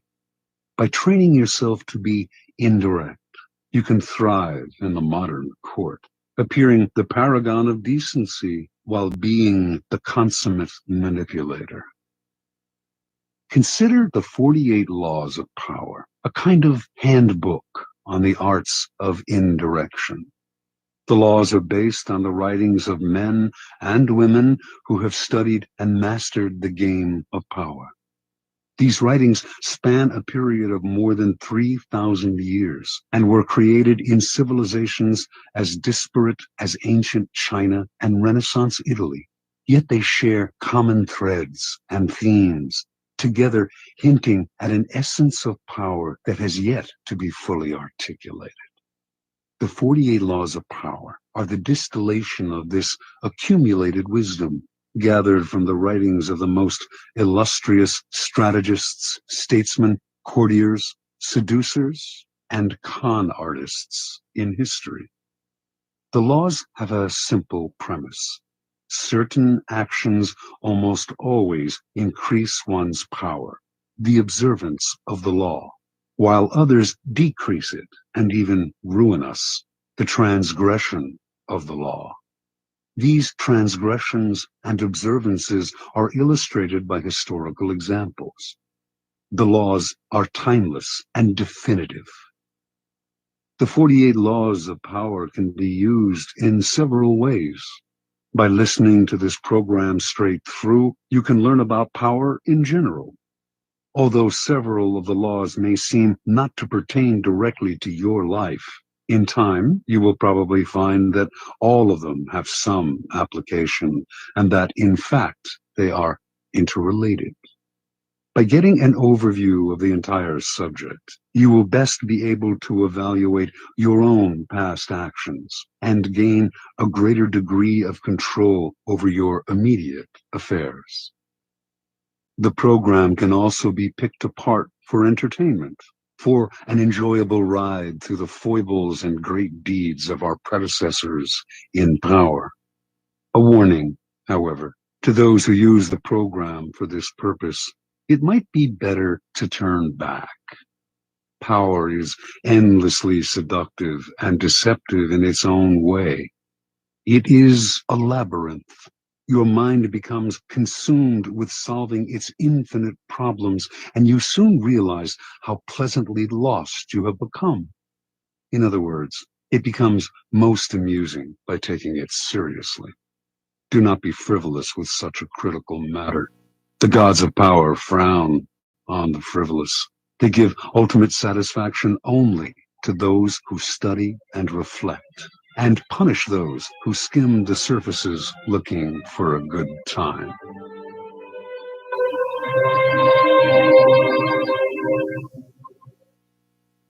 Law 1.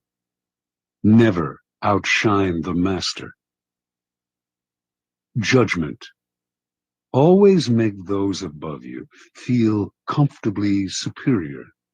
In your desire to please and impress them, do not go too far in displaying your talents, or you might accomplish the opposite, inspire fear and insecurity.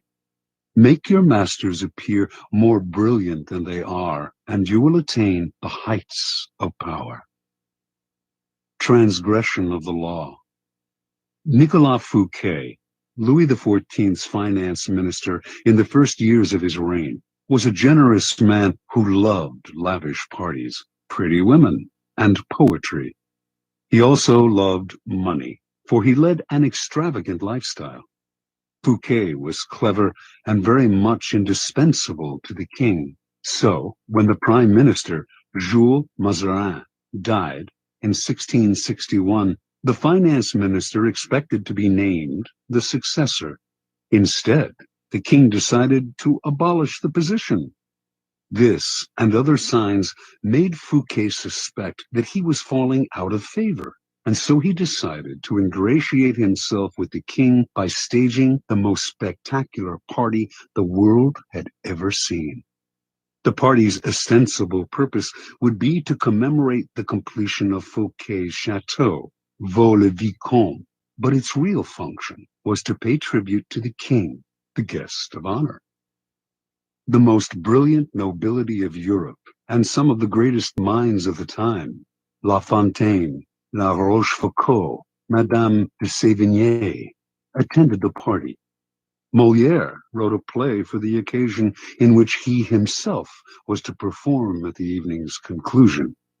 The party began with a lavish 7-course dinner featuring foods from the Orient never before tasted in France, as well as new dishes created especially for the night. The meal was accompanied with music commissioned by Fouquet to honor the king. After dinner, there was a promenade through the chateau's gardens. The grounds and fountains of Vaux-le-Vicomte were to be the inspiration for Versailles. Fouquet personally accompanied the young king through the geometrically aligned arrangements of shrubbery and flower beds. Arriving at the garden's canals, they witnessed a fireworks display which was followed by the performance of Molière's play. The party ran well into the night, and everyone agreed it was the most amazing affair they had ever attended. The next day, Fouquet was arrested by the king's head musketeer, D'Artagnan. 3 months later, he went on trial for stealing from the country's treasury. Actually, most of the stealing he was accused of, he had done on the king's behalf and with the king's permission. Fouquet was found guilty and sent to the most isolated prison in France, high in the Pyrenees Mountains, where he spent the last 20 years of his life in solitary confinement. Interpretation. Louis XIV, the Sun King, was a proud and arrogant man who wanted to be the center of attention at all times. He could not countenance being outdone in lavishness by anyone, and certainly not his finance minister. To succeed Fouquet, Louis chose Jean-Baptiste Colbert, a man famous for his parsimony and for giving the dullest parties in Paris. Colbert made sure that any money liberated from the treasury went straight into Louis's hands. With the money, Louis built a palace even more magnificent than Fouquet's, the glorious Palace of Versailles. He used the same architects, decorators, and garden designer. And at Versailles, Louis hosted parties even more extravagant than the one that cost Fouquet his freedom. Let us examine the situation. The evening of the party, as Fouquet presented spectacle on spectacle to Louis, each more magnificent than the one before, he imagined the affair as demonstrating his loyalty and devotion to the king. Not only did he think the party would put him back in the king's favor, he thought it would show his good taste, his connections, and his popularity, making him indispensable to the king and demonstrating that he would make an excellent prime minister. Instead, however, each new spectacle, each appreciative smile bestowed by the guests on Fouquet, made it seem to Louis that his own friends and subjects were more charmed by the finance minister than by the king himself, and that Fouquet was actually flaunting his wealth and power. Rather than flattering Louis XIV, Fouquet's elaborate party offended the king's vanity. Louis would not admit this to anyone, of course. Instead, he found a convenient excuse to rid himself of a man who had inadvertently made him feel insecure. Such is the fate, in some form or other, of all those who unbalance the master's sense of self, poke holes in his vanity, or make him doubt his preeminence. Observance of the law. In the early 1600s, the Italian astronomer and mathematician Galileo found himself in a precarious position. He depended on the generosity of great rulers to support his research, and so, like all Renaissance scientists, he would sometimes make gifts of his inventions and discoveries to the leading patrons of the time. Once, for instance, he presented a military compass he had invented to the Duke of Gonzaga. Then, He dedicated a book explaining the use of a compass to the Medicis. Both rulers were grateful, and through them, Galileo was able to find more students to teach. No matter how great the discovery, however, his patrons usually paid him with gifts, not cash. This made for a life of constant insecurity and dependence. There must be an easier way, he thought. Galileo hit on a new strategy in 1610 when he discovered the moons of Jupiter. Instead of dividing the discovery among his patrons, giving one the telescope he had used, dedicating a book to another, and so on, as he had done in the past, he decided to focus exclusively on the Medicis. He chose the Medicis for one reason. Shortly after Cosimo I had established the Medici dynasty in 1540, he had made Jupiter, the mightiest of the gods, the Medici symbol, a symbol of a power that went beyond politics and banking, one linked to ancient Rome and its divinities. Galileo turned his discovery of Jupiter's moons into a cosmic event honoring the Medici's greatness. Shortly after the discovery, he announced that the bright stars, the moons of Jupiter, offered themselves in the heavens to his telescope at the same time as Cosimo II's enthronement. He said that the number of the moons, 4, harmonized with the number of the Medicis. Cosimo II had 3 brothers, and that the moons orbited Jupiter as these 4 suns revolved around Cosimo I, the dynasty's founder. More than coincidence, this showed that the heavens themselves reflected the ascendancy of the Medici family. After he dedicated the discovery to the Medicis, Galileo commissioned an emblem representing Jupiter sitting on a cloud with the 4 stars circling about him, and presented this to Cosimo II as a symbol of his link to the stars. In 1610, Cosimo II made Galileo his official court philosopher and mathematician with a full salary. For a scientist, this was the coup of a lifetime. The days of begging for patronage were over. Interpretation. In one stroke, Galileo gained more with his new strategy than he had in years of begging. The reason is simple. All masters want to appear more brilliant than other people. The producer of a great work wants to feel he is more than just the provider of the financing.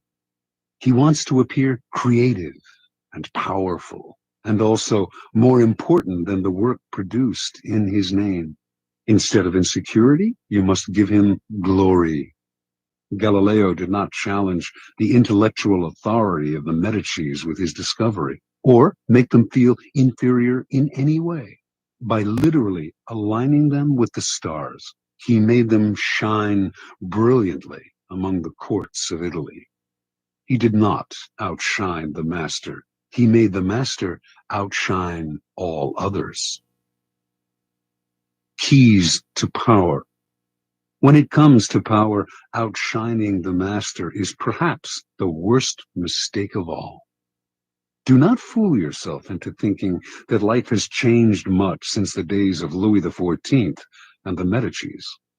Those who attain high standing in life are like kings and queens.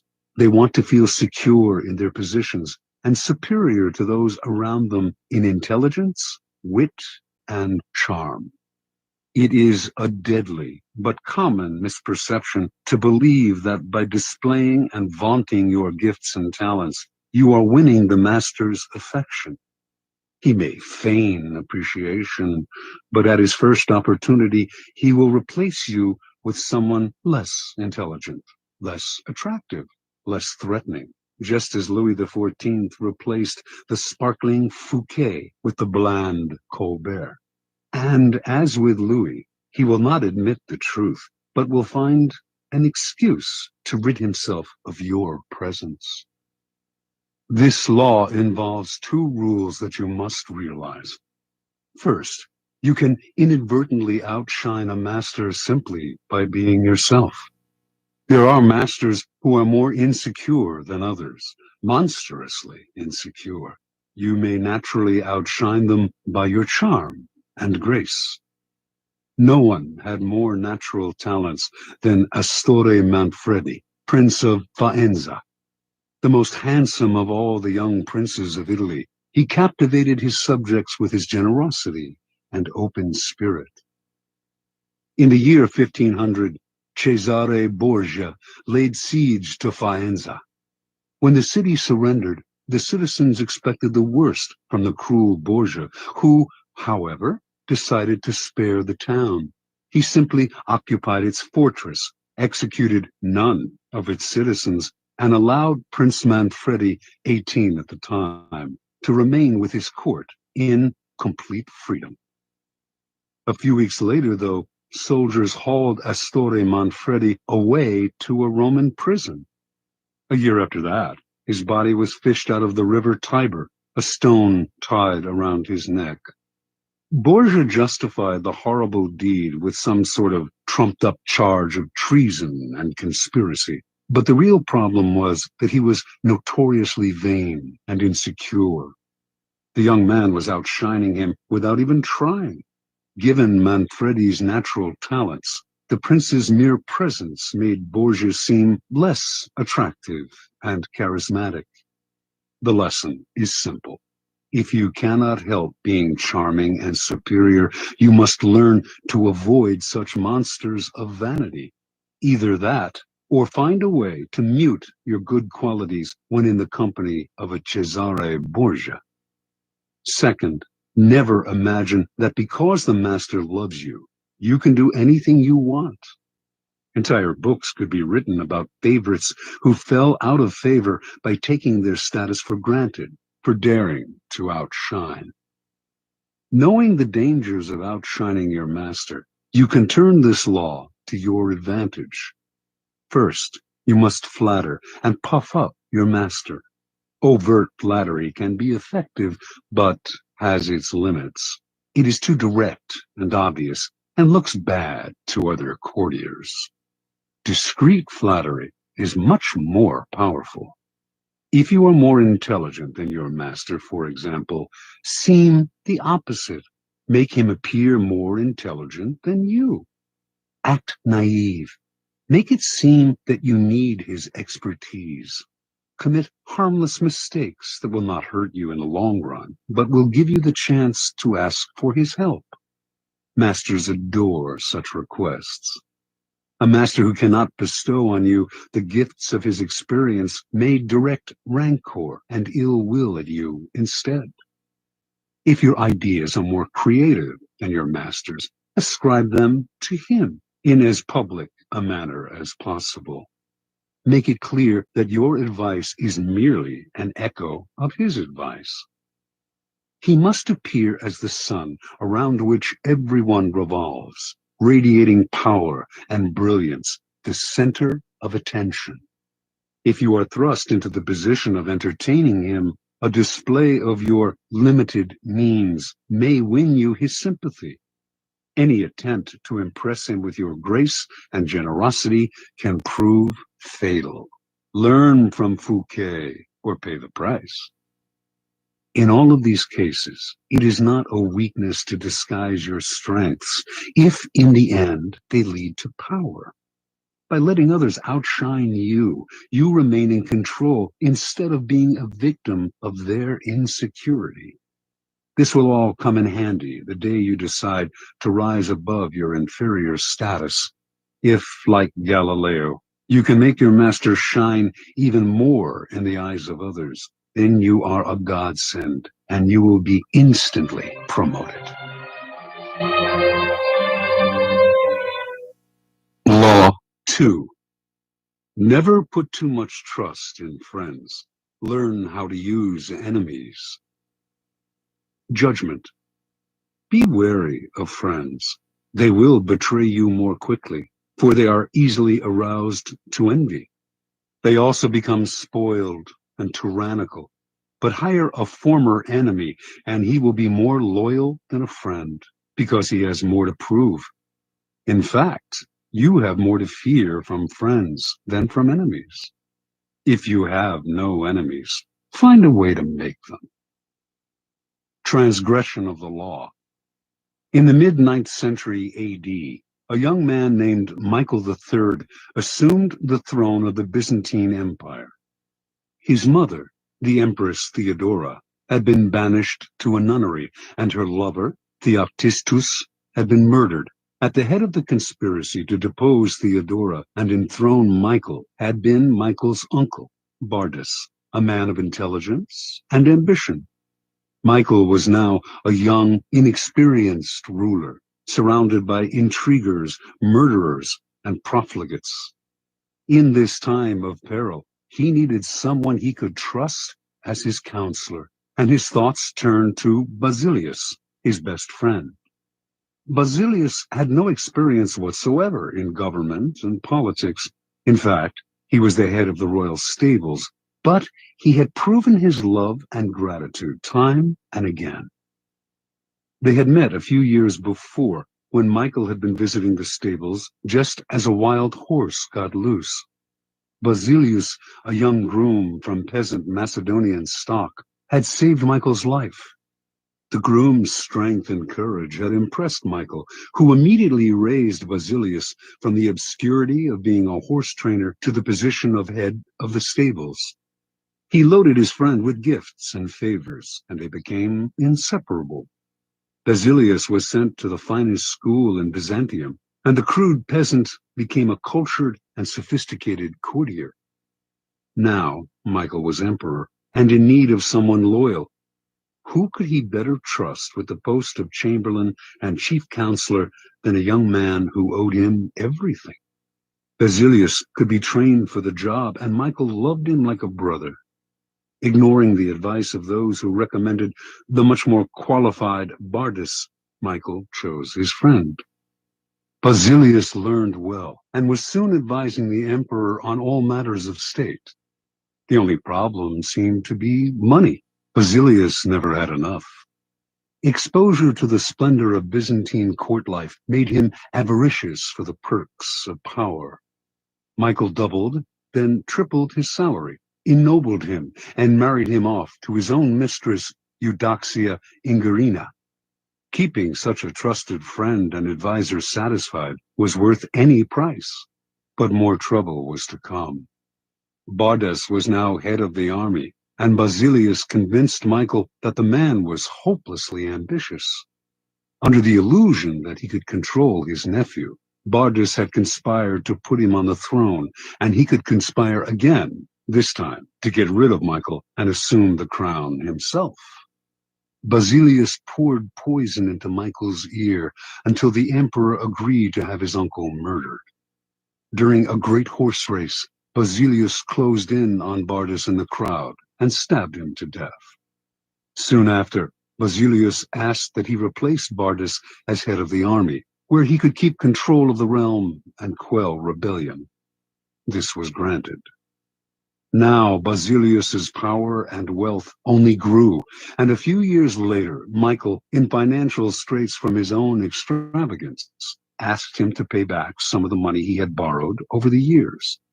To Michael's shock and astonishment, Basilius refused, with a look of such impudence that the emperor suddenly realized his predicament. The former stable boy had more money, more allies in the army and senate, and in the end, more power than the emperor himself.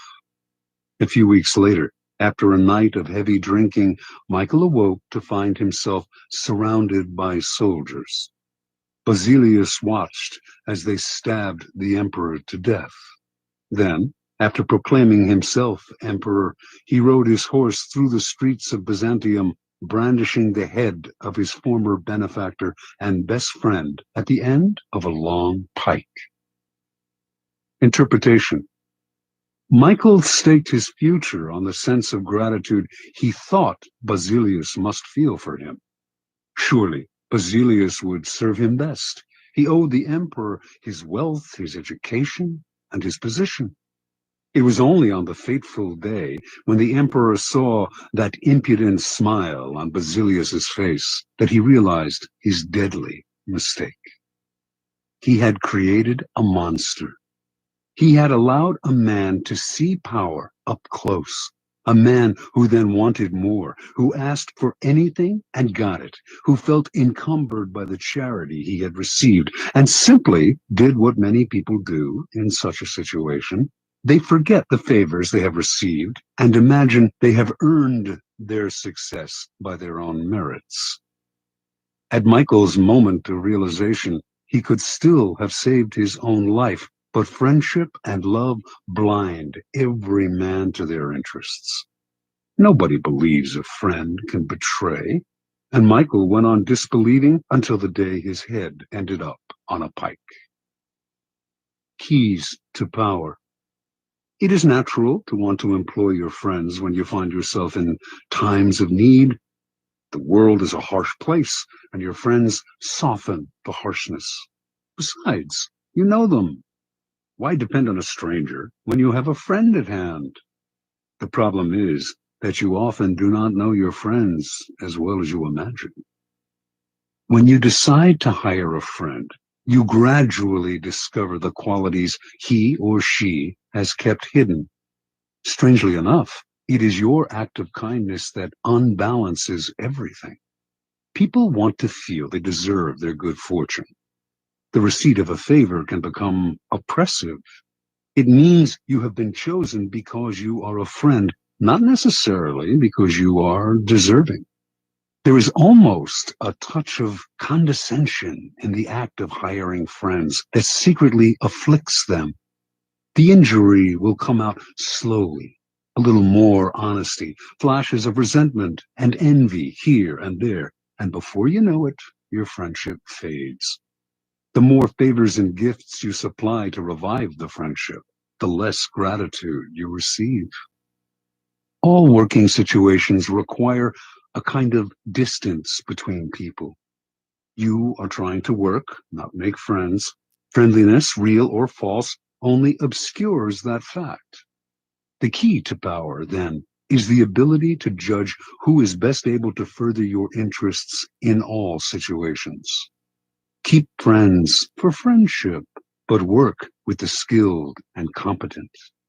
Whenever you can, bury the hatchet with an enemy and make a point of putting him in your service. Never let the presence of enemies upset or distress you. You are far better off with a declared opponent or two than not knowing where your real enemies lie. The man of power welcomes conflict, using enemies to enhance his reputation as a sure-footed fighter who can be relied upon in times of uncertainty. Law 3. Conceal your intentions. Judgment. Keep people off balance and in the dark by never revealing the purpose behind your actions. If they have no clue what you are up to, they cannot prepare a defense. Guide them far enough down the wrong path, envelop them in enough smoke, and by the time they realize your intentions, it will be too late. Part 1. Use decoyed objects of desire and red herrings to throw people off the scent. If at any point in the deception you practice, people have the slightest suspicion as to your intentions, all is lost. Do not give them the chance to sense what you are up to. Throw them off the scent by dragging red herrings across the path. Use false sincerity. Send ambiguous signals. Set up misleading objects of desire. Unable to distinguish the genuine from the false, they cannot pick out your real goal. Observance of the law. In 1850, the young Otto von Bismarck, then a 35-year-old deputy in the Prussian parliament, was at a turning point in his career. The issues of the day were the unification of the many states, including Prussia, into which Germany was then divided, and a war against Austria, the powerful neighbor to the south that hoped to keep the Germans weak and at odds, even threatening to intervene if they tried to unite. Prince William, next in line to be Prussia's king, was in favor of going to war, and the parliament rallied to the cause, prepared to back any mobilization of troops. The only ones to oppose war were the present king, Frederick William IV, and his ministers who preferred to appease the powerful Austrians. Throughout his career, Bismarck had been a loyal, even passionate supporter of Prussian might and power. He dreamed of German unification, of going to war against Austria and humiliating the country that for so long had kept Germany divided. A former soldier, he saw warfare as a glorious business. This, after all, was the man who years later would say, "The great questions of the time will be decided not by speeches and resolutions, but by iron and blood." Passionate patriot and lover of military glory, Bismarck nevertheless gave a speech in Parliament at the height of the war fever that astonished all who heard it. "Woe unto the statesman," he said, "who makes war without a reason that will still be valid when the war is over. After the war, you will all look differently at these questions. Will you then have the courage to turn to the peasant contemplating the ashes of his farm, to the man who has been crippled, to the father who has lost his children?" Not only did Bismarck go on to talk of the madness of this war, but, strangest of all, he praised Austria and defended her actions. This went against everything he had stood for. The consequences were immediate. Bismarck was against the war. What could this possibly mean? Other deputies were confused, and several of them changed their votes. Eventually, the king and his ministers won out, and war was averted. A few weeks after Bismarck's infamous speech, the king, grateful that he had spoken for peace, made him a cabinet minister. A few years later, he became the Prussian premier. In this role, he eventually led his country and the peace-loving king into a war against Austria, crushing the former empire and establishing a mighty German state, with Prussia at its head. Interpretation. At the time of his speech in 1850, Bismarck made several calculations. First, he sensed that the Prussian military, which had not kept pace with other European armies, was unready for war, that Austria, in fact, might very well win, a disastrous result for the future.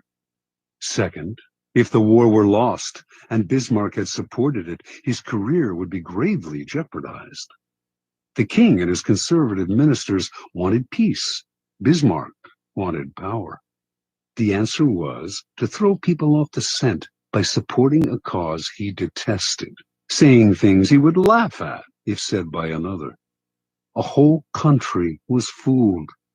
It was because of Bismarck's speech that the king made him a minister, a position from which he quickly rose to be prime minister, attaining the power to strengthen the Prussian military and accomplish what he had wanted all along: the humiliation of Austria and the unification of Germany under Prussia's leadership.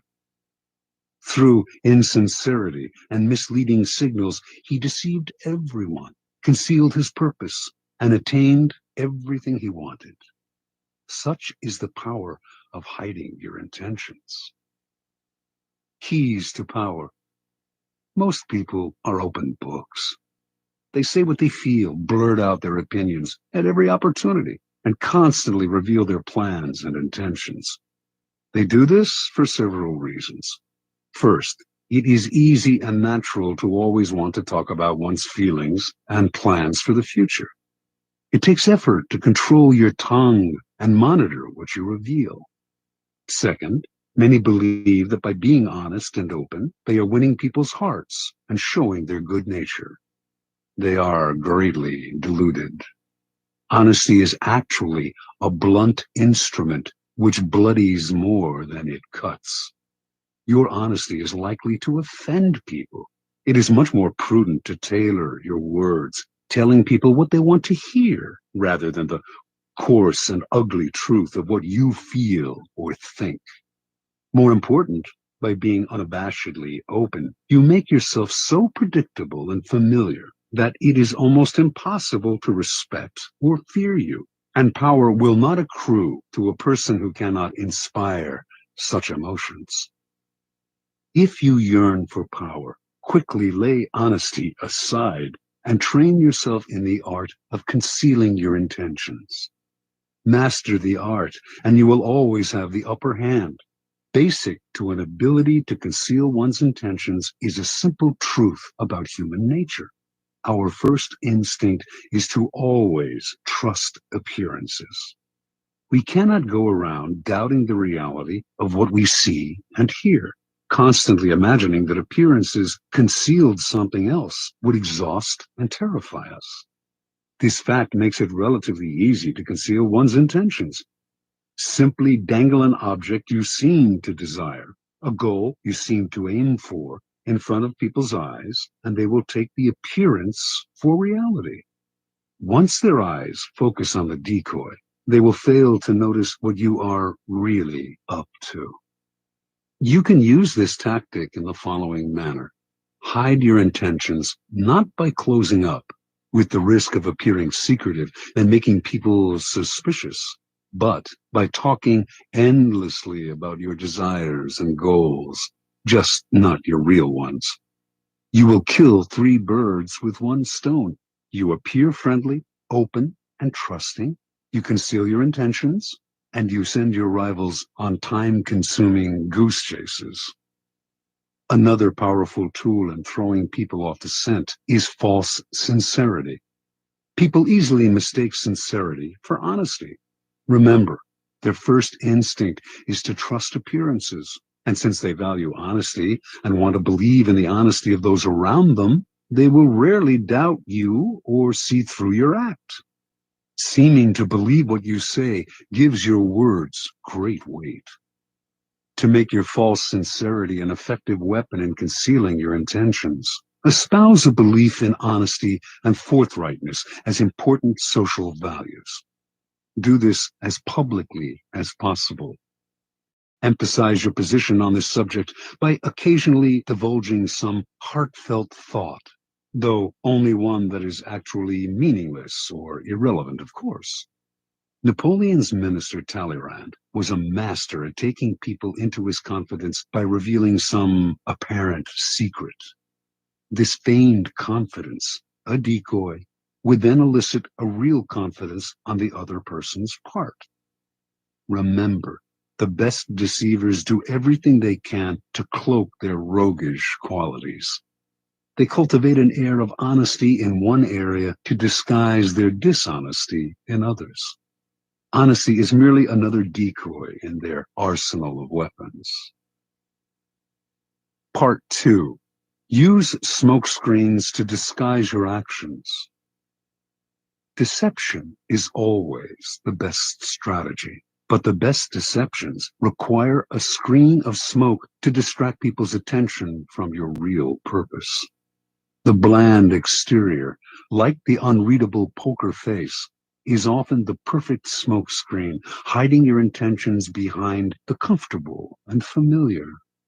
If you lead the sucker down a familiar path, he won't catch on when you lead him into a trap. Observance of the law.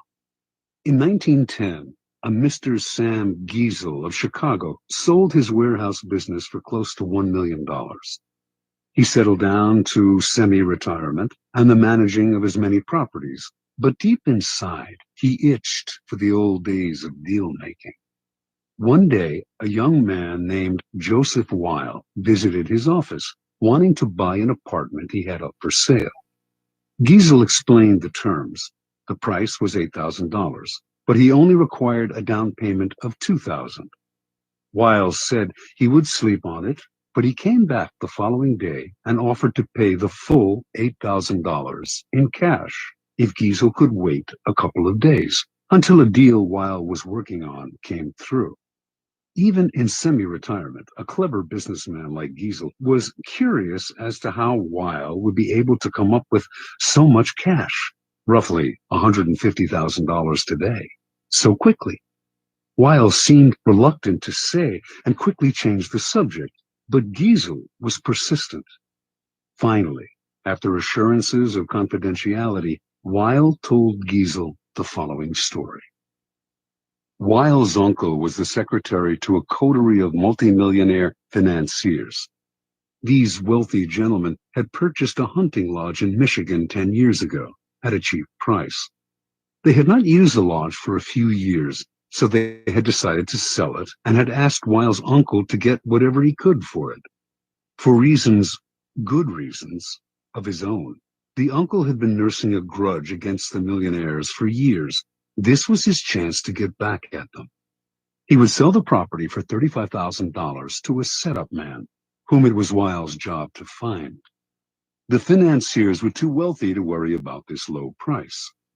The setup man would then turn around and sell the property again for its real price, around $155,000. The uncle, Weil, and the third man would split the profits from this second sale. It was all legal and for a good cause, the uncle's just retribution. Giesel had heard enough. He wanted to be the setup buyer. Weil was reluctant to involve him, but Giesel would not back down. The idea of a large profit plus a little adventure had him champing at the bit. Weil explained that Giesel would have to put up the $35,000 in cash to bring the deal off. Giesel, a millionaire, said he could get the money with the snap of his fingers. Weil finally relented and agreed to arrange a meeting between the uncle, Giesel, and the financiers in the town of Galesburg, Illinois. On the train ride to Galesburg, Giesel met the uncle, an impressive man with whom he avidly discussed business. Weil also brought along a companion, a somewhat paunchy man named George Gross. Weil explained to Giesel that he himself was a boxing trainer, that Gross was one of the promising prize fighters he trained, and that he had asked Gross to come along to make sure the fighter stayed in shape. For a promising fighter, Gross was unimpressive looking. He had gray hair and a beer belly, but Giesel was so excited about the deal that he didn't really think about the man's flabby appearance. Once in Galesburg, Weil and his uncle went to fetch the financiers, while Giesel waited in a hotel room with Gross, who promptly put on his boxing trunks. As Giesel half-watched, Gross began to shadow box. Distracted as he was, Giesel ignored how badly the boxer wheezed after a few minutes of exercise, although his style seemed real enough. An hour later, Weil and his uncle reappeared with the financiers, an impressive, intimidating group of men, all wearing fancy suits. The meeting went well, and the financiers agreed to sell the lodge to Giesel, who had already had the $35,000 wired to a local bank. This minor business now settled, the financiers sat back in their chairs and began to banter about high finance, throwing out the name J.P. Morgan as if they knew the man. Finally, one of them noticed the boxer in the corner of the room. Weil explained what he was doing there. The financier countered that he too had a boxer in his entourage, whom he named. Weil laughed brazenly and exclaimed that his man could easily knock out their man. Conversation escalated into argument. In the heat of passion, Weil challenged the men to a bet. The financiers eagerly agreed and left to get their man ready for a fight the next day. As soon as they had left, the uncle yelled at Weil right in front of Giesel. They did not have enough money to bet with, and once the financiers discovered this, the uncle would be fired. Weil apologized for getting him in this mess, but he had a plan. He knew the other boxer well, and with a little bribe, they could fix the fight. But where would the money come from for the bet? The uncle replied. Without it, they were as good as dead. Finally, Giesel had heard enough. Unwilling to jeopardize his deal with any ill will, he offered his own $35,000 cash for part of the bet. Even if he lost that, he would wire for more money and still make a profit on the sale of the lodge. The uncle and nephew thanked him. With their own $15,000 and Giesel's $35,000, they would manage to have enough for the bet. That evening, as Giesel watched the two boxers rehearse the fix in the hotel room, his mind reeled at the killing he was going to make from both the boxing match and the sale of the lodge. The fight took place in a gym the next day. Weil handled the cash, which was placed for security in a locked box. Everything was proceeding as planned in the hotel room. The financiers were looking glum at how badly their fighter was doing, and Giesel was dreaming about the easy money he was about to make. Then, suddenly, a wild swing by the financier's fighter hit Gross hard on the face, knocking him down. When he hit the canvas, blood spurted from his mouth. He coughed, then lay still. One of the financiers, a former doctor, checked his pulse. He was dead. The millionaires panicked. Everyone had to get out before the police arrived. They could all be charged with murder. Terrified, Giesel hightailed it out of the gym and back to Chicago, leaving behind his $35,000, which he was only too glad to forget, for it seemed a small price to pay to avoid being implicated in a crime. He never wanted to see Weil or any of the others again. After Giesel scurried out, Gross stood up under his own steam. The blood that had spurted from his mouth came from a ball filled with chicken blood and hot water that he had hidden in his cheek. The whole affair had been masterminded by Weil, better known as the Yellow Kid, one of the most creative con artists in history. Weil split the $35,000 with the financiers and the boxers, all fellow con artists, a nice little profit for a few days' work. Interpretation. The Yellow Kid had staked out Giesel as the perfect sucker long before he set up the con. He knew the boxing match scam would be the perfect ruse to separate Giesel from his money quickly and definitively. But he also knew that if he had begun by trying to interest Giesel in the boxing match, he would have failed miserably. He had to conceal his intentions and switch attention, create a smokescreen, in this case, the sale of the lodge. On the train ride and in the hotel room, Giesel's mind had been completely occupied with the pending deal, the easy money, the chance to hobnob with wealthy men. He had failed to notice that Gross was out of shape and middle-aged at best. Such is the distracting power of a smokescreen. Engrossed in the business deal, Giesel's attention was easily diverted to the boxing match, but only at a point when it was already too late for him to notice the details that would have given Gross away. The match, after all, now depended on a bribe rather than on the boxer's physical condition. And Giesel was so distracted at the end by the illusion of the boxer's death that he completely forgot about his money. Learn from the Yellow Kid. The familiar, inconspicuous front is the perfect smokescreen. Approach your mark with an idea that seems ordinary enough, a business deal, financial intrigue. The sucker's mind is distracted, his suspicions allayed. That is when you gently guide him onto the second path, the slippery slope down which he slides helplessly into your trap. Keys to power. If you believe that the deceivers are colorful folk who mislead with elaborate lies and tall tales, you are greatly mistaken.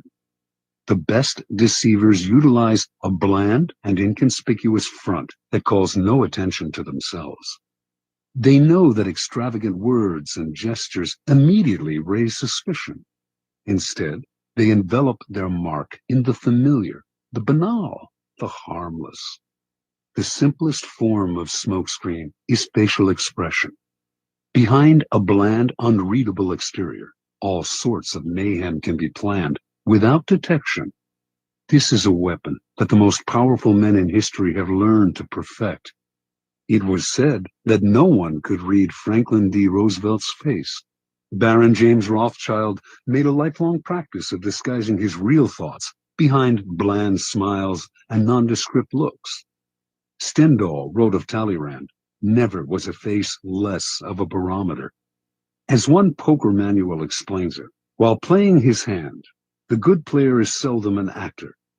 Instead, he practices a bland behavior that minimizes readable patterns, frustrates and confuses opponents, permits greater concentration.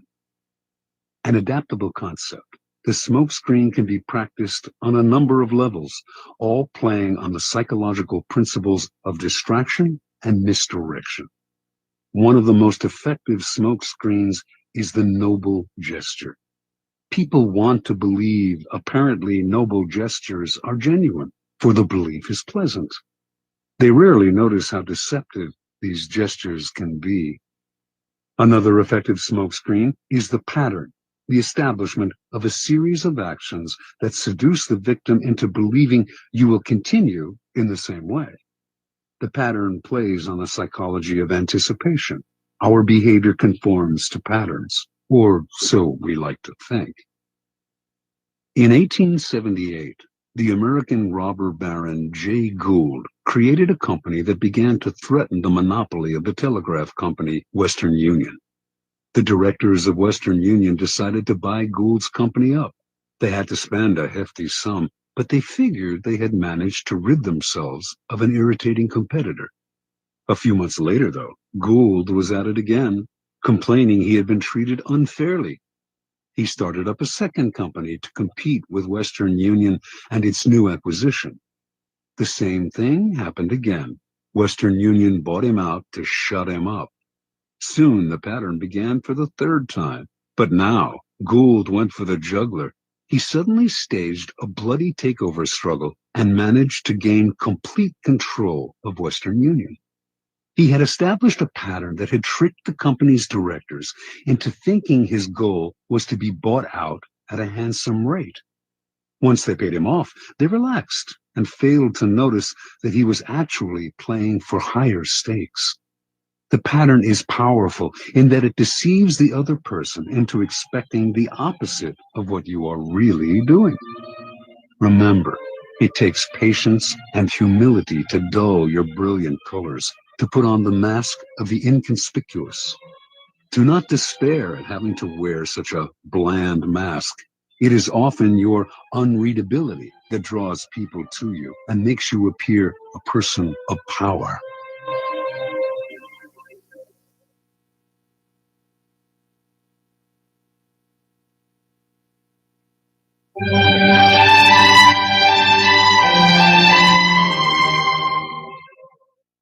Law 4.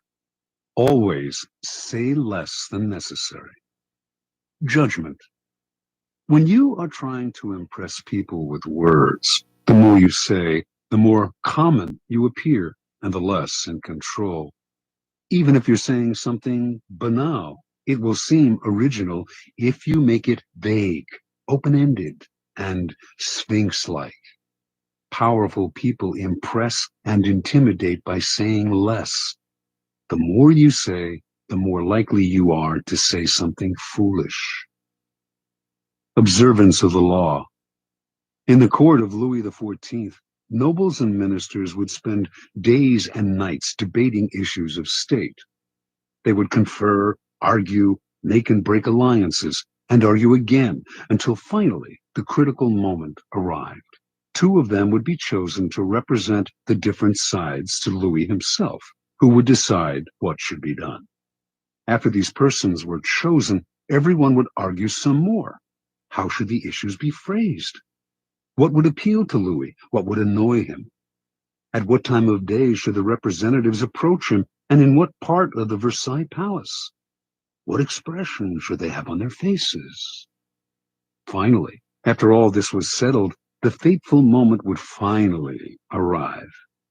The two men would approach Louis, always a delicate matter, and when they finally had his ear, they would talk about the issue at hand, spelling out the options in detail.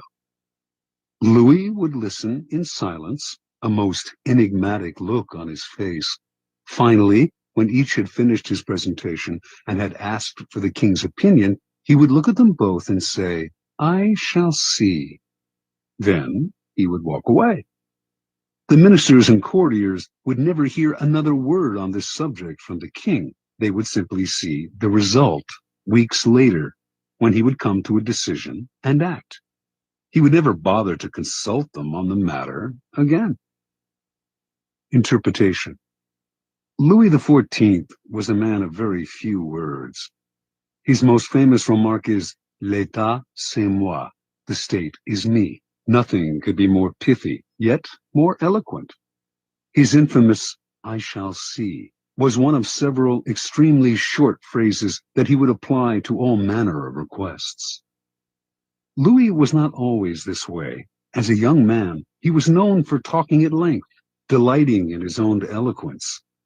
His later taciturnity was self-imposed, an act, a mask he used to keep everybody below him off balance. No one knew exactly where he stood or could predict his reactions. No one could try to deceive him by saying what they thought he wanted to hear because no one knew what he wanted to hear.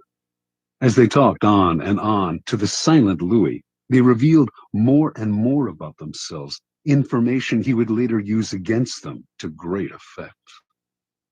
In the end, Louis's silence kept those around him terrified and under his thumb.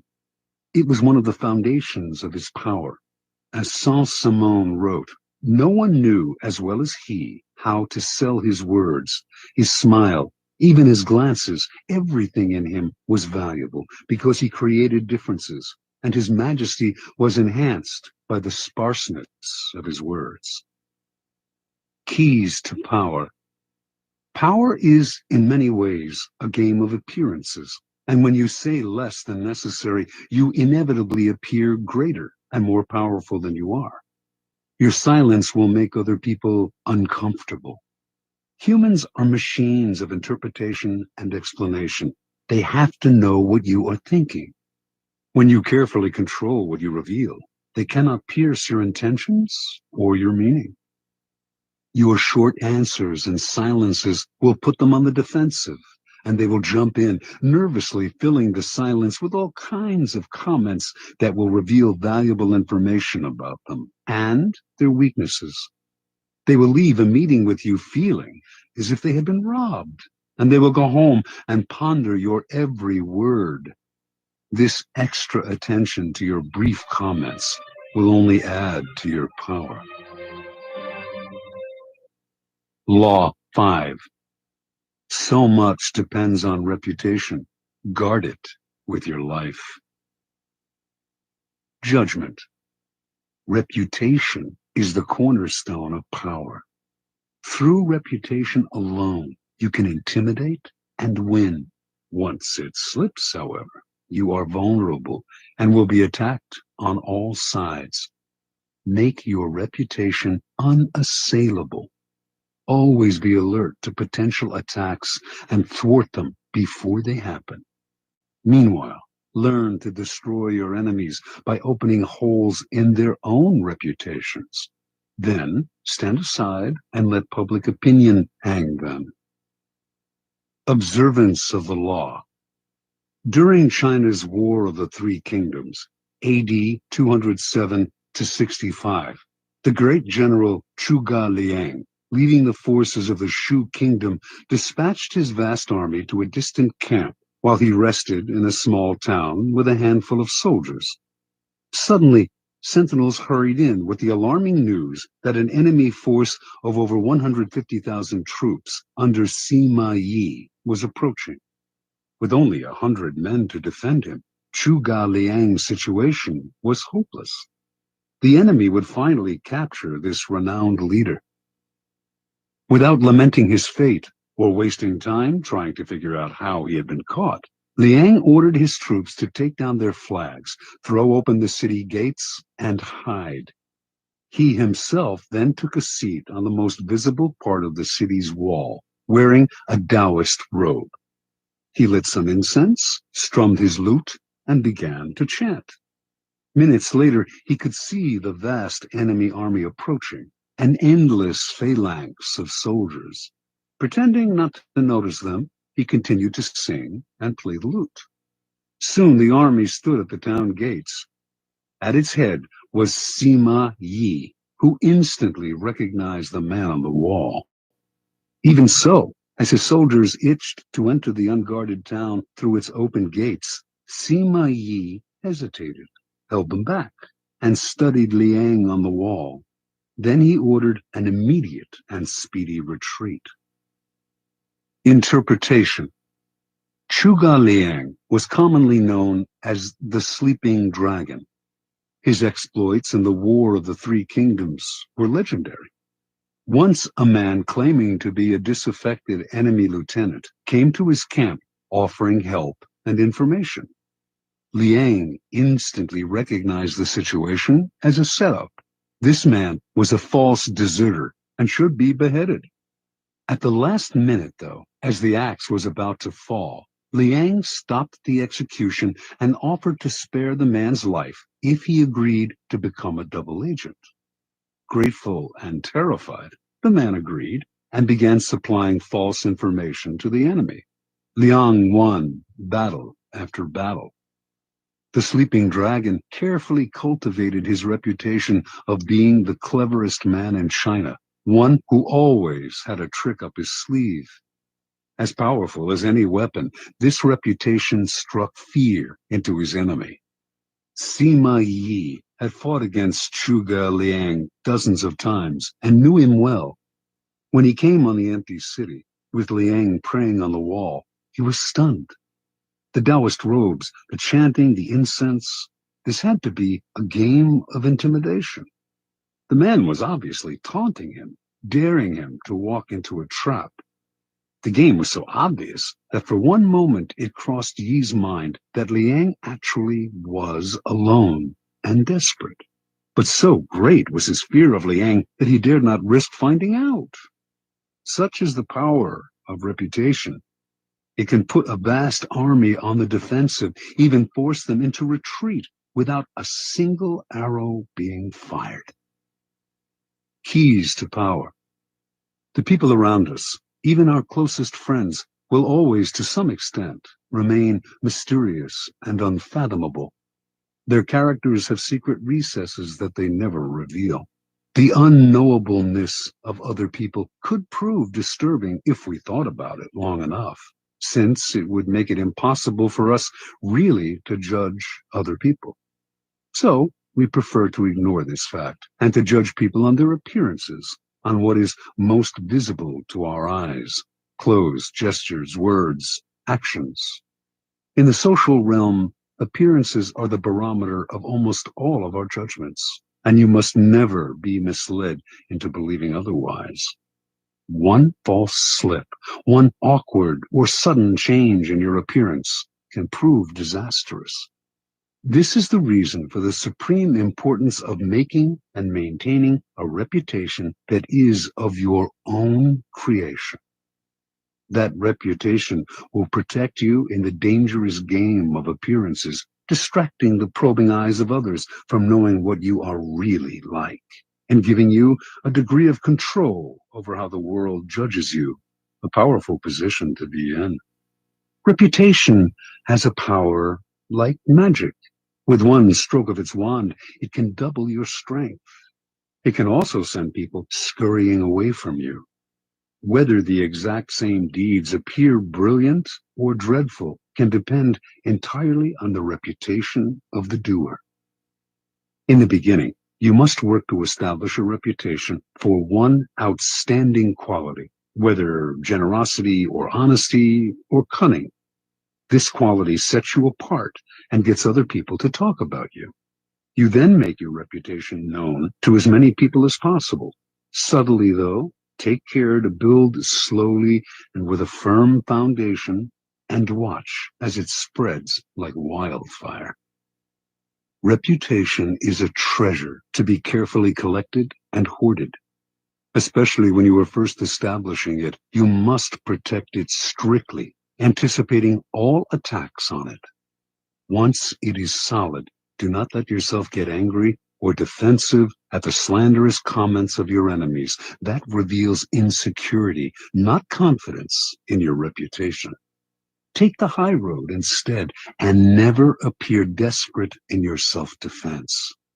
On the other hand, an attack on another man's reputation is a potent weapon, particularly when you have less power than he does. He has much more to lose in such a battle, and your own thus far small reputation gives him a small target when he tries to return your fire. But this tactic must be practiced with skill. You must not seem to engage in petty vengeance. If you do not break your enemy's reputation cleverly, you will inadvertently ruin your own. Law 6. Court attention at all cost. Judgment. Everything is judged by its appearance. What is unseen counts for nothing. Never let yourself get lost in the crowd then, or buried in oblivion. Stand out. Be conspicuous at all cost. Make yourself a magnet of attention by appearing larger, more colorful, more mysterious than the bland and timid masses. Part 1. Surround your name with the sensational and scandalous. Draw attention to yourself by creating an unforgettable, even controversial image. Court scandal. Do anything to make yourself seem larger than life and shine more brightly than those around you. Make no distinction between kinds of attention. Notoriety of any sort will bring you power. Better to be slandered and attacked than ignored. Observance of the law. P.T. Barnum started his career as an assistant to the owner of a circus, Aaron Turner. In 1836, the circus stopped in Annapolis, Maryland, for a series of performances. On the morning of opening day, Barnum took a stroll through town, wearing a new black suit. People started to follow him. Someone in the gathering crowd shouted out that he was the Reverend Ephraim K. Avery, infamous as a man acquitted of the charge of murder, but still believed guilty by most Americans. The angry mob tore off Barnum's suit and was ready to lynch him. After desperate appeals, Barnum finally convinced them to follow him to the circus where he could verify his identity. Once there, old Turner confirmed that this was all a practical joke. He himself had spread the rumor that Barnum was Avery. The crowd dispersed, but Barnum, who had nearly been killed, was not amused. He wanted to know what could have induced his boss to play such a trick. "My dear Mr. Barnum," Turner replied, "it was all for our good. Remember, all we need to ensure success is notoriety." And indeed, everyone in town was talking about the joke, and the circus was packed that night, and every night it stayed in Annapolis. Barnum had learned a lesson he would never forget. Barnum's first big venture of his own was for the American Museum, a collection of curiosities located in New York. One day, a beggar approached Barnum in the street. Instead of giving him money, Barnum decided to employ him. Taking him back to the museum, he gave the man 5 bricks and told him to make a slow circuit of several blocks. At certain points, he was to lay down a brick on the sidewalk, always keeping 1 brick in hand. On the return journey, he was to replace each brick on the street with the one he held. Meanwhile, he was to remain serious of countenance and to answer no questions. Once back at the museum, he was to enter, walk around inside, then leave through the back door and make the same bricklaying circuit again. On the man's first walk through the streets, several hundred people watched his mysterious movements. By his 4th circuit, onlookers swarmed around him, debating what he was doing. Every time he entered the museum, he was followed by people who bought tickets to keep watching him. Many of them were distracted by the museum's collections and stayed inside. By the end of the first day, the brick man had drawn over 1,000 people into the museum. A few days later, the police ordered him to cease and desist from his walks. The crowds were blocking traffic. The bricklaying stopped, but thousands of New Yorkers had entered the museum, and many of those had become P.T. Barnum converts. Barnum would put a band of musicians on a balcony overlooking the street, beneath a huge banner proclaiming "Free music for the millions." What generosity, New Yorkers thought, and they flocked to hear the free concerts. But Barnum took pains to hire the worst musicians he could find, and soon after the band struck up, People would hurry to buy tickets to the museum, where they would be out of earshot of the band's noise and of the booing of the crowd. Interpretation. Barnum understood the fundamental truth about attracting attention. Once people's eyes are on you, you have a special legitimacy. For Barnum, creating interest meant creating a crowd. As he later wrote, every crowd has a silver lining. At the beginning of your rise to the top, then, spend all your energy on attracting attention. Most important, the quality of the attention is irrelevant, no matter how badly his shows were reviewed or how slanderously personal were the attacks on his hoaxes. Barnum would never complain. If a newspaper critic reviled him particularly badly, in fact, he made sure to invite the man to an opening and to give him the best seat in the house. He would even write anonymous attacks on his own work, just to keep his name in the papers. From Barnum's vantage, attention, whether negative or positive, was the main ingredient of his success. The worst fate in the world for a man who yearns fame, glory, and of course power is to be ignored. Keys to power. Burning more brightly than those around you is a skill that no one is born with.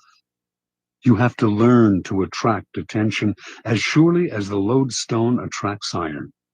At the start of your career, you must attach your name and reputation to a quality, an image that sets you apart from other people. This image can be something like a characteristic style of dress or a personality quirk that amuses people and gets talked about. Once the image is established, you have an appearance, a place in the sky for your star. It is a common mistake to imagine that this peculiar appearance of yours should not be controversial, that to be attacked is somehow bad.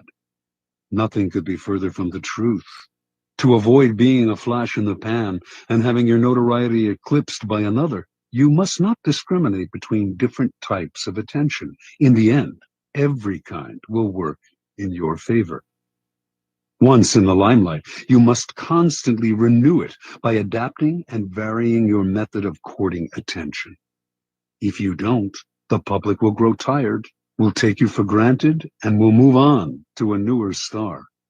The game requires constant vigilance and creativity. Part 2. Create an air of mystery. In a world growing increasingly banal and familiar, what seems enigmatic instantly draws attention. Never make it too clear what you are doing or about to do. Do not show all your cards. An air of mystery heightens your presence. It also creates anticipation. Everyone will be watching you to see what happens next. Use mystery to beguile, seduce, even frighten. Observance of the law. Beginning in 1905, rumors started to spread throughout Paris of a young Oriental girl who danced in a private home, wrapped in veils that she gradually discarded. A local journalist who had seen her dancing reported that a woman from the Far East had come to Europe laden with perfume and jewels to introduce some of the richness of the Oriental color and life into the satiated society of European cities. Soon, everyone knew the dancer's name, Mata Hari.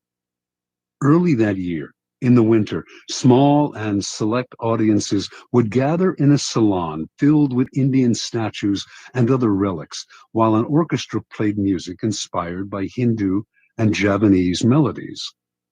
After keeping the audience waiting and wondering, Mata Hari would suddenly appear in a startling costume, a white cotton brassiere covered with Indian-type jewels, jeweled bands at the waist supporting a sarong that revealed as much as it concealed, bracelets up the arms. Then Mata Hari would dance in a style no one in France had seen before, her whole body swaying as if she were in a trance. She told her excited and curious audience that her dances told stories from Indian mythology and Javanese folk tales.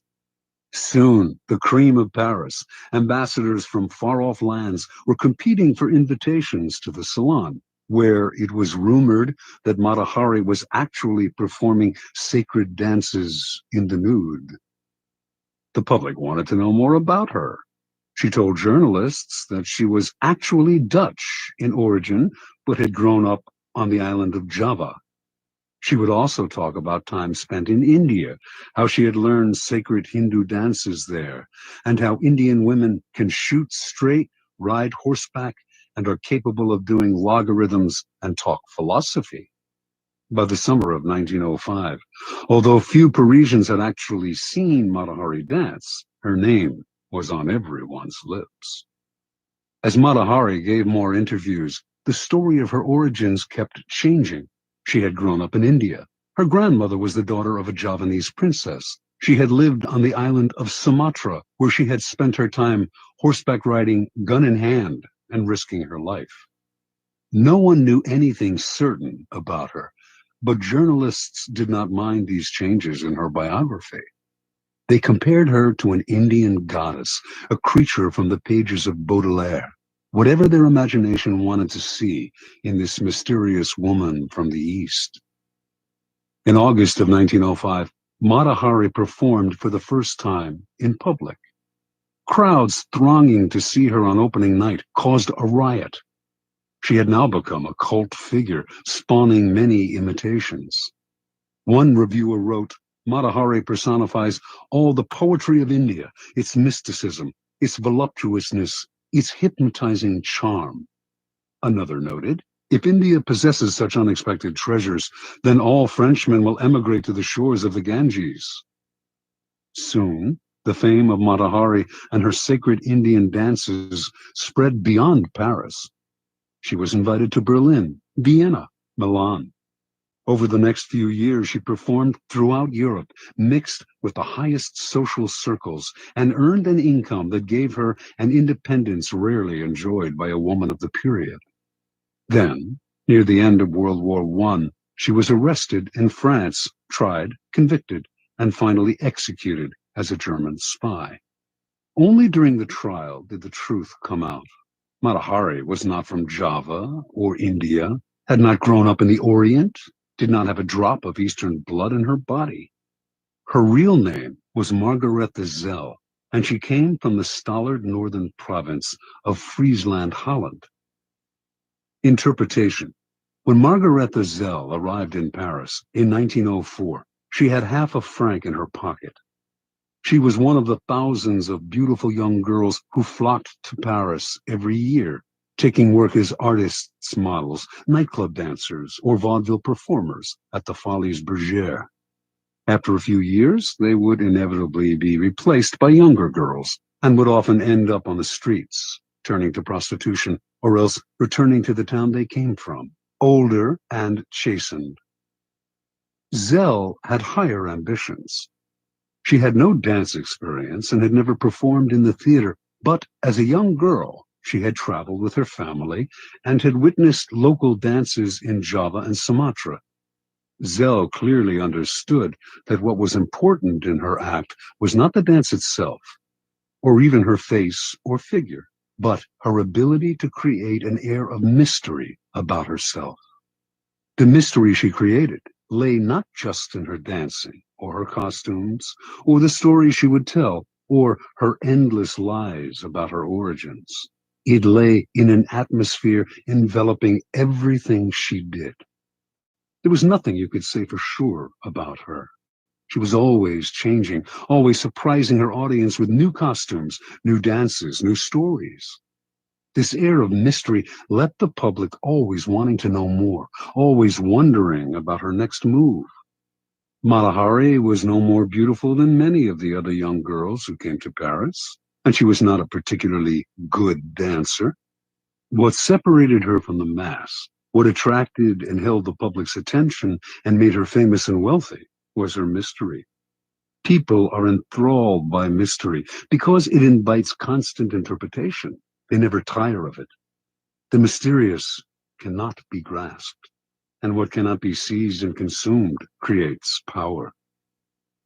Keys to power.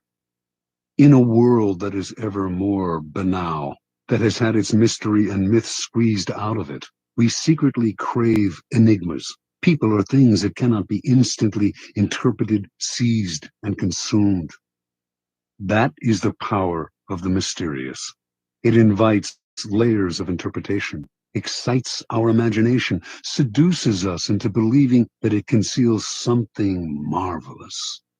The world has become so familiar and its inhabitants so predictable that what wraps itself in mystery will almost always draw the limelight to it and make us watch it. Do not imagine that to create an air of mystery, you have to be grand and awe-inspiring. Mystery that is woven into your day-to-day demeanor and is subtle has that much more power to fascinate and attract attention. Remember, most people are upfront, can be read like an open book, take little care to control their words or image, and are hopelessly predictable. By simply holding back, keeping silent, occasionally uttering ambiguous phrases, deliberately appearing inconsistent, and acting odd in the subtlest of ways, you will emanate an aura of mystery. The people around you will then magnify that aura by constantly trying to interpret you. Mysterious people put others in a kind of inferior position, that of trying to figure them out. To degrees that they can control, they also elicit the fear surrounding anything uncertain or unknown. All great leaders know that an aura of mystery draws attention to them and creates an intimidating presence. If your social position prevents you from completely wrapping your actions in mystery, you must at least learn to make yourself less obvious. Every now and then, act in a way that does not mesh with other people's perception of you. This way, you keep those around you on the defensive, eliciting the kind of attention that makes you powerful. Law 7. Get others to do the work for you, but always take the credit. Judgment. Use the wisdom, knowledge, and legwork of other people to further your own cause. Not only will such assistance save you valuable time and energy, it will give you a godlike aura of efficiency and speed. In the end, your helpers will be forgotten and you will be remembered. Never do yourself what others can do for you. Transgression and observance of the law. In 1883, a young Serbian scientist named Nikola Tesla was working for the European division of the Continental Edison Company. He was a brilliant inventor, and Charles Batchelor, a plant manager and a personal friend of Thomas Edison, persuaded him he should seek his fortune in America, giving him a letter of introduction to Edison himself. So began a life of woe and tribulation that lasted until Tesla's death. When Tesla met Edison in New York, the famous inventor hired him on the spot. Tesla worked 18-hour days, finding ways to improve the primitive Edison dynamos. Finally, he offered to redesign them completely. To Edison, this seemed a monumental task that could last years without paying off. But he told Tesla, "There's $50,000 in it for you, if you can do it." Tesla labored day and night on the project, and after only a year, he produced a greatly improved version of the dynamo, complete with automatic controls. He went to Edison to break the good news and receive his $50,000. Edison was pleased with the improvement, for which he and his company would take credit. But when it came to the issue of the money, he told the young Serb, "Tesla, you don't understand our American humor," and offered a small raise instead. Tesla's obsession was to create an alternating current system, AC, of electricity. Edison believed in the direct current system, DC, and not only refused to support Tesla's research, but later did all he could to sabotage him. Tesla turned to the great Pittsburgh magnate George Westinghouse, who had started his own electricity company. Westinghouse completely funded Tesla's research and offered him a generous royalty agreement on future profits. The AC system Tesla developed is still the standard today. But after patents were filed in his name, other scientists came forward to take credit for the invention, claiming that they had laid the groundwork for him. His name was lost in the shuffle, and the public came to associate the invention with Westinghouse himself. A year later, Westinghouse was caught in a takeover bid from J. Pierpont Morgan, who made him rescind the generous royalty contract he had signed with Tesla. Westinghouse explained to the scientist that his company would not survive if it had to pay him his full royalties. He persuaded Tesla to accept a buyout of his patents for $216,000. A large sum, no doubt, but far less than the $12 million they were worth at the time. The financiers had divested Tesla of the riches, the patents, and essentially the credit for the greatest invention of his career. The name of Guglielmo Marconi is forever linked with the invention of radio. But few know that in producing his invention, he broadcast a signal across the English Channel in 1899. Marconi made use of a patent Tesla had filed in 1897, and that his work depended on Tesla's research. Once again, Tesla received no money and no credit.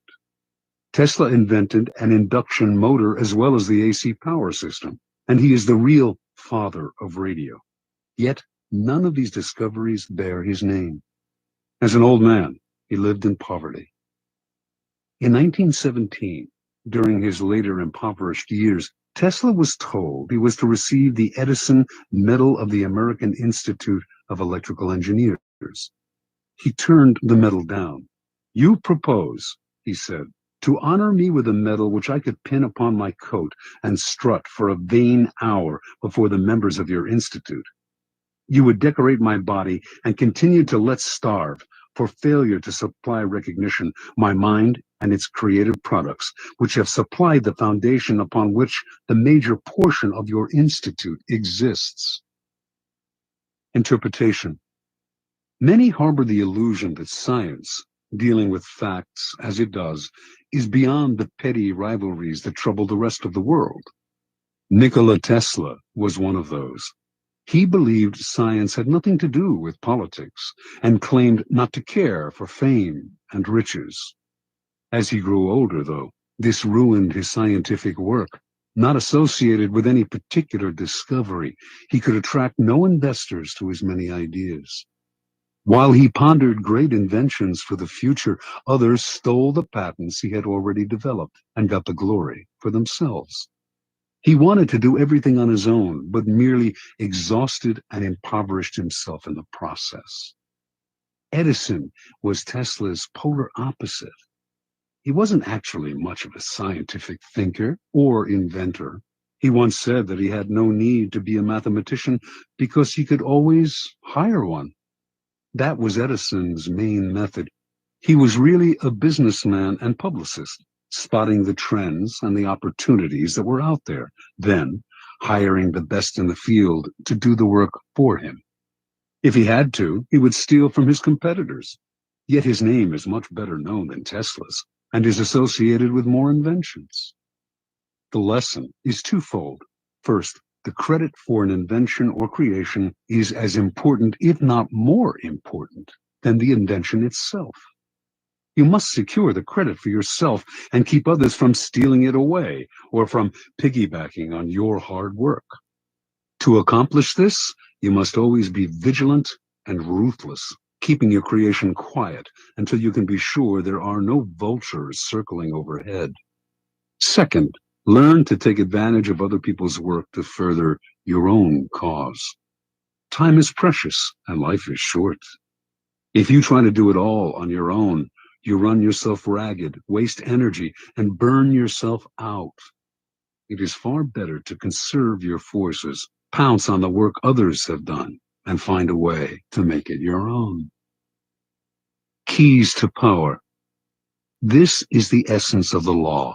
Learn to get others to do the work for you, while you take the credit and you appear to be of godlike strength and power. If you think it important to do all the work yourself, you will never get far, and you will suffer the fate of the Teslas of the world. Find people with the skills and creativity you lack. Either hire them while putting your own name on top of theirs, or find a way to take their work and make it your own. Their creativity thus becomes yours, and you seem a genius to the world. Law 8. Make other people come to you. Use bait if necessary. Judgment. When you force the other person to act, you are the one in control. It is always better to make your opponent come to you, abandoning his own plans in the process. Lure him with fabulous gains, then attack. You hold the cards. Observance of the law. At the Congress of Vienna in 1814, the major powers of Europe gathered to carve up the remains of Napoleon's fallen empire. The city was full of gaiety, and the balls were the most splendid in memory. Hovering over the proceedings, however, was the shadow of Napoleon himself. Instead of being executed or exiled far away, he had been sent to the island of Elba, not far from the coast of Italy. Even imprisoned on an island, a man as bold and creative as Napoleon Bonaparte made everyone nervous. The Austrians plotted to kill him on Elba, but decided it was too risky. Alexander I, Russia's temperamental czar, heightened the anxiety by throwing a fit during the Congress when a part of Poland was denied him. "Beware, I shall loose the monster," he threatened. Everyone knew he meant Napoleon. Of all the statesmen gathered in Vienna, only Talleyrand, Napoleon's former foreign minister, seemed calm and unconcerned. It was as if he knew something the others did not. Meanwhile, on the island of Elba, Napoleon's life was a mockery of his previous glory. As Elba's king, he had been allowed to form a court. There was a cook, a wardrobe mistress, an official pianist, and a handful of courtiers. All this was designed to humiliate Napoleon, and it seemed to work. That winter, however, there occurred a series of events so strange and dramatic they might have been scripted in a play. Elba was surrounded by British ships, their cannons covering all possible exit points. Yet somehow, in broad daylight, on 26 February 1815, a ship with 900 men on board picked up Napoleon and put to sea.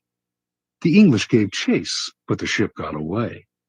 This almost impossible escape astonished the public throughout Europe and terrified the statesmen of the Congress of Vienna. Although it would have been safer to leave Europe, Napoleon not only chose to return to France, he raised the odds by marching on Paris with a tiny army in hopes of recapturing the throne. His strategy worked. People of all classes threw themselves at his feet. An army under Marshal Ney sped from Paris to arrest him, but when the soldiers saw their beloved former leader, they changed sides. Napoleon was declared emperor again. Volunteers swelled the ranks of his new army. Delirium swept the country. In Paris, crowds went wild. The king who had replaced Napoleon fled the country. For the next 100 days, Napoleon ruled France.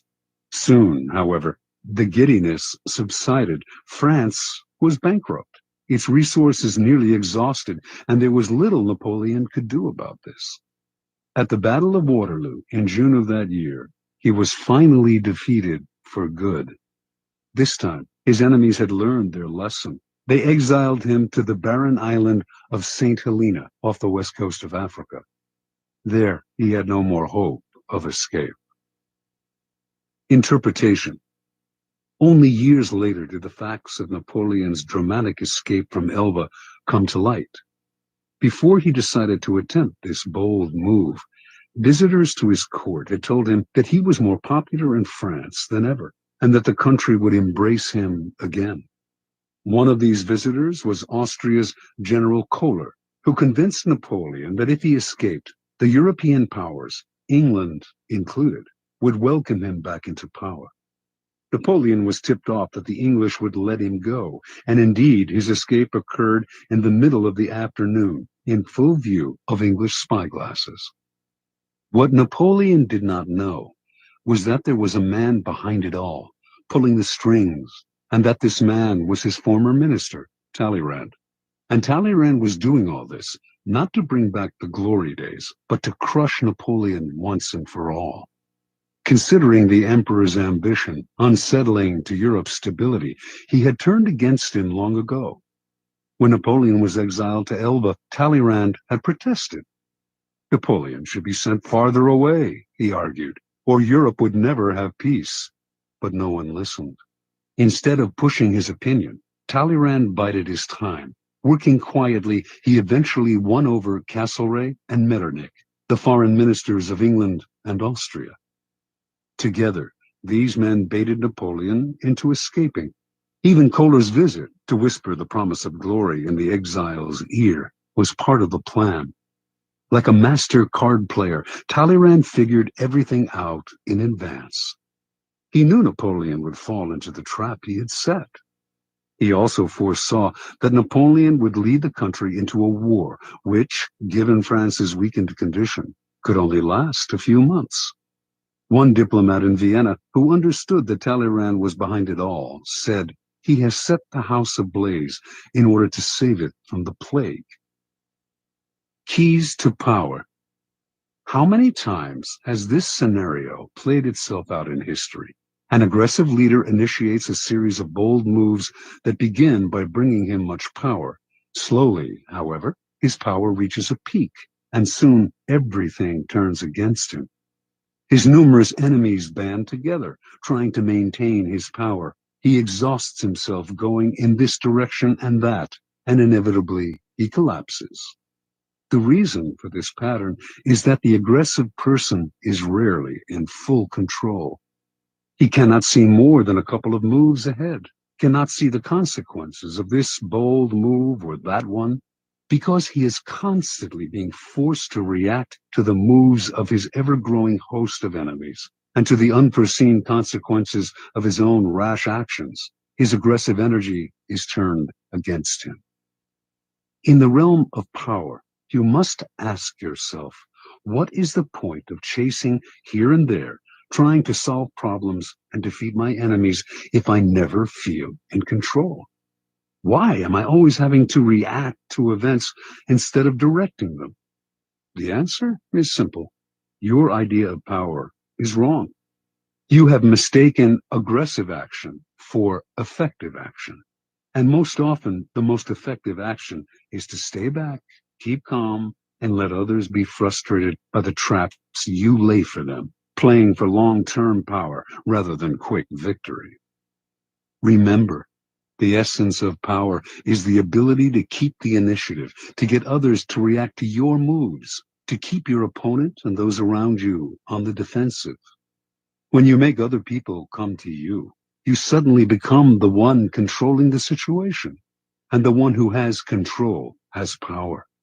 Two things must happen to place you in this position. You yourself must learn to master your emotions and never to be influenced by anger.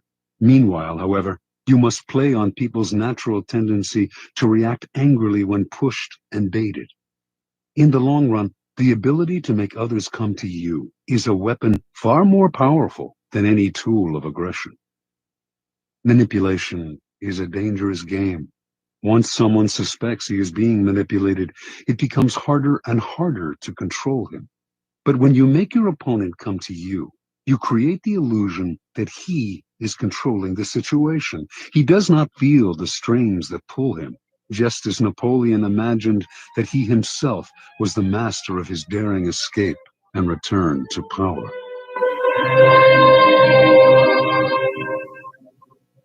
Law 9.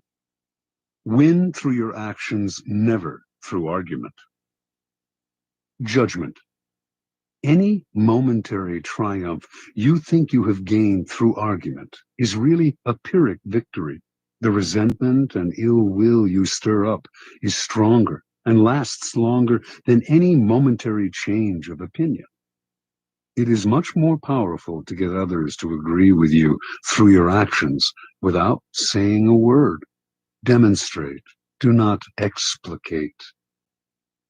Observance of the law. In 1502, in Florence, Italy, an enormous block of marble stood in the works department of the Church of Santa Maria del Fiore. It had once been a magnificent piece of raw stone, but an unskilled sculptor had mistakenly bored a hole through it, where there should have been a figure's legs, generally mutilating it. Piero Soderini, Florence's mayor, had contemplated trying to save the block by commissioning Leonardo da Vinci to work on it, or some other master, but had given up, since everyone agreed that the stone had been ruined. So, despite the money that had been wasted on it, it gathered dust in the dark halls of the church. This was where things stood until some Florentine friends of the great Michelangelo decided to write to the artist, then living in Rome. He alone, they said, could do something with the marble, which was still magnificent raw material. Michelangelo traveled to Florence, examined the stone, and came to the conclusion that he could, in fact, carve a fine figure from it by adapting the pose to the way the rock had been mutilated. Soderini argued that this was a waste of time. Nobody could salvage such a disaster, but he finally agreed to let the artist work on it. Michelangelo decided he would depict a young David, sling in hand. Weeks later, as Michelangelo was putting the final touches on the statue, Soderini entered the studio. Fancying himself a bit of a connoisseur, he studied the huge work and told Michelangelo that while he thought it was magnificent, the nose, he judged, was too big. Michelangelo realized that Soderini was standing in a place right under the giant figure and did not have the proper perspective. Without a word, he gestured for Soderini to follow him up the scaffolding. Reaching the nose, he picked up his chisel, as well as a bit of marble dust that lay on the planks. With Soderini just a few feet below him on the scaffolding, Michelangelo started to tap lightly with the chisel, letting the bits of dust he had gathered in his hand to fall little by little. He actually did nothing to change the nose, but gave every appearance of working on it. After a few minutes of the charade, he stood aside. "Look at it now." "I like it better," replied Soderini. "You've made it come alive." Interpretation. Michelangelo knew that by changing the shape of the nose, he might ruin the entire sculpture. Yet Soderini was a patron who prided himself on his aesthetic judgment. To offend such a man by arguing would not only gain Michelangelo nothing, it would put future commissions in jeopardy. Michelangelo was too clever to argue. His solution was to change Soderini's perspective, literally bringing him closer to the nose, without making him realize that this was the cause of his misperception.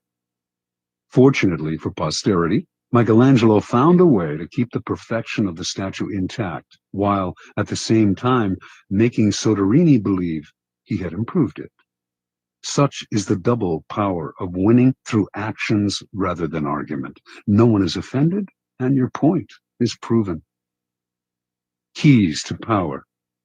In the realm of power, you must learn to judge your moves by their long-term effects on other people. The problem in trying to prove a point or gain a victory through argument is that in the end, you can never be certain how it affects the people you're arguing with. They may appear to agree with you politely, but inside, they may resent you. Or perhaps something you said inadvertently even offended them. Words have that insidious ability to be interpreted according to the other person's mood and insecurities.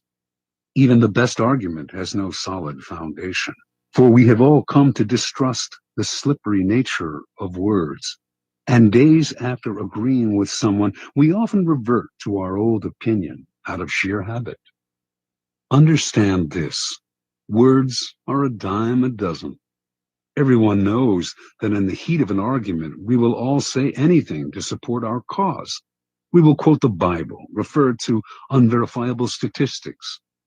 Who can be persuaded by bags of air like that? Action and demonstration are much more powerful and meaningful. They are there before our eyes for us to see. Yes, now the statue's nose does look just right. There are no offensive words, no possibility of misinterpretation. No one can argue with a demonstrated proof. As Balthazar Gracian remarks, the truth is generally seen, rarely heard. Law 10. Infection. Avoid the unhappy and unlucky. Judgment. You can die from someone else's misery. Emotional states are as infectious as diseases. You may feel you are helping the drowning man, but you are only precipitating your own disaster. The unfortunate sometimes draw misfortune on themselves. They will also draw it on you. Associate with the happy and fortunate instead. Transgression of the law. Born in Limerick, Ireland in 1818, Marie Gilbert came to Paris in the 1840s to make her fortune as a dancer and performer. Taking the name Lola Montez, her mother was of distant Spanish descent. She claimed to be a flamenco dancer from Spain. By 1845, her career was languishing, and to survive, she became a courtesan, quickly one of the more successful in Paris. Only one man could salvage Lola's dancing career, Alexandre Dujarier, owner of the newspaper with the largest circulation in France, and also the newspaper's drama critic. She decided to woo and conquer him. Investigating his habits, she discovered that he went riding every morning. An excellent horsewoman herself, she rode out one morning and accidentally ran into him. Soon they were riding together every day. A few weeks later, Lola moved into his apartment. For a while, the two were happy together. With Dujarrier's help, Lola began to revive her dancing career. Despite the risk to his social standing, Dujarrier told friends he would marry her in the spring. Lola had never told him that she had eloped at age 19 with an Englishman and was still legally married. Although Dujarrier was deeply in love, his life started to slide downhill. His fortunes in business changed, and influential friends began to avoid him. One night, Dujarrier was invited to a party, attended by some of the wealthiest young men in Paris. Lola wanted to go too, but he would not allow it. They had their first quarrel, and Dujarrier attended the party by himself. There, hopelessly drunk, he insulted an influential drama critic, Jean-Baptiste Rosemont de Beauvalon, perhaps because of something the critic had said about Lola. The following morning, Beauvalon challenged him to a duel. Beauvalon was one of the best pistol shots in France. Dujarrier tried to apologize, but the duel took place, and he was shot and killed. Thus ended the life of one of the most promising young men of Paris society. Devastated, Lola left Paris. In 1846, Lola Montez found herself in Munich, where she decided to woo and conquer King Ludwig of Bavaria. The best way to Ludwig, she discovered, was through his aide-de-camp, Count Otto von Rechberg, a man with a fondness for pretty girls. One day, when the Count was breakfasting at an outdoor cafe, Lola rode by on her horse, was accidentally thrown from the saddle, and landed at Rechberg's feet. The Count rushed to help her and was enchanted. He promised to introduce her to Ludwig. Rechberg arranged an audience with the king for Lola, but when she arrived in the anteroom, she could hear the king saying he was too busy to meet a favor-seeking stranger. Lola pushed aside the sentries and entered his room anyway. In the process, the front of her dress somehow got torn, perhaps by her, perhaps by one of the sentries, and to the astonishment of all, most especially the king, her bare breasts were brazenly exposed. Lola was granted her audience with Ludwig. 55 hours later, she made her debut on the Bavarian stage. The reviews were terrible, but that did not stop Ludwig from arranging more performances. Ludwig was, in his own words, bewitched by Lola. He started to appear in public with her on his arm, and then he bought and furnished an apartment for her on one of Munich's most fashionable boulevards. Although he had been known as a miser and was not given to flights of fancy, he started to shower Lola with gifts and to write poetry for her. Now his favored mistress, she catapulted to fame and fortune overnight. Lola began to lose her sense of proportion. One day, when she was out riding, an elderly man rode ahead of her, a bit too slowly for her liking. Unable to pass him, she began to slash him with her riding crop. On another occasion, she took her dog, unleashed, out for a stroll. The dog attacked a passerby, but instead of helping the man get the dog away, she whipped him with the leash. Incidents like this infuriated the stolid citizens of Bavaria, but Ludwig stood by Lola and even had her naturalized as a Bavarian citizen. The king's entourage tried to wake him to the dangers of the affair, but those who criticized Lola were summarily fired.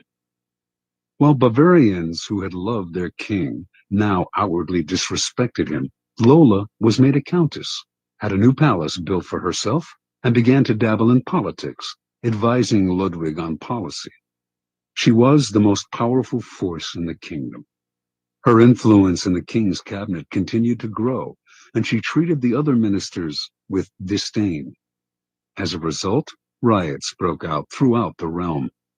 A once peaceful land was virtually in the grip of civil war, and students everywhere were chanting, "Raus mit Lola!" By February of 1848, Ludwig was finally unable to withstand the pressure. With great sadness, he ordered Lola to leave Bavaria immediately. She left, but not until she was paid off. For the next 5 weeks, the Bavarians' wrath was turned against their formerly beloved king. In March of that year, he was forced to abdicate. Lola Montez moved to England. More than anything, she needed respectability, and despite being married, she still had not arranged a divorce from the Englishman she had wed years before. She set her sights on George Trafford Heald, a promising young army officer who was the son of an influential barrister. Although he was 10 years younger than Lola and could have chosen a wife among the prettiest and wealthiest young girls of English society, Heald fell under her spell. They were married in 1849. Soon, arrested on the charge of bigamy, she skipped bail, and she and Heald made their way to Spain. They quarreled horribly, and on one occasion, Lola slashed him with a knife. Finally, she drove him away.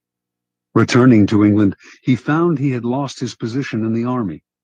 Ostracized from English society, he moved to Portugal, where he lived in poverty.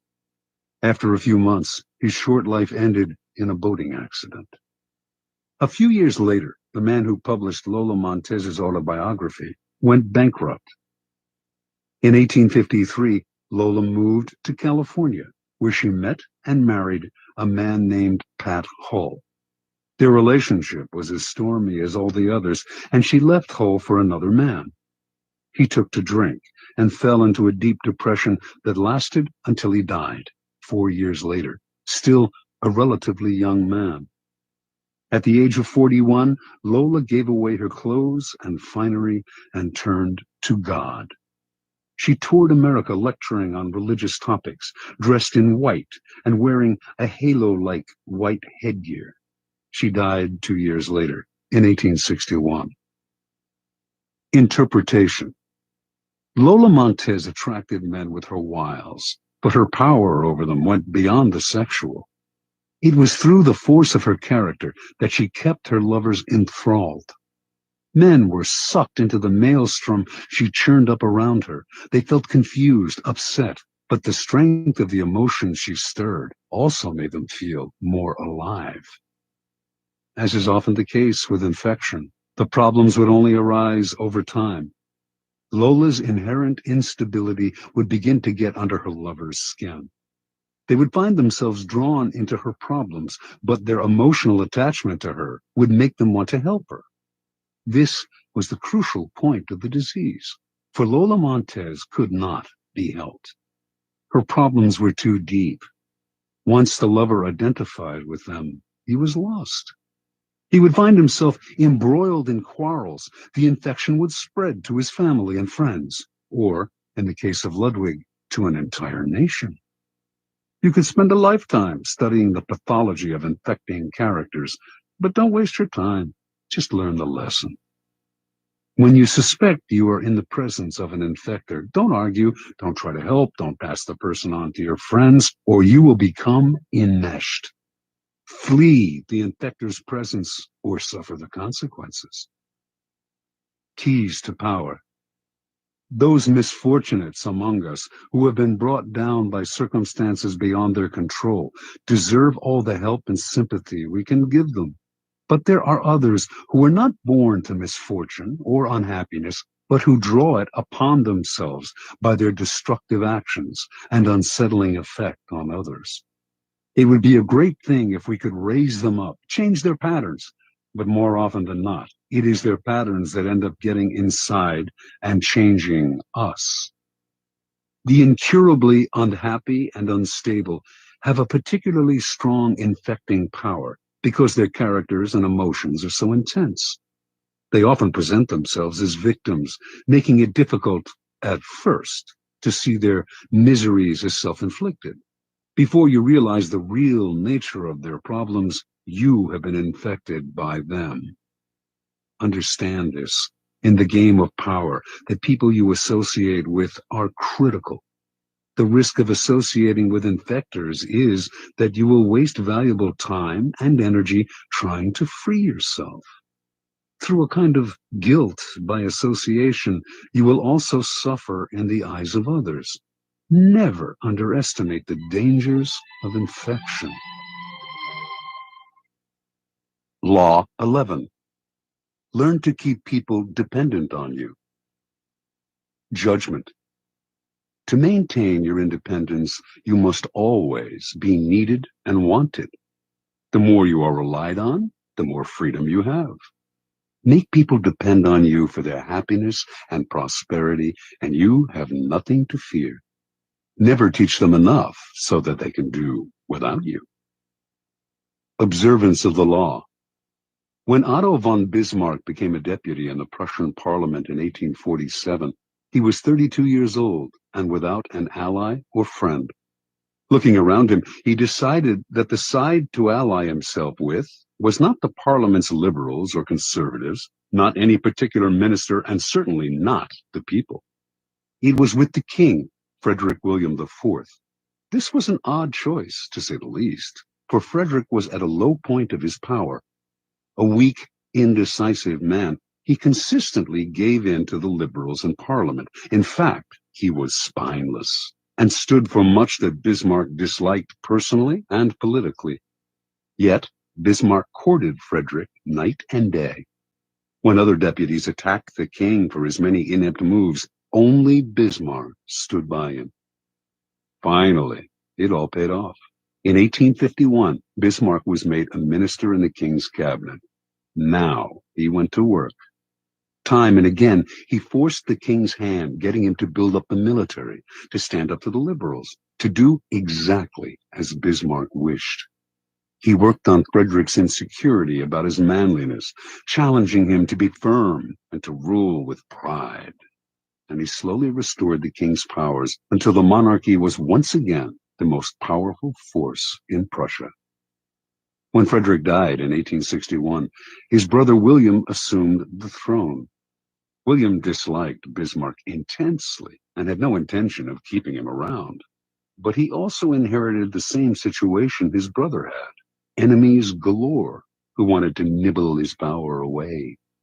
He actually considered abdicating, feeling he lacked the strength to deal with this dangerous and precarious position. But Bismarck insinuated himself once again. He stood by the new king, gave him strength, and urged him into firm and decisive action. The king grew dependent on Bismarck's strong-arm tactics to keep his enemies at bay, and despite his antipathy toward the man, he soon made him his prime minister.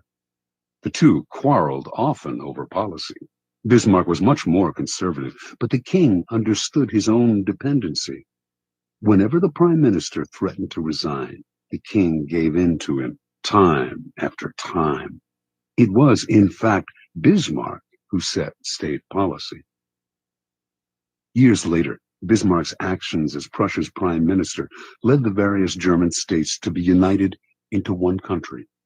Now, Bismarck finagled the king into letting himself be crowned Emperor of Germany.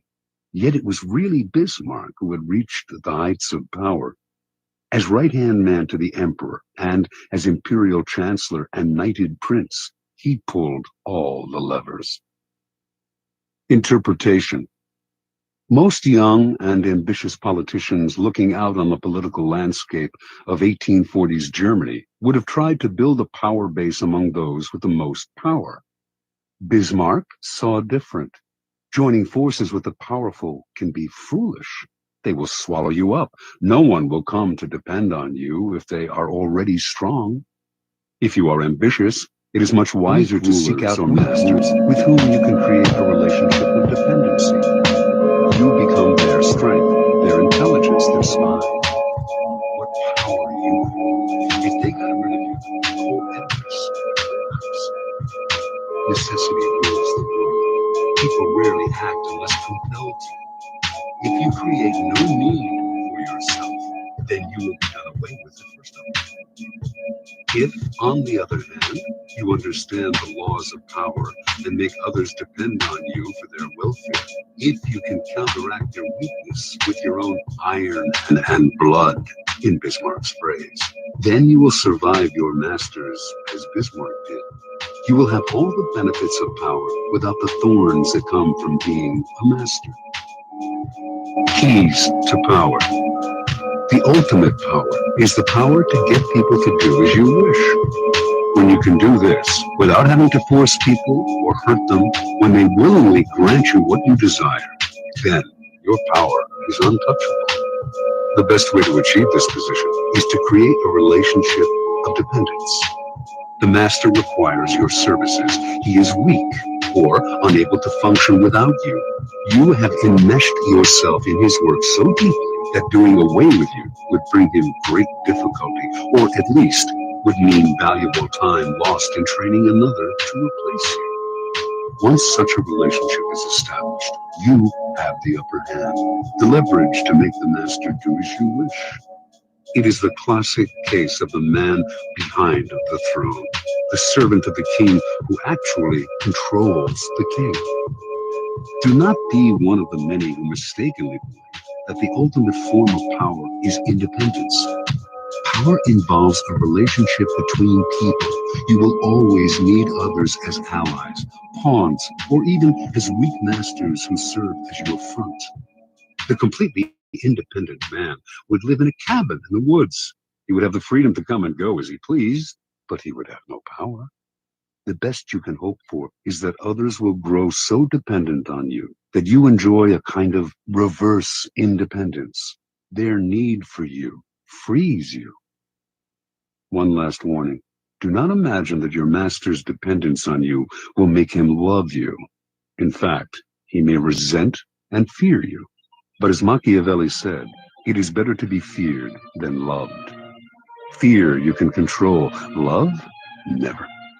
Depending on an emotion as subtle and changeable as love or friendship will only make you insecure. Better to have others depend on you out of fear of the consequences of losing you than out of love of your company.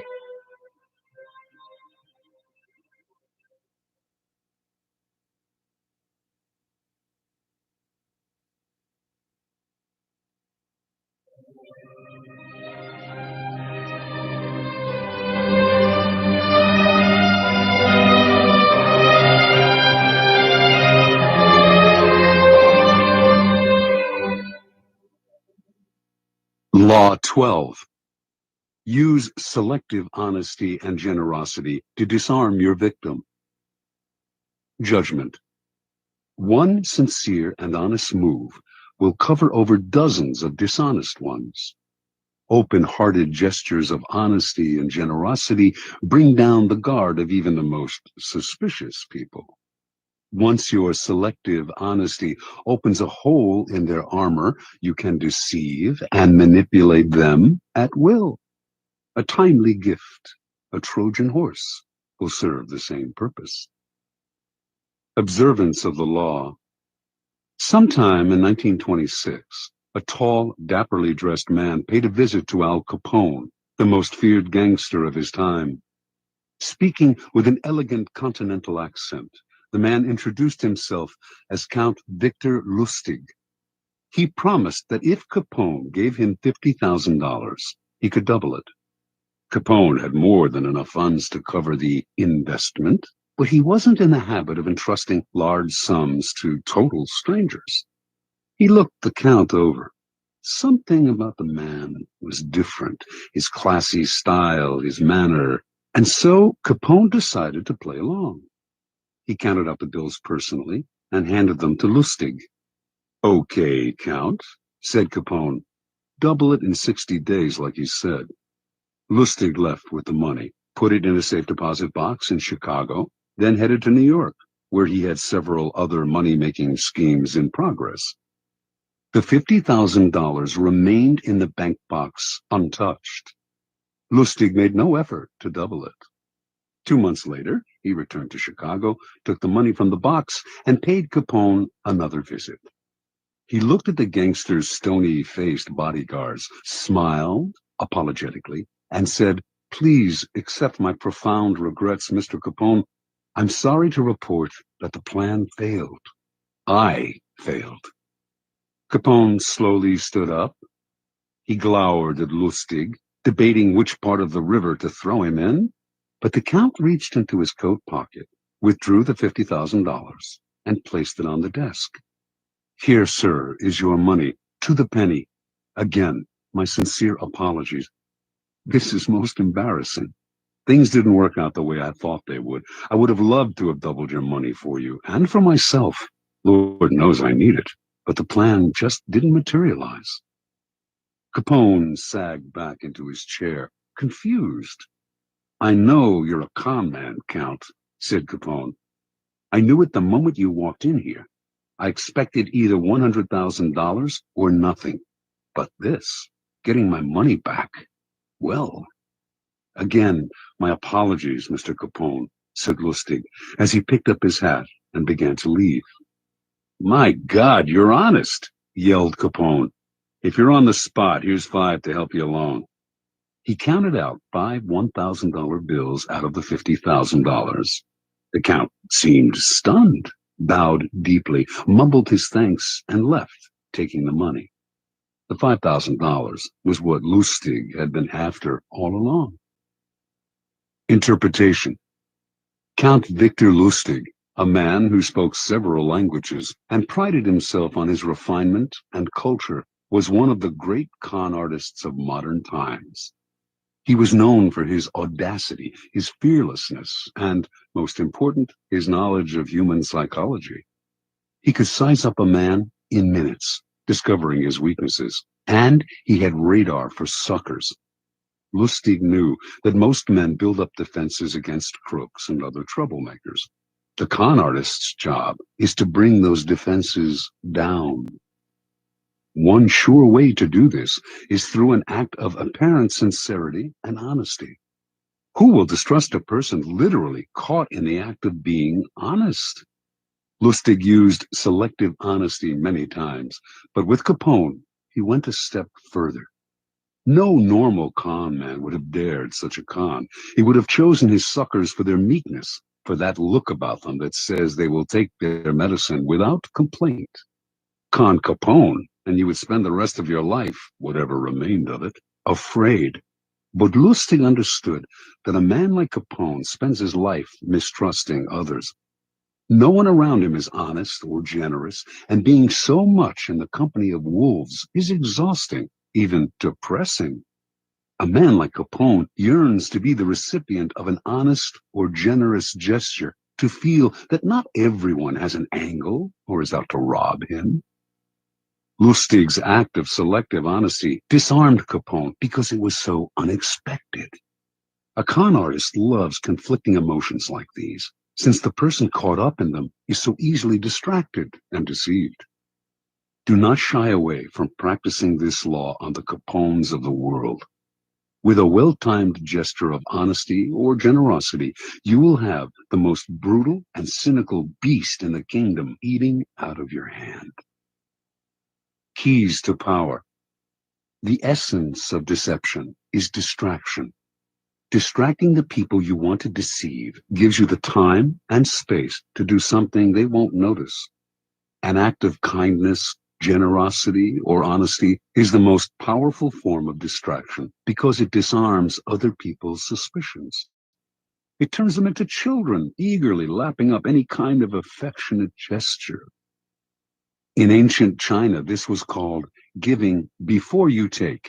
The giving makes it hard for the other person to notice the taking. It is a device with infinite practical uses. Brazenly taking something from someone is dangerous, even for the powerful. The victim will plot revenge. It is also dangerous simply to ask for what you need, no matter how politely. Unless the other person sees some gain for themselves, they may come to resent your neediness. Learn to give before you take. It softens the ground, takes the bite out of a future request, or simply creates a distraction. And the giving can take many forms: an actual gift, a generous act, a kind favor, an honest admission, whatever it takes. Selective honesty is best employed on your first encounter with someone. We are all creatures of habit, and our first impressions last a long time. If someone believes you are honest at the start of your relationship, it takes a lot to convince them otherwise. This gives you room to maneuver. A single act of honesty is often not enough. What is required is a reputation for honesty built on a series of acts. But these can be quite inconsequential. Once this reputation is established, as with first impression, it is hard to shake. Selective kindness should also be part of your arsenal of deception. Selective kindness will often break down even the most stubborn foe. Aiming right for the heart, it corrodes the will to fight back. Remember, by playing on people's emotions, calculated acts of kindness can turn a Capone into a gullible child. As with any emotional approach, the tactic must be practiced with caution. If people see through it, their disappointed feelings of gratitude and warmth will become the most violent hatred and distrust. Unless you can make the gesture seem sincere and heartfelt, do not play with fire. Law 13. When asking for help, appeal to people's self-interest, never to their mercy or gratitude. Judgment. If you need to turn to an ally for help, do not bother to remind him of your past assistance and good deeds. He will find a way to ignore you. Instead, uncover something in your request or in your alliance with him that will benefit him and emphasize it out of all proportion. He will respond enthusiastically when he sees something to be gained for himself. Observance of the law. In 433 BC, just before the Peloponnesian War, the island of Corcyra, later called Corfu, and the Greek city-state of Corinth stood on the brink of conflict. Both sides sent ambassadors to Athens to try to win over the Athenians to their side. The stakes were high, since whoever had Athens on his side was sure to win, and whoever won the war would certainly give the defeated side no mercy. Corcyra spoke first. Its ambassador began by admitting that the island had never helped Athens before, and in fact had allied itself with Athens' enemies. There were no ties of friendship or gratitude between Corcyra and Athens. Yes, the ambassador admitted, he had come to Athens now out of fear and concern for Corcyra's safety. The only thing he could offer was an alliance of mutual interests. Corcyra had a navy only surpassed in size and strength by Athens' own. An alliance between the two states would create a formidable force, one that could intimidate the rival state of Sparta. That, unfortunately, was all Corcyra had to offer. The representative from Corinth then gave a brilliant, passionate speech in sharp contrast to the dry, colorless approach of the Corcyran. He talked of everything Corinth had done for Athens in the past. He asked how it would look to Athens' other allies if the city put an agreement with a former enemy over one with a present friend, one that had served Athens' interest loyally. Perhaps those allies would break their agreements with Athens if they saw that their loyalty was not valued. He referred to Hellenic law and the need to repay Corinth for all its good deeds. He finally went on to list the many services Corinth had performed for Athens and the importance of showing gratitude to one's friends. After the speech, the Athenians debated the issue in an assembly. On the second round, they voted overwhelmingly to ally with Corcyra and drop Corinth. Interpretation. History has remembered the Athenians nobly, but they were the preeminent realists of classical Greece. With them, all the rhetoric, all the emotional appeals in the world could not match a good, pragmatic argument, especially one that added to their power. What the Corinthian ambassador did not realize was that his references to Corinth's past generosity to Athens only irritated the Athenians, subtly asking them to feel guilty and putting them under obligation. The Athenians could care less about past favors and friendly feelings. At the same time, they knew that if their other allies thought them ungrateful for abandoning Corinth, these city-states would still be unlikely to break their ties to Athens, the preeminent power in Greece. Athens ruled its empire by force and would simply compel any rebellious ally to return to the fold. When people choose between talk about the past and talk about the future, a pragmatic person will always opt for the future and forget the past. As the Corcyrans realized, it is always best to speak pragmatically to a pragmatic person. And in the end, most people are, in fact, pragmatic. They will rarely act against their own self-interest. Keys to power. In your quest for power, you will constantly find yourself in the position of asking for help from those more powerful than you. There is an art to asking for help, an art that depends on your ability to understand the person you are dealing with and to not confuse your needs with theirs. Most people never succeed at this because they are completely trapped in their own wants and desires. They start from the assumption that the people they are appealing to have a selfless interest in helping them. They talk as if their needs mattered to these people, who probably couldn't care less.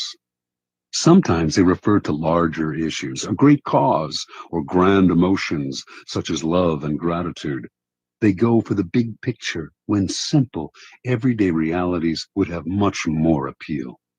What they do not realize is that even the most powerful person is locked inside needs of his own, and that if you make no appeal to his self-interest, he merely sees you as desperate, or at best, a waste of time. A key step in the process is to understand the other person's psychology. Is he vain? Is he concerned about his reputation or his social standing? Does he have enemies you could help him vanquish? Is he simply motivated by money and power? When the Mongols invaded China in the 12th century, they threatened to obliterate a culture that had thrived for over 2,000 years. Their leader, Genghis Khan, saw nothing in China but a country that lacked pasturing for his horses, and he decided to destroy the place, leveling all its cities, for it would be better to exterminate the Chinese and let the grass grow. It was not a soldier, a general, or a king who saved the Chinese from devastation, but a man named Yelu Chutsai. A foreigner himself, Chutsai had come to appreciate the superiority of Chinese culture. He managed to make himself a trusted advisor to Genghis Khan and persuaded him that he would reap riches out of the place if instead of destroying it, he simply taxed everyone who lived there. Khan saw the wisdom in this and did as Chutsai advised.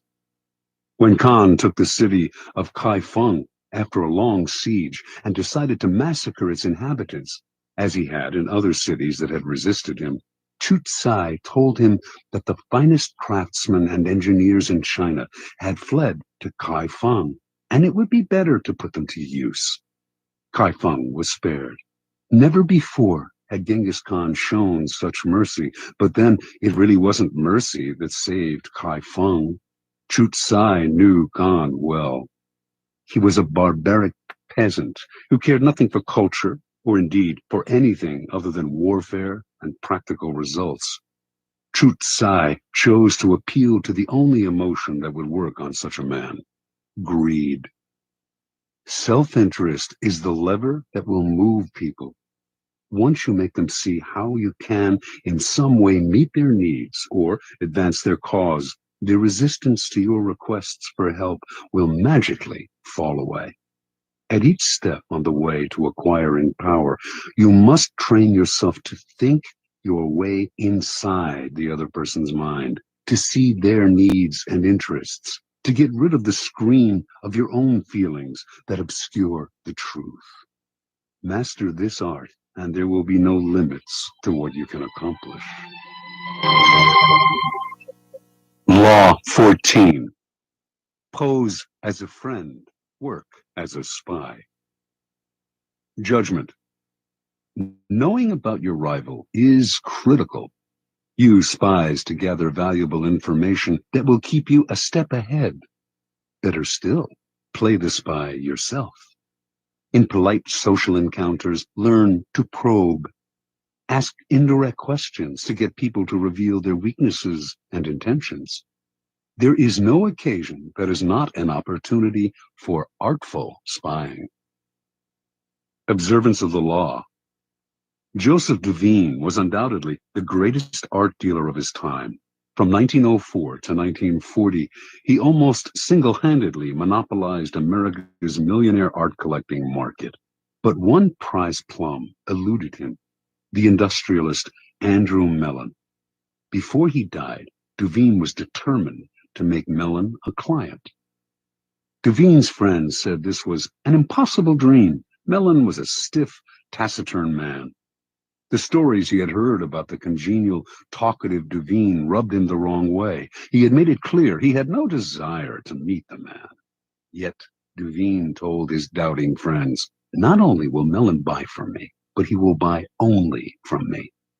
For several years, he tracked his prey, learning the man's habits, tastes, phobias. To do this, he secretly put several of Mellon's staff on his own payroll, worming valuable information out of them.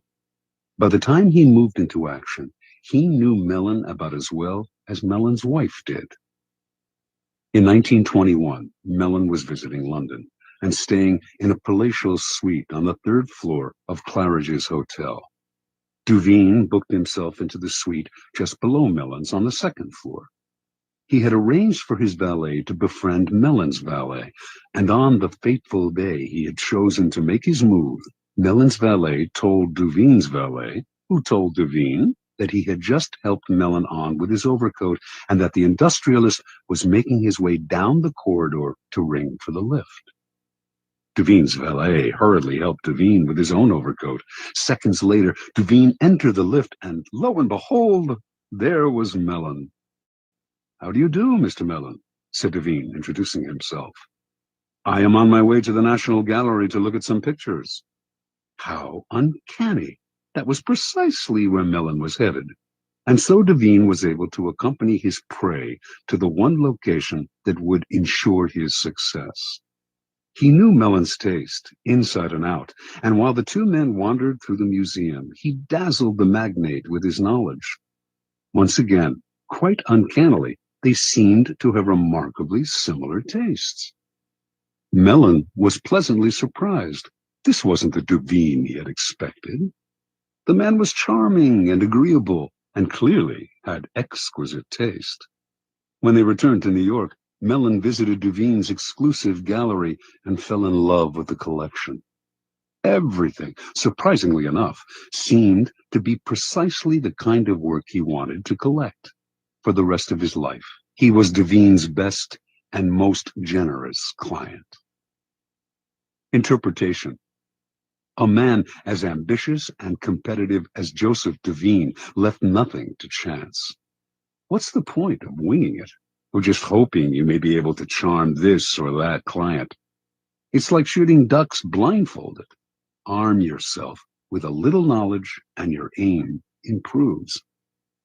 Mellon was the most spectacular of Duveen's catches, but he spied on many a millionaire. By secretly putting members of his clients' household staffs on his own payroll, he would gain constant access to valuable information about their master's comings and goings, changes in taste, and other such tidbits of information that would put him a step ahead. A rival of Duveen's, who wanted to make Henry Frick a client, noticed that whenever he visited this wealthy New Yorker, Duveen was there before him, as if he had a sixth sense. To other dealers, Duveen seemed to be everywhere, and to know everything before they did. His powers discouraged and disheartened them, until many simply gave up going after the wealthy clients who could make a dealer rich. Such is the power of artful spying. It makes you seem all-powerful, clairvoyant. Your knowledge of your mark can also make you seem charming. So well can you anticipate their desires. No one sees the source of your power, and what they cannot see, they cannot fight. Keys to power. In the realm of power, your goal is a degree of control over future events. Part of the problem you face, then, is that people won't tell you all their thoughts, emotions, and plans. Carefully controlling what they say, they keep the most critical parts of their character hidden, their weaknesses, ulterior motives, obsessions. The result is that you cannot predict their moves and are constantly in the dark. The trick is to find a way to probe them, to find out their secrets and hidden intentions without letting them know what you are up to. This is not as difficult as you might think. A friendly front will let you secretly gather information on friends and enemies alike. Let others consult the horoscope or read tarot cards. You have more concrete means of seeing into the future. The most common way of spying is to use other people, as Duveen did. The method is simple, powerful, but risky. You will certainly gather information, but you have little control over the people who are doing the work. Perhaps they will ineptly reveal your spying, or even secretly turn against you. It is far better to be the spy yourself, to pose as a friend while secretly gathering information. During social gatherings and innocuous encounters, pay attention. This is when people's guards are down. By suppressing your own personality, you can make them reveal things. The brilliance of the maneuver is that they will mistake your interest in them for friendship, so that you not only learn, you make allies. Nevertheless, you should practice this tactic with caution and care. If people begin to suspect you are worming secrets out of them under the cover of conversation, they will strictly avoid you. Emphasize friendly chatter, not valuable information. Your search for gems of information cannot be too obvious, or your probing questions will reveal more about yourself and your intentions than about the information you hope to find. A trick to try in spying comes from La Rochefoucauld, who wrote, "Sincerity is found in very few men, and is often the cleverest of ruses. One is sincere in order to draw out the confidence and secrets of the other. By pretending to bare your heart to another person, in other words, you make them more likely to reveal their own secrets. Give them a false confession, and they will give you a real one." Another trick was identified by the philosopher Arthur Schopenhauer, who suggested vehemently contradicting people you're in conversation with as a way of irritating them. stirring them up so that they lose some of the control over their words. In their emotional reaction, they will reveal all kinds of truths about themselves, truths you can later use against them. Another method of indirect spying is to test people, to lay little traps that make them reveal things about themselves. Khosroes II, a notoriously clever 7th century king of the Persians, had many ways of seeing through his subjects without raising suspicion. If he noticed, for instance, that two of his courtiers had become particularly friendly, he would call one of them aside and say he had information that the other was a traitor and would soon be killed. The king would tell the courtier he trusted him more than anyone and that he must keep this information secret. Then he would watch the two men carefully. If he saw that the second courtier had not changed in his behavior toward the king, he would conclude that the first courtier had kept the secret, and he would quickly promote the man, later taking him aside to confess, "I meant to kill your friend because of certain information that had reached me, but when I investigated the matter, I found it was untrue." If, on the other hand, the second courtier started to avoid the king, acting aloof and tense, Khosroes would know that the secret had been revealed. He would ban the second courtier from his court, letting him know that the whole business had only been a test, but that even though the man had done nothing wrong, he could no longer trust him. The first courtier, however, had revealed the secret, and him Khosroes would ban from his entire kingdom. It may seem an odd form of spying that reveals not empirical information, but a person's character. Often, however, it is the best way of solving problems before they arise. By tempting people into certain acts, you learn about their loyalty, their honesty, and so on. And this kind of knowledge is often the most valuable of all. Armed with it, you can predict their actions in the future.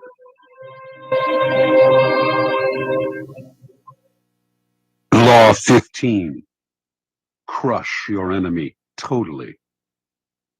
Judgment. All great leaders since Moses have known that a feared enemy must be crushed completely. Sometimes they have learned this the hard way. If one ember is left alight, no matter how dimly it smolders, a fire will eventually break out. More is lost through stopping halfway than through total annihilation. The enemy will recover and will seek revenge. Crush him, not only in body, but in spirit. Transgression of the law. No rivalry between leaders is more celebrated in Chinese history than the struggle between Xiang Yu and Liu Bang. These two generals began their careers as friends, fighting on the same side. Xiang Yu came from the nobility, large and powerful, given to bouts of violence and temper, a bit dull-witted. He was yet a mighty warrior who always fought at the head of his troops. Liu Bang came from peasant stock. He had never been much of a soldier and preferred women and wine to fighting. In fact, he was something of a scoundrel, but he was wily, and he had the ability to recognize the best strategists, keeping them as his advisors, and listen to their advice. He had risen in the army through these strengths.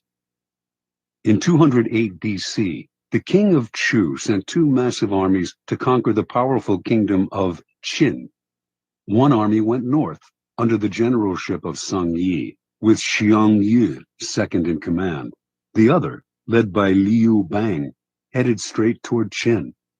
The target was the kingdom's splendid capital, Xianyang, and Xiang Yu, ever violent and impatient, could not stand the idea that Liu Bang would get to Xianyang first, and perhaps would assume command of the entire army. At one point on the northern front, Xiang's commander, Sung Yi, hesitated in sending his troops into battle. Furious, Xiang entered Sung Yi's tent, proclaimed him a traitor, cut off his head, and assumed sole command of the army. Without waiting for orders, he left the northern front and marched directly on Xianyang. He felt certain he was the better soldier and general than Liu, but to his utter astonishment, his rival, leading a smaller, swifter army, managed to reach Xianyang first. Xiang had an advisor, Fan Tseng, who warned him, this village headman, Liu Bang, used to be greedy only for riches and women, but since entering the capital, he has not been led astray by wealth, wine, or sex. That shows he is aiming high. Fan Tseng urged Xiang to kill his rival before it was too late. He told the general to invite the wily peasant to a banquet at their camp outside Xianyang, and, in the midst of a celebratory sword dance, to have his head cut off. The invitation was sent. Liu fell for the trap and came to the banquet. But Xiang hesitated in ordering the sword dance, and by the time he gave the signal, Liu had sensed a trap and managed to escape. Bah! Cried Fan Tseng in disgust, seeing that Xiang had botched the plot. One cannot plan with a simpleton. Liu Bang will steal your empire yet and make us all his prisoners. Realizing his mistake, Xiang hurriedly marched on Xianyang, this time determined to hack off his rival's head. Liu was never one to fight when the odds were against him, and he abandoned the city.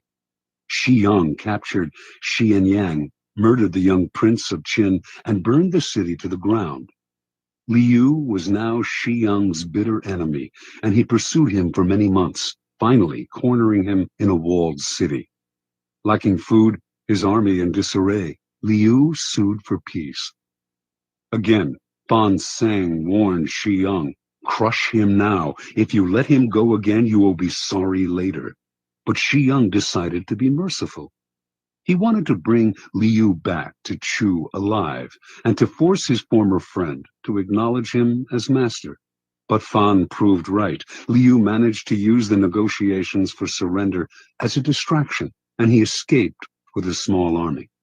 Xiang, amazed that he had yet again let his rival slip away, once more set out after Liu, this time with such ferocity that he seemed to have lost his mind. A few weeks later, in the thick of the hunt, Xiang scattered his forces unwisely, and in a surprise attack, Liu was able to surround his main garrison. For the first time, the tables were turned. Now, it was Xiang who sued for peace. Liu's top advisor urged him to destroy Xiang, crush his army, show no mercy. Making a false treaty, he lured Xiang into relaxing his defense, then slaughtered almost all of his army. Xiang managed to escape. Alone and on foot, knowing that Liu had put a bounty on his head, he came upon a small group of his own retreating soldiers and cried out, I hear Liu Bang has offered 1,000 pieces of gold and a fief of 10,000 families for my head. Let me do you a favor. Then he slit his own throat and died. Interpretation. This is the fate that faces all of us when we sympathize with our enemies, when pity or the hope of reconciliation makes us pull back from doing away with them. We only strengthen their fear and hatred of us. We have beaten them and they are humiliated, yet we nurture these resentful vipers who will one day kill us. Power cannot be dealt with this way. It must be exterminated, crushed, and denied the chance to return to haunt us. This is all the truer with a former friend who has become an enemy. The law governing fatal antagonisms reads, reconciliation is out of the question. Only one side can win, and it must win totally. Liu Bang learned this lesson well. After defeating Xiang Yu, this son of a farmer went on to become supreme commander of the armies of Chu. Crushing his next rival, the king of Chu, his own former leader, he crowned himself emperor, defeated everyone in his path, and went down in history as one of the greatest rulers of China, the immortal Han Gaozu, founder of the Han Dynasty. Keys to power. It is no accident that the story illustrating this law comes from China. Chinese history abounds with examples of enemies who were left alive and returned to haunt the lenient. Crush the enemy is a key strategic tenet of Sun Tzu, the 4th century BC author of The Art of War. The idea is simple. Your enemies wish you ill. There is nothing they want more than to eliminate you. If, in your struggles with them, you stop halfway or even three-quarters of the way, out of mercy or hope of reconciliation, you only make them more determined, more embittered, and they will someday take revenge. They may act friendly for the time being, but this is only because you have defeated them. They have no choice but to bide their time. The solution? Have no mercy.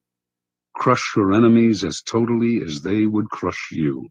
Ultimately, the only peace and security you can hope for from your enemies is their disappearance. Law 16. Use absence to increase respect and honor. Judgment. Too much circulation makes the price go down. The more you are seen and heard from, the more common you appear. If you are already established in a group, temporary withdrawal from it will make you more talked about, even more admired. You must learn when to leave, create value through scarcity. Observance of the law. For many centuries, the Assyrians ruled Upper Asia with an iron fist. In the 8th century BC, however, the people of Media, now northwestern Iran, revolted against them and finally broke free. Now the Medes had to establish a new government. Determined to avoid any form of despotism, they refused to give ultimate power to any one man or to establish a monarchy. Without a leader, however, the country soon fell into chaos and fractured into small kingdoms with village fighting against village. In one such village lived a man named Deioces, who began to make a name for himself for fair dealing and the ability to settle disputes. He did this so successfully, in fact, that soon any legal conflict in the area was brought to him, and his power increased. Throughout the land, the law had fallen into disrepute. The judges were corrupt, and no one entrusted their cases to the courts anymore, resorting to violence instead. When news spread of Deioces' wisdom, incorruptibility, and unshakable impartiality, Median villages far and wide turned to him to settle all manner of cases. Soon he became the sole arbiter of justice in the land. At the height of his power, Deioces suddenly decided he had had enough. He would no longer sit in the chair of judgment, would hear no more suits, settle no more disputes between brother and brother, village and village. Complaining that he was spending so much time dealing with other people's problems that he had neglected his own affairs, he retired. The country once again descended into chaos. With the sudden withdrawal of a powerful arbiter like Deioces, crime increased and contempt for the law was never greater. The Medes held a meeting of all the villages to decide how to get out of their predicament. "We cannot continue to live in this country under these conditions," said one tribal leader. "Let us appoint one of our number to rule so that we can live under orderly government rather than losing our homes altogether in the present chaos." And so, despite all that the Medes had suffered under the Assyrian despotism, they decided to set up a monarchy and name a king. And the man they most wanted to rule, of course, was the fair-minded Deioces. He was hard to convince, for he wanted nothing more to do with the village's infighting and bickering. But the Medes begged and pleaded. Without him, the country had descended into a state of lawlessness. Deioces finally agreed. Yet he also imposed conditions. An enormous palace was to be constructed for him. He was to be provided with bodyguards, and a capital city was to be built from which he could rule. All of this was done, and Deioces settled into his palace. In the center of the capital, the palace was surrounded by walls and completely inaccessible to ordinary people. Deioces then established the terms of his rule. Admission to his presence was forbidden. Communication with the king was only possible through messengers. No one in the royal court could see him more than once a week, and then only by permission. Deioces ruled for 53 years, extended the Median Empire, and established the foundation for what would later be the Persian Empire under his great-great-grandson Cyrus. During Deos's reign, the people's respect for him gradually turned into a form of worship. He was not a mere mortal, they believed, but the son of a god. Interpretation. Deoces was a man of great ambition.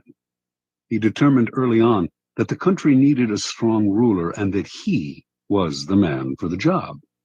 In a land plagued with anarchy, the most powerful man is the judge and arbiter, so Deoces began his career by making his reputation as a man of impeccable fairness. At the height of his power as a judge, however, Deoces realized the truth of the law of absence and presence. By serving so many clients, he had become too noticeable, too available, and had lost the respect he had earlier enjoyed. People were taking his services for granted. The only way to regain the veneration and power he wanted was to withdraw completely and let the Medes taste what life was like without him. As he expected, they came begging for him to rule. Once Deoces had discovered the truth of this law, he carried it to its ultimate realization. In the palace his people had built for him, none could see him, except a few courtiers, and those only rarely. As Herodotus wrote, there was a risk that if they saw him habitually, it might lead to jealousy and resentment, and plots would follow. But if nobody saw him, the legend would grow that he was a being of a different order from mere men. Keys to power. Everything in the world depends on absence and presence. A strong presence will draw power and attention to you. You shine more brightly than those around you. But a point is inevitably reached where too much presence creates the opposite effect. The more you are seen and heard from, the more your value degrades. You become a habit. No matter how hard you try to be different, subtly, without your knowing why, people respect you less and less. At the right moment, you must learn to withdraw yourself before they unconsciously push you away. It is a game of hide and seek. Another, more everyday side of this law, but one that demonstrates its truth even further, is the law of scarcity in the science of economics. By withdrawing something from the market, you create instant value. Extend the law of scarcity to your own skills. Make what you are offering the world rare and hard to find, and you instantly increase its value. There always comes a point when those in power overstay their welcome. We have grown tired of them, lost respect for them. We see them as no different from the rest of mankind, which is to say that we see them as rather worse, since we inevitably compare their current status and rise to their former one. There is an art to knowing when to retire. If it is done right, you regain the respect you had lost and retain a part of your power. Make yourself too available, and the aura of power you have created around yourself will wear away. Turn the game around. Make yourself less accessible, and you increase the value of your presence. Law 17. Keep others in suspense. Cultivate an air of unpredictability. Judgment. Humans are creatures of habit, with an insatiable need to see familiarity in other people's actions. Your predictability gives them a sense of control. Turn the tables. Be deliberately unpredictable. Behavior that seems to have no consistency or purpose will keep them off balance, and they will wear themselves out trying to explain your moves. Taken to an extreme, this strategy can intimidate and terrorize. Observance of the law. In May of 1972, chess champion Boris Spassky anxiously awaited his rival Bobby Fischer in Reykjavik, Iceland. The two men had been scheduled to meet for the World Championship of Chess, but Fischer had not arrived on time, and the match was on hold. Fisher had problems with the size of the prize money, problems with the way the money was to be distributed, problems with the logistics of holding the match in Iceland. He might back out at any moment. Spassky tried to be patient. His Russian bosses felt that Fisher was humiliating him and told him to walk away, but Spassky wanted this match. He knew he could destroy Fisher, and nothing was going to spoil the greatest victory of his career. So it seems that all our work may come to nothing, Spassky told a comrade. But what can we do? It is Bobby's move. If he comes, we play. If he does not come, we do not play. A man who was willing to commit suicide has the initiative. Fisher finally arrived in Reykjavik, but the problems and the threat of cancellation continued. He disliked the hall where the match was to be fought. He criticized the lighting. He complained about the noise of the cameras. He even hated the chairs in which he and Spassky were to sit. Now the Soviet Union took the initiative and threatened to withdraw their man. The bluff apparently worked. After all the weeks of waiting, the endless and infuriating negotiations, Fisher agreed to play. Everyone was relieved. No one more than Spassky, but on the day of the official introductions, Fisher arrived very late, and on the day when the match of the century was to begin, he was late again. This time, however, the consequences would be dire. If he showed up too late, he would forfeit the first game. What was going on? Was he playing some sort of mind game, or was Bobby Fischer perhaps afraid of Boris Spassky? It seemed to the assembled Grand Masters and to Spassky that this young kid from Brooklyn had a terrible case of the jitters. At 5:09, Fischer showed up exactly 1 minute before the match was to be canceled. The first game of a chess tournament is critical, since it sets the tone for the months to come. It is often a slow and quiet struggle, with the two players preparing themselves for the war and trying to read each other's strategies. This game was different. Fischer made a terrible move early on, perhaps the worst of his career, and when Spassky had him on the ropes, he seemed to give up. Yet Spassky knew that Fischer never gave up. Even when facing checkmate, he fought to the bitter end, wearing the opponent down. This time, though, he seemed resigned. Then, suddenly, he broke out a bold move that put the room in a buzz. The move shocked Spassky, but he recovered and managed to win the game. But no one could figure out what Fischer was up to. Had he lost deliberately? Or was he rattled? Unsettled? Even as some thought, insane? After his defeat in the first game, Fischer complained all the more loudly about the room, the cameras, and everything else. He also failed to show up on time for the second game.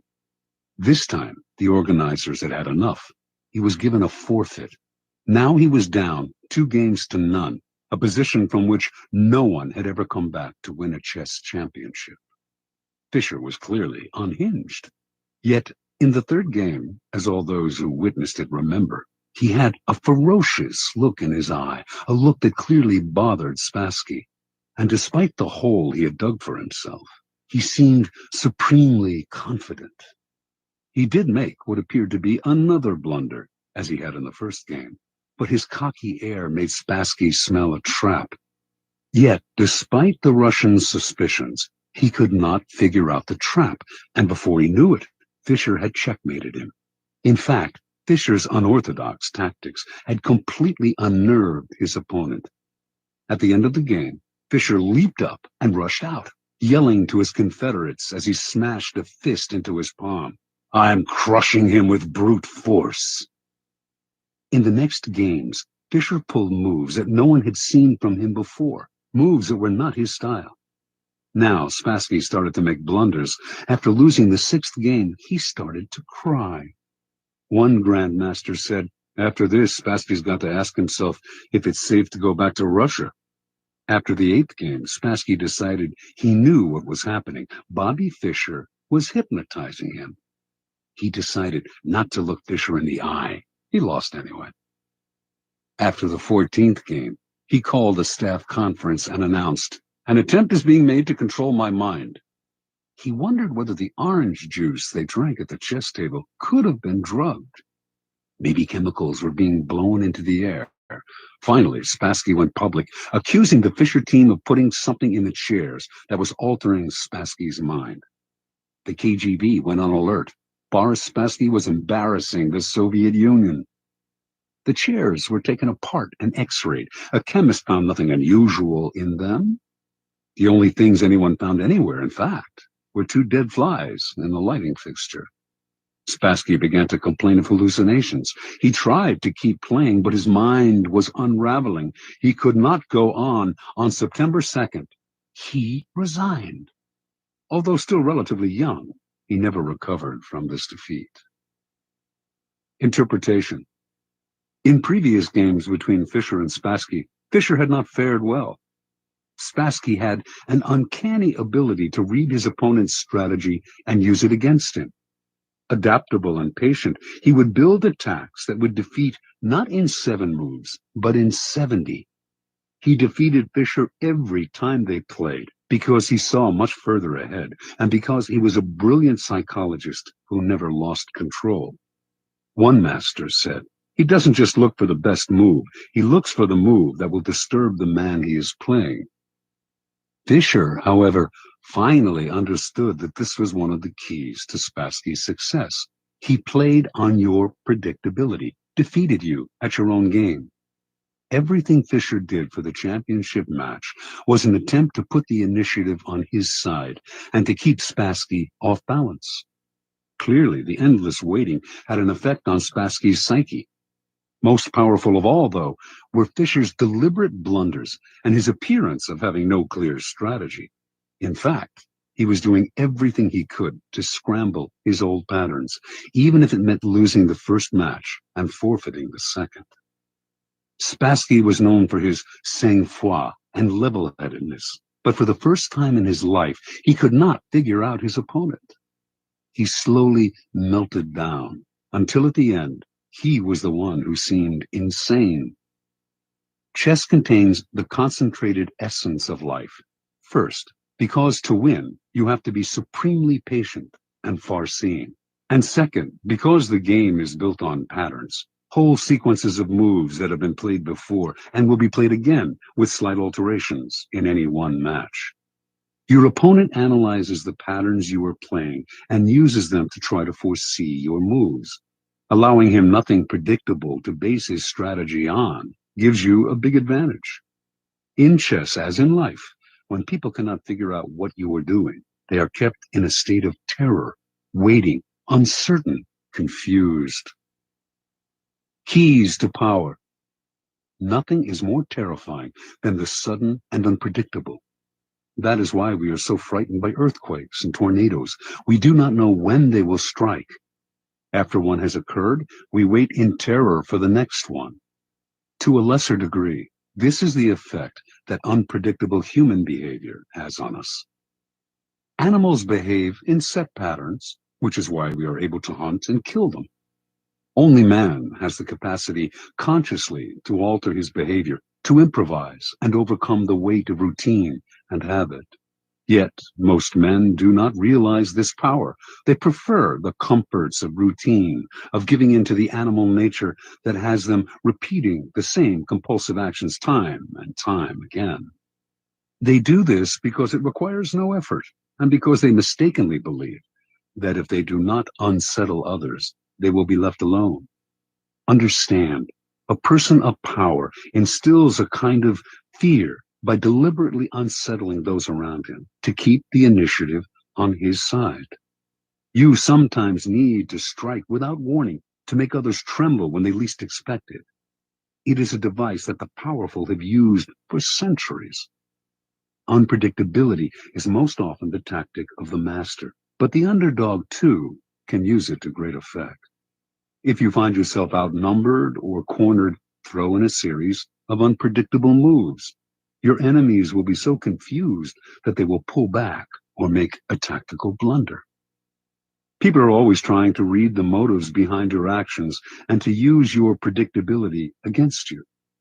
Throw in a completely inexplicable move and you put them on the defensive. because they do not understand you. They are unnerved, and in such a state, you can easily intimidate them. Unpredictability is not only a weapon of terror.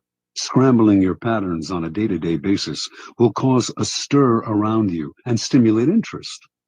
People will talk about you, ascribe motives and explanations that have nothing to do with the truth, but that keep you constantly in their minds. In the end, the more capricious you appear, the more respect you will garner. Only the terminally subordinate act in a predictable manner. Law 18. Do not build fortresses to protect yourself. Isolation is dangerous. Judgment. The world is dangerous and enemies are everywhere. Everyone has to protect themselves. A fortress seems the safest, but isolation exposes you to more dangers than it protects you from. It cuts you off from valuable information. It makes you conspicuous and an easy target. Better to circulate among people, find allies, mingle. You are shielded from your enemies by the crowd. Transgression of the law. Qin Shi Huangdi, the first emperor of China in 221 to 210 BC, was the mightiest man of his day. His empire was vaster and more powerful than that of Alexander the Great.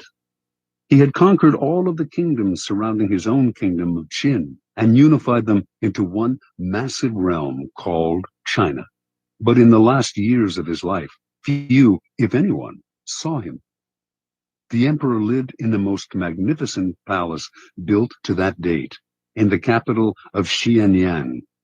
The palace had 270 pavilions. All of these were connected by secret underground passageways, allowing the emperor to move through the palace without anyone seeing him. He slept in a different room every night, and anyone who inadvertently laid eyes on him was instantly beheaded. Only a handful of men knew his whereabouts, and if they revealed it to anyone, they too were put to death. The first emperor had grown so terrified of human contact that when he had to leave the palace, he traveled incognito, disguising himself carefully. On one such trip through the provinces, he suddenly died. His body was borne back to the capital in the emperor's carriage, with a cart packed with salted fish trailing behind it to cover up the smell of the rotting corpse. No one was to know of his death. He died alone, far from his wives, his family, his friends, and his courtiers, accompanied only by a minister and a handful of eunuchs. Interpretation. Shi Huangdi started off as the king of Qin, a fearless warrior of unbridled ambition. Writers of the time described him as a man with a waspish nose, eyes like slits, the voice of a jackal, and the heart of a tiger or wolf. He could be merciful sometimes, but more often he swallowed men up without a scruple. It was through trickery and violence that he conquered the provinces surrounding his own and created China, forging a single nation and culture out of many. As part of this process of unification, however, the first emperor outlawed the writings and teachings of Confucius, the philosopher whose ideas on the moral life had already become virtually a religion in Chinese culture. On Shi Huangdi's order, thousands of books relating to Confucius were burned, and anyone who quoted Confucius was to be beheaded. This made many enemies for the emperor, and he grew constantly afraid, even paranoid. The executions mounted. A contemporary, the writer Han Fei Tzu, noted that Qin has been victorious for 4 generations, yet has lived in constant terror and apprehension of destruction. As the emperor withdrew deeper and deeper into the palace to protect himself, he slowly lost control of the realm. Eunuchs and ministers enacted political policies without his approval or even his knowledge. They also plotted against him. By the end, he was emperor in name only and was so isolated that barely anyone knew he had died. He had probably been poisoned by the same scheming ministers who encouraged his isolation. That is what isolation brings. Retreat into a fortress and you lose contact with the sources of your power. You lose your ear for what is happening around you, as well as a sense of proportion. Instead of being safer, you cut yourself off from the kind of knowledge on which your life depends. Never enclose yourself so far from the streets that you cannot hear what is happening around you, including the plots against you. Keys to power. Machiavelli makes the argument that in a strictly military sense, a fortress is invariably a mistake. It becomes a symbol of power's isolation and is an easy target for its builder's enemies. Designed to defend you, fortresses actually cut you off from help and cut into your flexibility.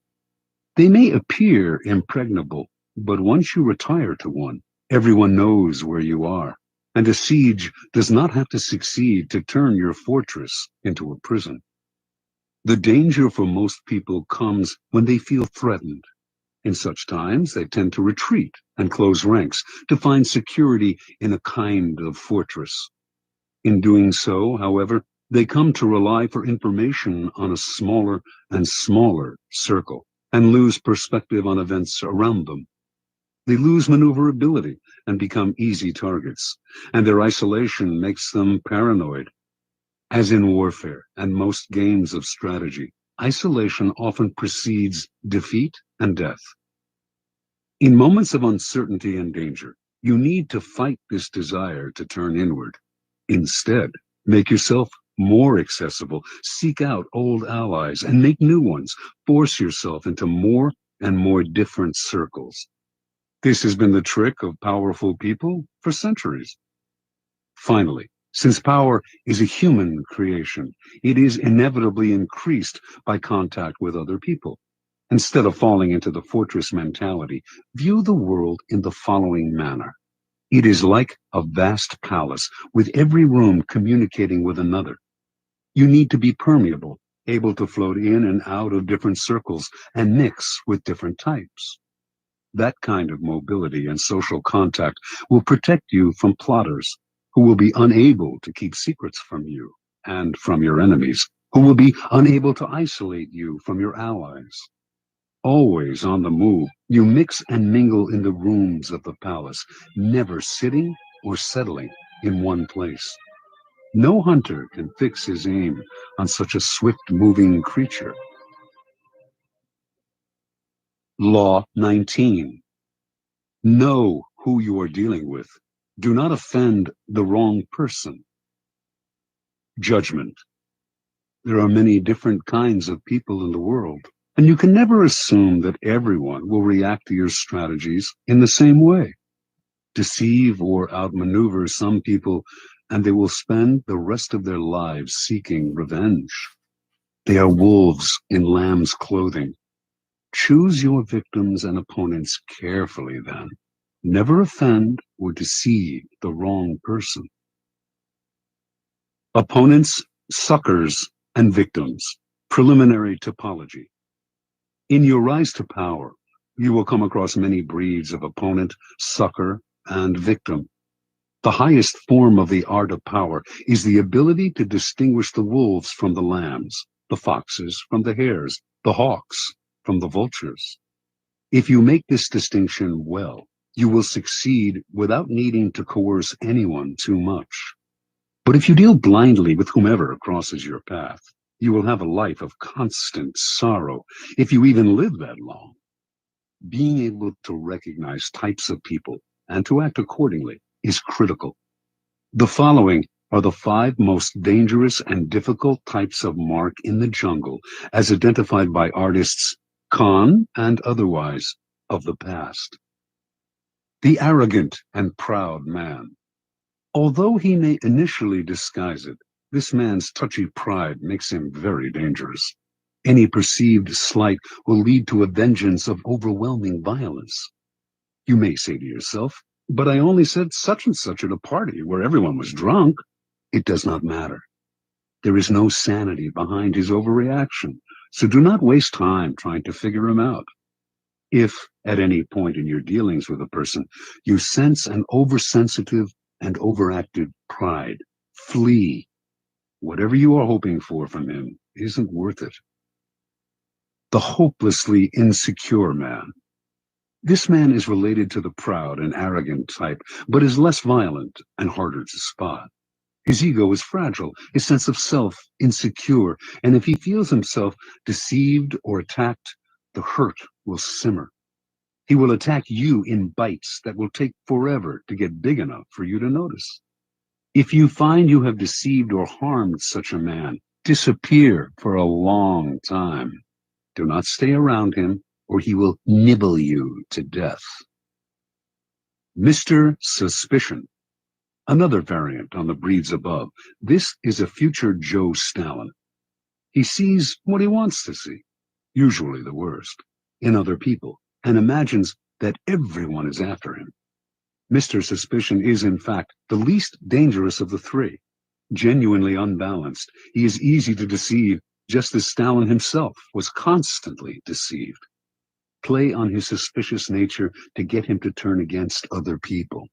But if you do become the target of his suspicions, watch out. The serpent with a long memory. If hurt or deceived, this man will show no anger on the surface. He will calculate and wait. Then, when he is in a position to turn the tables, he will exact a revenge marked by a cold-blooded shrewdness. Recognize this man by his calculation and cunning in the different areas of his life. He is usually cold and unaffectionate. Be doubly careful of this snake, and if you have somehow injured him, either crush him completely or get him out of your sight. The plain, unassuming, and often unintelligent man. Ah, your ears prick up when you find such a tempting victim. But this man is a lot harder to deceive than you imagine. Falling for a ruse often takes intelligence and imagination, a sense of the possible rewards. The blunt man will not take the bait because he does not recognize it. He is that unaware. The danger with this man is not that he will harm you or seek revenge, but merely that he will waste your time, energy, resources, and even your sanity in trying to deceive him. Have a test ready for a mark, a joke, a story. If his reaction is utterly literal, this is the type you are dealing with. Continue at your own risk. Transgression of the law.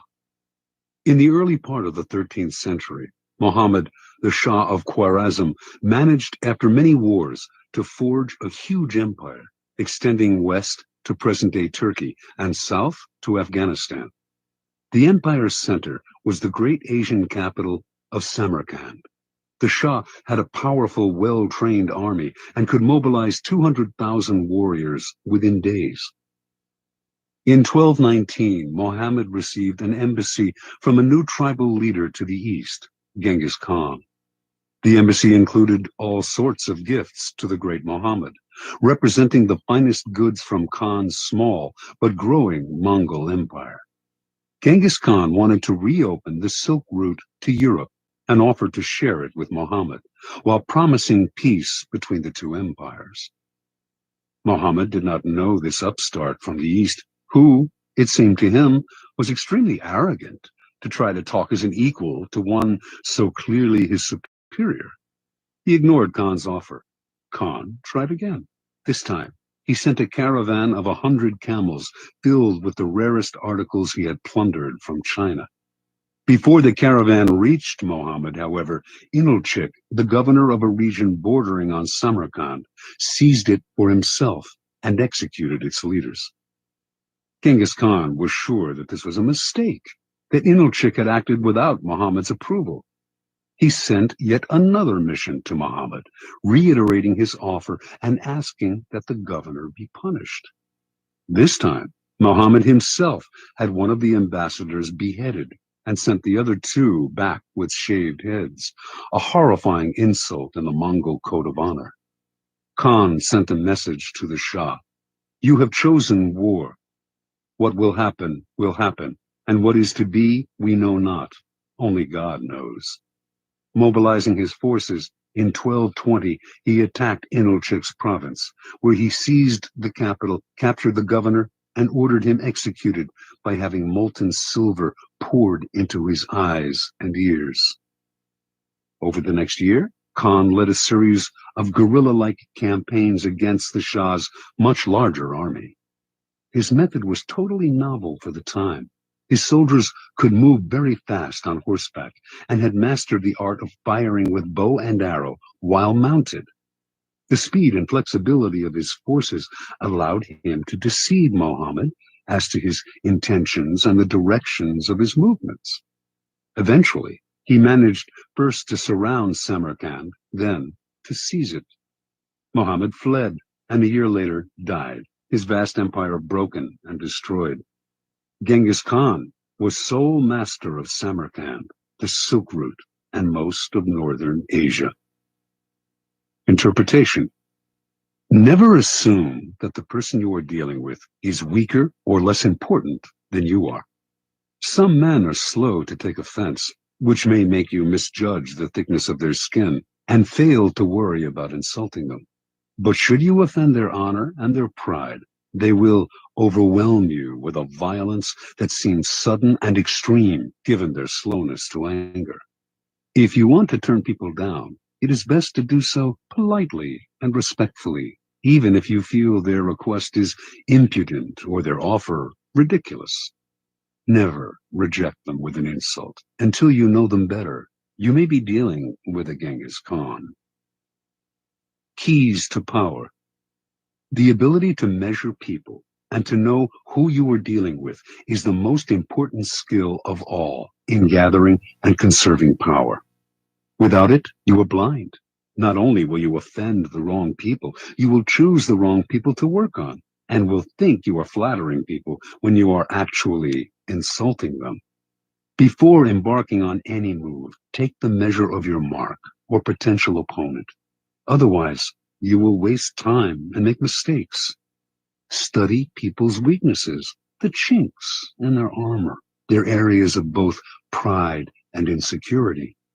Know their ins and outs before you even decide whether or not to deal with them.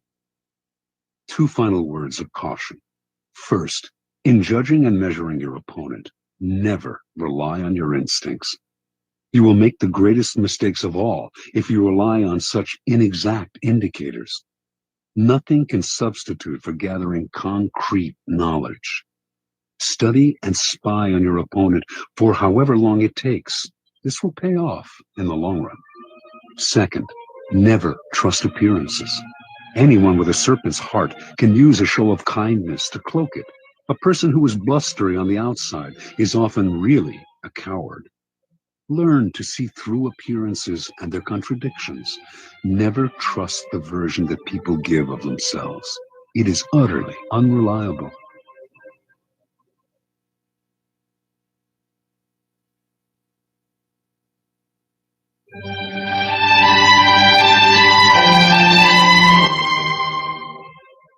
Law 20.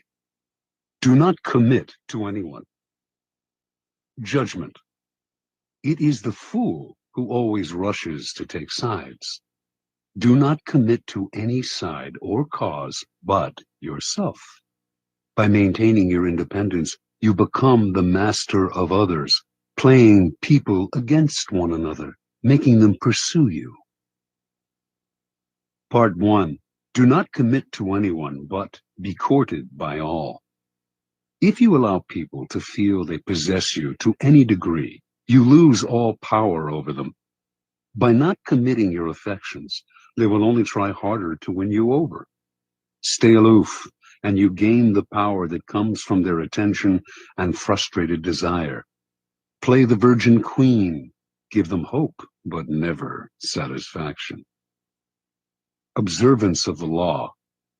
When Queen Elizabeth I ascended the throne of England in 1558, there was much to do about her finding a husband. The issue was debated in Parliament and was a main topic of conversation among Englishmen of all classes. They often disagreed as to whom she should marry, but everyone thought she should marry as soon as possible, for a queen must have a king and must bear heirs for the kingdom. The debates raged on for years. Meanwhile, The most handsome and eligible bachelors in the realm, Sir Robert Dudley, the Earl of Essex, Sir Walter Raleigh, vied for Elizabeth's hand. She did not discourage them, but she seemed to be in no hurry, and her hints as to which man might be her favorite often contradicted each other. In 1566, Parliament sent a delegation to Elizabeth urging her to marry before she was too old to bear children. She did not argue, nor did she discourage the delegation, but she remained a virgin nonetheless. The delicate game that Elizabeth played with her suitors slowly made her the subject of innumerable sexual fantasies and the object of cultish worship. The court physician, Simon Forman, used his diary to describe his dreams of deflowering her. Painters represented her as Diana and other goddesses. The poet Edmund Spenser and others wrote eulogies to the Virgin Queen. She was referred to as the world's empress, that virtuous Virgo who rules the world and sets the stars in motion. In conversation with her, her many male suitors would employ bold sexual innuendo, a dare that Elizabeth did not discourage. She did all she could to stir their interest and simultaneously keep them at bay. Throughout Europe, kings and princes knew that a marriage with Elizabeth would seal an alliance between England and any nation. The King of Spain wooed her, as did the Prince of Sweden and the Archduke of Austria. She politely refused them all.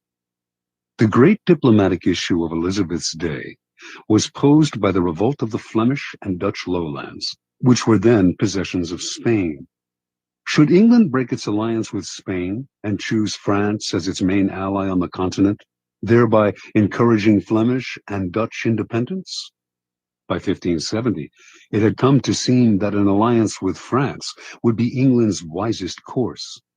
France had two eligible men of noble blood, the Dukes of Anjou and Alençon, brothers of the French king. Would either of them marry Elizabeth? Both had advantages, and Elizabeth kept the hopes of both alive. The issue simmered for years. The Duke of Anjou made several visits to England, kissed Elizabeth in public, even called her by pet names. She appeared to requite his affections. Meanwhile, as she flirted with the two brothers, a treaty was signed that sealed peace between France and England. By 1582, Elizabeth felt she could break off the courtship. In the case of the Duke of Anjou in particular, she did so with great relief. For the sake of diplomacy, she had allowed herself to be courted by a man whose presence she could not stand and whom she found physically repulsive. Once peace between France and England was secure, she dropped the unctuous Duke as politely as she could. By this time, Elizabeth was too old to bear children. She was accordingly able to live the rest of her life as she desired, and she died the Virgin Queen. She left no direct heir, but ruled through a period of incomparable peace and cultural fertility. Interpretation. Elizabeth knew that marriage can often lead to a female ruler's undoing. By marrying and committing to an alliance with one party or nation, the queen becomes embroiled in conflicts that are not of her choosing, conflicts which may eventually overwhelm her or lead her into a futile war.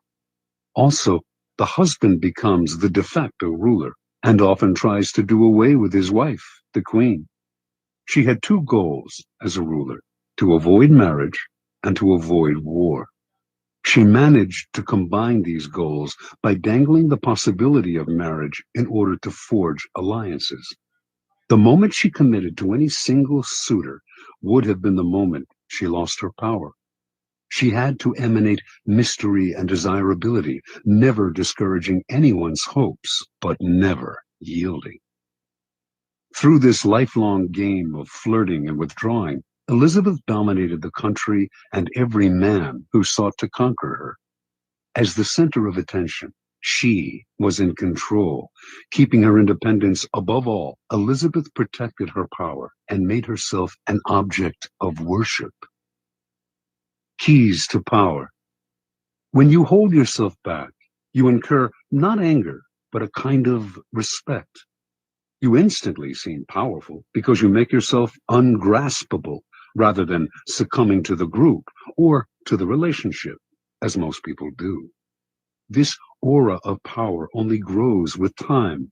As your reputation for independence grows, more and more people will come to desire you, wanting to be the one who gets you to commit. Desire is like a virus. If we see that someone is desired by other people, we tend to find this person desirable too. The moment you commit, the magic is gone.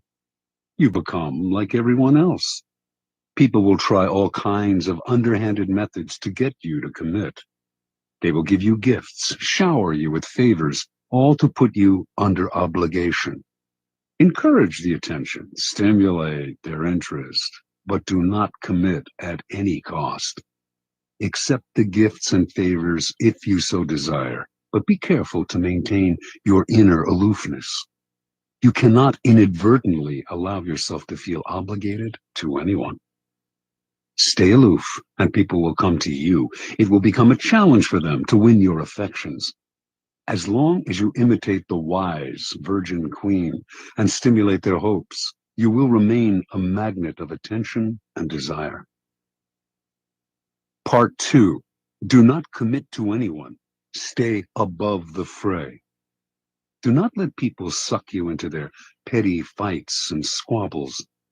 Seem supportive and interested, but find a way to remain neutral. Let others do the fighting, while you stand back, watch, and wait. When the fighting parties are good and tired, they will be ripe for the picking.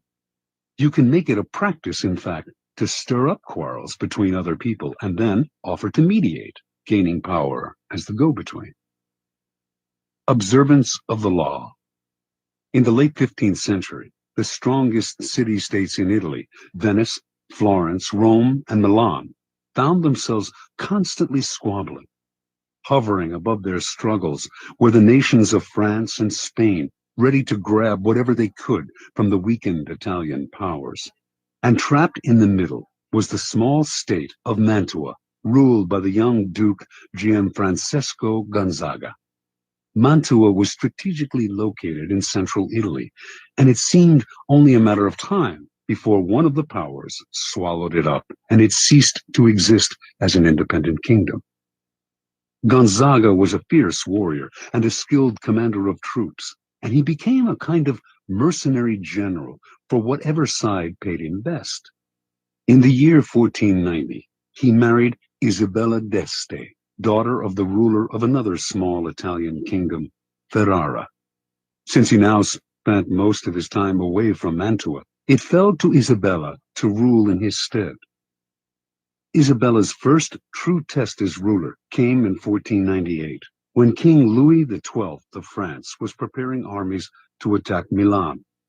In their usual perfidious fashion, the Italian states immediately looked for ways to profit from Milan's difficulties. Pope Alexander VI promised not to intervene, thereby giving the French carte blanche. The Venetians signaled that they would not help Milan either, and in exchange for this, they hoped the French would give them Mantua. The ruler of Milan, Lodovico Sforza, suddenly found himself alone and abandoned. He turned to Isabella d'Este, one of his closest friends, also rumored to be his lover, and begged her to persuade Duke Gonzaga to come to his aid. Isabella tried, but her husband balked, for he saw Sforza's cause as hopeless. And so, in 1499, Louis swooped down on Milan and took it with ease. Isabella now faced a dilemma. If she stayed loyal to Lodovico, the French would now move against her. But if, instead, she allied herself with France, she would make enemies elsewhere in Italy, compromising Mantua once Louis eventually withdrew. And if she looked to Venice or Rome for help, they would simply swallow up Mantua under the cloak of coming to her aid. Yet, she had to do something. The mighty king of France was breathing down her neck. She decided to befriend him, as she had befriended Lodovico Sforza before him, with alluring gifts, witty, intelligent letters, and the possibility of her company. For Isabella was famous as a woman of incomparable beauty and charm. In 1500, Louis invited Isabella to a great party in Milan to celebrate his victory. Leonardo da Vinci built an enormous mechanical lion for the affair. When the lion opened its mouth, it spewed fresh lilies, the symbols of French royalty. At the party, Isabella wore one of her celebrated dresses. She had by far the largest wardrobe of any of the Italian princesses. And just as she had hoped, she charmed and captivated Louis, who ignored all the other ladies vying for his attention. She soon became his constant companion, and in exchange for her friendship, he pledged to protect Mantua's independence from Venice. As one danger receded, however, another, more worrying one arose, this time from the south, in the form of Cesare Borgia. Starting in 1500, Borgia had marched steadily northward, gobbling up all the small kingdoms in his path in the name of his father, Pope Alexander. Isabella understood Cesare perfectly. He could be neither trusted nor in any way offended. He had to be cajoled and kept at arm's length. Isabella began by sending him gifts, falcons, prize dogs, perfumes, and dozens of masks, which she knew he always wore when he walked the streets of Rome. She sent messengers with flattering greetings, although these messengers also acted as her spies. At one point, Cesare asked if he could house some troops in Mantua. Isabella managed to dissuade him politely, knowing full well that once the troops were quartered in the city, they would never leave. Even when Isabella was charming Cesare, she convinced everyone around her to take care never to utter a harsh word about him, since he had spies everywhere and would use the slightest pretext for invasion. When Isabella had a child, she asked Cesare to be the godfather. She even dangled in front of him the possibility of a marriage between her family and his. Somehow it all worked, for although elsewhere he seized everything in his path, he spared Mantua. In 1503, Cesare's father Alexander died, and a few years later, the new pope, Julius II, went to war to drive the French troops from Italy. When the ruler of Ferrara, Alfonso, Isabella's brother, sided with the French, Julius decided to attack and humble him. Once again, Isabella found herself in the middle, the Pope on one side, the French and her brother on the other. She dared not ally herself with either, but to offend either would be equally disastrous. Again, she played the double game at which she had become so expert. On the one hand, she got her husband Gonzaga to fight for the Pope, knowing he would not fight very hard. On the other, she let French troops pass through Mantua to come to Ferrara's aid. While she publicly complained that the French had invaded her territory, she privately supplied them with valuable information. To make the invasion plausible to Julius, she even had the French pretend to plunder Mantua. It worked once again. The Pope left Mantua alone. In 1513, after a lengthy siege, Julius defeated Ferrara, and the French troops withdrew. Worn out by the effort, the Pope died a few months later. With his death, the nightmarish cycle of battles and petty squabbles began to repeat itself. A great deal changed in Italy during Isabella's reign. Popes came and went. Cesare Borgia rose and then fell. Venice lost its empire. Milan was invaded. Florence fell into decline. And Rome was sacked by the Habsburg Emperor Charles V. Through all this, tiny Mantua not only survived, but thrived. Its court, the envy of Italy. Its wealth and sovereignty would remain intact for a century after Isabella's death in 1539. Interpretation. Learn to control yourself, to restrain your natural tendency to take sides and join the fight. Be friendly and charming to each of the combatants. Then step back as they collide. With every battle, they grow weaker, while you grow stronger with every battle you avoid. Keys to power. To succeed in the game of power, you have to master your emotions. But even if you succeed in gaining such self-control, you can never control the temperamental dispositions of those around you. And this presents a great danger. Most people operate in a whirlpool of emotions, constantly reacting, churning up squabbles and conflicts. Your self-control and autonomy will only bother and infuriate them. They will try to draw you into the whirlpool, begging you to take sides in their endless battles or to make peace for them. If you succumb to their emotional entreaties, little by little, you will find your mind and time occupied by their problems. Do not allow whatever compassion and pity you possess to suck you in. You can never win in this game. The conflicts can only multiply. On the other hand, you cannot completely stand aside, for that would cause needless offense. To play the game properly, you must seem interested in other people's problems, even sometimes appear to take their side. But while you make outward gestures of support, you must maintain your inner energy and sanity by keeping your emotions disengaged. No matter how hard people try to pull you in, never let your interest in their affairs and petty squabbles go beyond the surface. Give them gifts. Listen with a sympathetic look. Even occasionally, play the charmer. But inwardly, keep both the friendly kings and the perfidious Borgias at arm's length. By refusing to commit, and thus maintaining your autonomy, you retain the initiative. Your moves stay matters of your own choosing, not defensive reactions to the push and pull of those around you. Play a waiting game, and you cannot lose. Law 21. Play a sucker to catch a sucker. Seem dumber than your mark. Judgment. No one likes feeling stupider than the next person. The trick, then, is to make your victims feel smart, and not just smart, but smarter than you are. Once convinced of this, they will never suspect that you may have ulterior motives. Observance of the law. In the winter of 1872, the U.S. financier Asbury Harpending was visiting London when he received a cable. A diamond mine had been discovered in the American West. The cable came from a reliable source, William Ralston, owner of the Bank of California.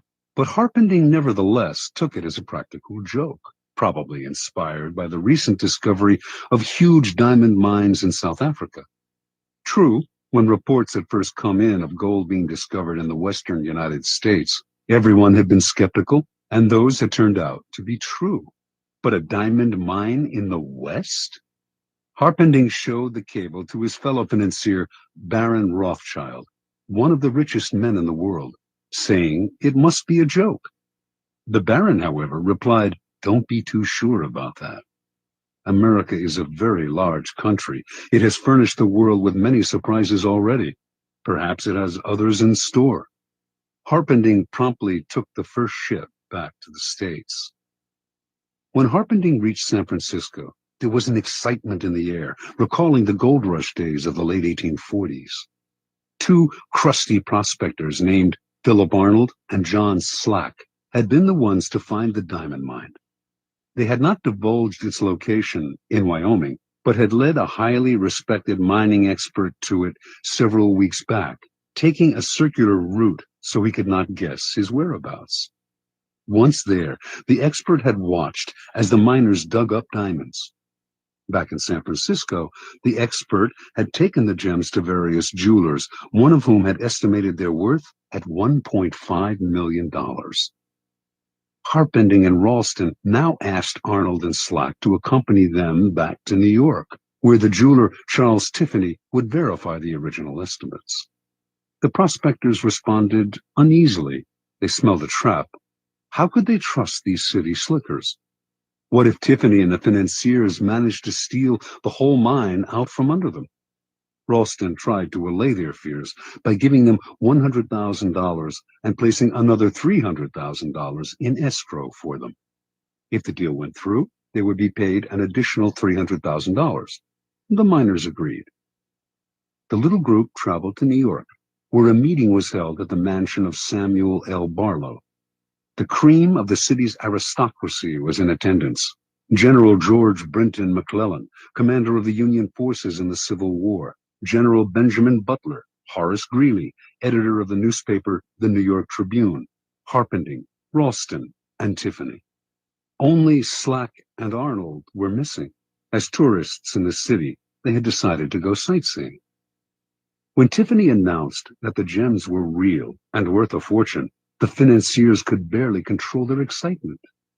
They wired Rothschild and other tycoons to tell them about the diamond mine and inviting them to share in the investment. At the same time, they also told the prospectors that they wanted one more test. They insisted that a mining expert of their choosing accompany Slack and Arnold to the site to verify its wealth. The prospectors reluctantly agreed. In the meantime, they said, they had to return to San Francisco. The jewels that Tiffany had examined, they left with Harpending for safekeeping.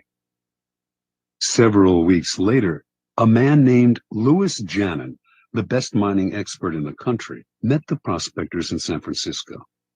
Janin was a born skeptic who was determined to make sure that the mine was not a fraud. Accompanying Janin were Harpending and several other interested financiers. As with the previous expert, the prospectors led the team through a complex series of canyons, completely confusing them as to their whereabouts. Arriving at the site, the financiers watched in amazement as Janin dug the area up, leveling anthills, turning over boulders, and finding emeralds, rubies, sapphires, and most of all, diamonds. The dig lasted 8 days, and by the end, Janin was convinced.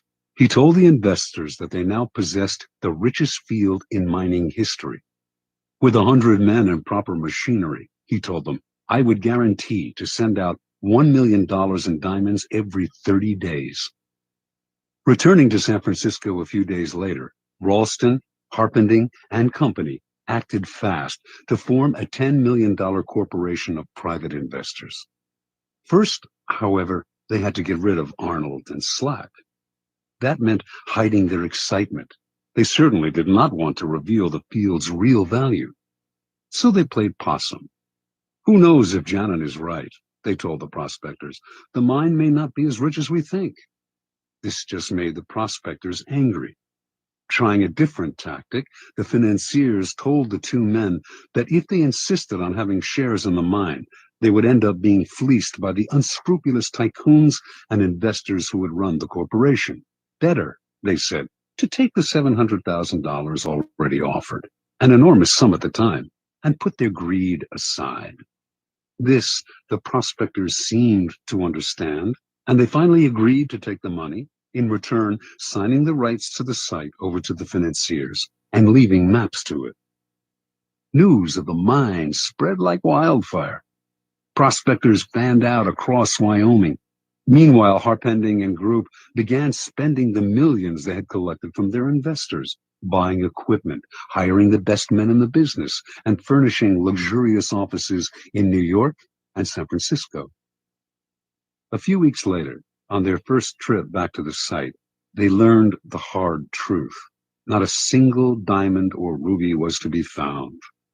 It was all a fake. They were ruined. Harpending had unwittingly lured the richest men in the world into the biggest scam of the century. Interpretation. Arnold and Slack pulled off their stupendous con, not by using a fake engineer or bribing Tiffany. All of the experts had been real. All of them honestly believed in the existence of the mine and in the value of the gems. What had fooled them all was nothing else than Arnold and Slack themselves. The two men seemed to be such rubes, such hayseeds, so naive, that no one for an instant had believed them capable of an audacious scam. The prospectors had simply observed the law of appearing more stupid than the mark, the deceiver's first commandment. The logistics of the con were quite simple. Months before Arnold and Slack announced the discovery of the diamond mine, they traveled to Europe, where they purchased some real gems for around $12,000, part of the money they had saved from their days as gold miners. They then salted the mine with these gems, which the first expert dug up and brought to San Francisco. The jewelers who had appraised these stones, including Tiffany himself, had gotten caught up in the fever and had grossly overestimated their value. Then Ralston gave the prospectors $100,000 as security, and immediately after their trip to New York, they simply went to Amsterdam, where they bought sacks of uncut gems before returning to San Francisco. The second time they salted the mine, there were many more jewels to be found. The effectiveness of the scheme, however, rested not on tricks like these, but on the fact that Arnold and Slack played their parts to perfection. On their trip to New York, where they mingled with millionaires and tycoons, they played up their clodhopper image, wearing pants and coats a size or two too small, and acting incredulous at everything they saw in the big city. No one believed that these country simpletons could possibly be conning the most devious, unscrupulous financiers of the time. Keys to power. Given how important the idea of intelligence is to most people's vanity, it is critical never inadvertently to insult or impugn a person's brain power. That is an unforgivable sin, but if you can make this iron rule work for you, it opens up all sorts of avenues of deception. Subliminally reassure people that they are more intelligent than you are, or even that you are a bit of a moron, and you can run rings around them. The feeling of intellectual superiority you give them will disarm their suspicion muscles. Intelligence is the obvious quality to downplay, but why stop there? Taste and sophistication rank close to intelligence on the vanity scale, make people feel they are more sophisticated than you are, and their guard will come down. As Arnold and Slack knew, an air of complete naivete can work wonders. Those fancy financiers were laughing at them behind their backs, but who laughed loudest in the end? In general, then, always make people believe they are smarter and more sophisticated than you are. They will keep you around because you make them feel better about themselves, and the longer you are around, the more opportunities you will have to deceive them. Law 22. Use the surrender tactic. Transform weakness into power. Judgment. When you are weaker, never fight for honor's sake. Choose surrender instead. Surrender gives you time to recover, time to torment and irritate your conqueror, time to wait for his power to wane. Do not give him the satisfaction of fighting and defeating you. Surrender first. By turning the other cheek, you infuriate and unsettle him. Make surrender a tool of power. Observance of the law. Sometime in the 1920s, the German writer Bertolt Brecht became a convert to the cause of communism. From then on, his plays, essays, and poems reflected his revolutionary fervor, and he generally tried to make his ideological statements as clear as possible. When Hitler came to power in Germany, Brecht and his communist colleagues became marked men. He had many friends in the United States, Americans who sympathized with his beliefs, as well as fellow German intellectuals who had fled Hitler. In 1941, accordingly, Brecht emigrated to the United States and chose to settle in Los Angeles, where he hoped to make a living in the film business. Over the next few years, Brecht wrote screenplays with a pointedly anti-capitalist slant. He had little success in Hollywood, so in 1947, the war having ended, he decided to return to Europe. That same year, however, the U.S. Congress's House Un-American Activities Committee began its investigation into supposed communist infiltration in Hollywood. It began to gather information on Brecht, who had so openly espoused Marxism, and on September 19th, 1947, only a month before he had planned to leave the United States, he received a subpoena to appear before the committee. In addition to Brecht, a number of other writers, producers, and directors were summoned to appear as well, and this group came to be known as the Hollywood 19. Before going to Washington, the Hollywood 19 met to decide on a plan of action. Their approach would be confrontational. Instead of answering questions about their membership, or lack of it, in the Communist Party, they would read prepared statements that would challenge the authority of the committee and argue that its activities were unconstitutional. Even if this strategy meant imprisonment, it would gain publicity for their cause. Brecht disagreed. What good was it, he asked, to play the martyr and gain a little public sympathy if in the process they lost the ability to stage their plays and sell their scripts for years to come? He felt certain they were all more intelligent than the members of the committee. Why lower themselves to the level of their opponents by arguing with them?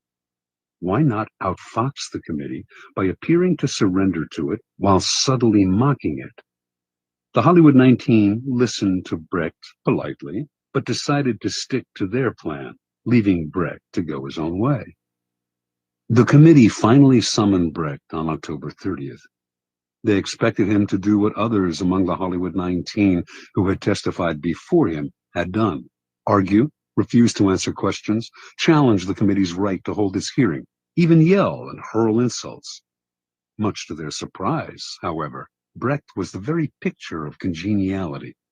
He wore a suit, something he rarely did, smoked a cigar. He had heard that the committee chairman was a passionate cigar smoker, answered their questions politely, and generally deferred to their authority. Unlike the other witnesses, Brecht answered the question of whether he belonged to the Communist Party. He was not a member, he said, which happened to be the truth. One committee member asked him, "Is it true you have written a number of revolutionary plays?" Brecht had written many plays with overt communist messages, but he responded, "I have written a number of poems and songs and plays in the fight against Hitler, and of course, they can be considered, therefore, as revolutionary because I, of course, was for the overthrow of that government." This statement went unchallenged. Brecht's English was more than adequate, but he used an interpreter throughout his testimony, a tactic that allowed him to play subtle games with language. When committee members found communist leanings in lines from English editions of his poems, he would repeat the lines in German for the interpreter, who would then retranslate them, and somehow they would come out innocuous. At one point, a committee member read one of Brecht's revolutionary poems out loud in English and asked him if he had written it. "No," he responded, "I wrote a German poem, which is very different from this." The author's elusive answers baffled the committee members, but his politeness and the way he yielded to their authority made it impossible for them to get angry with him. After only an hour of questioning, the committee members had had enough. "Thank you very much," said the chairman. "You are a good example to the other witnesses." Not only did they free him, they offered to help him if he had any trouble with immigration officials who might detain him for their own reasons. The following day, Brecht left the U.S., never to return. Interpretation.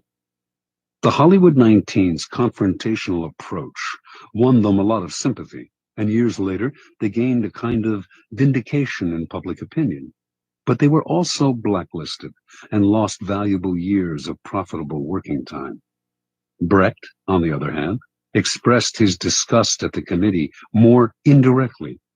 It was not that he changed his beliefs or compromised his values. Instead, during his short testimony, he kept the upper hand by appearing to yield, while all the time running circles around the committee with vague responses, outright lies that went unchallenged because they were wrapped in enigmas and word games.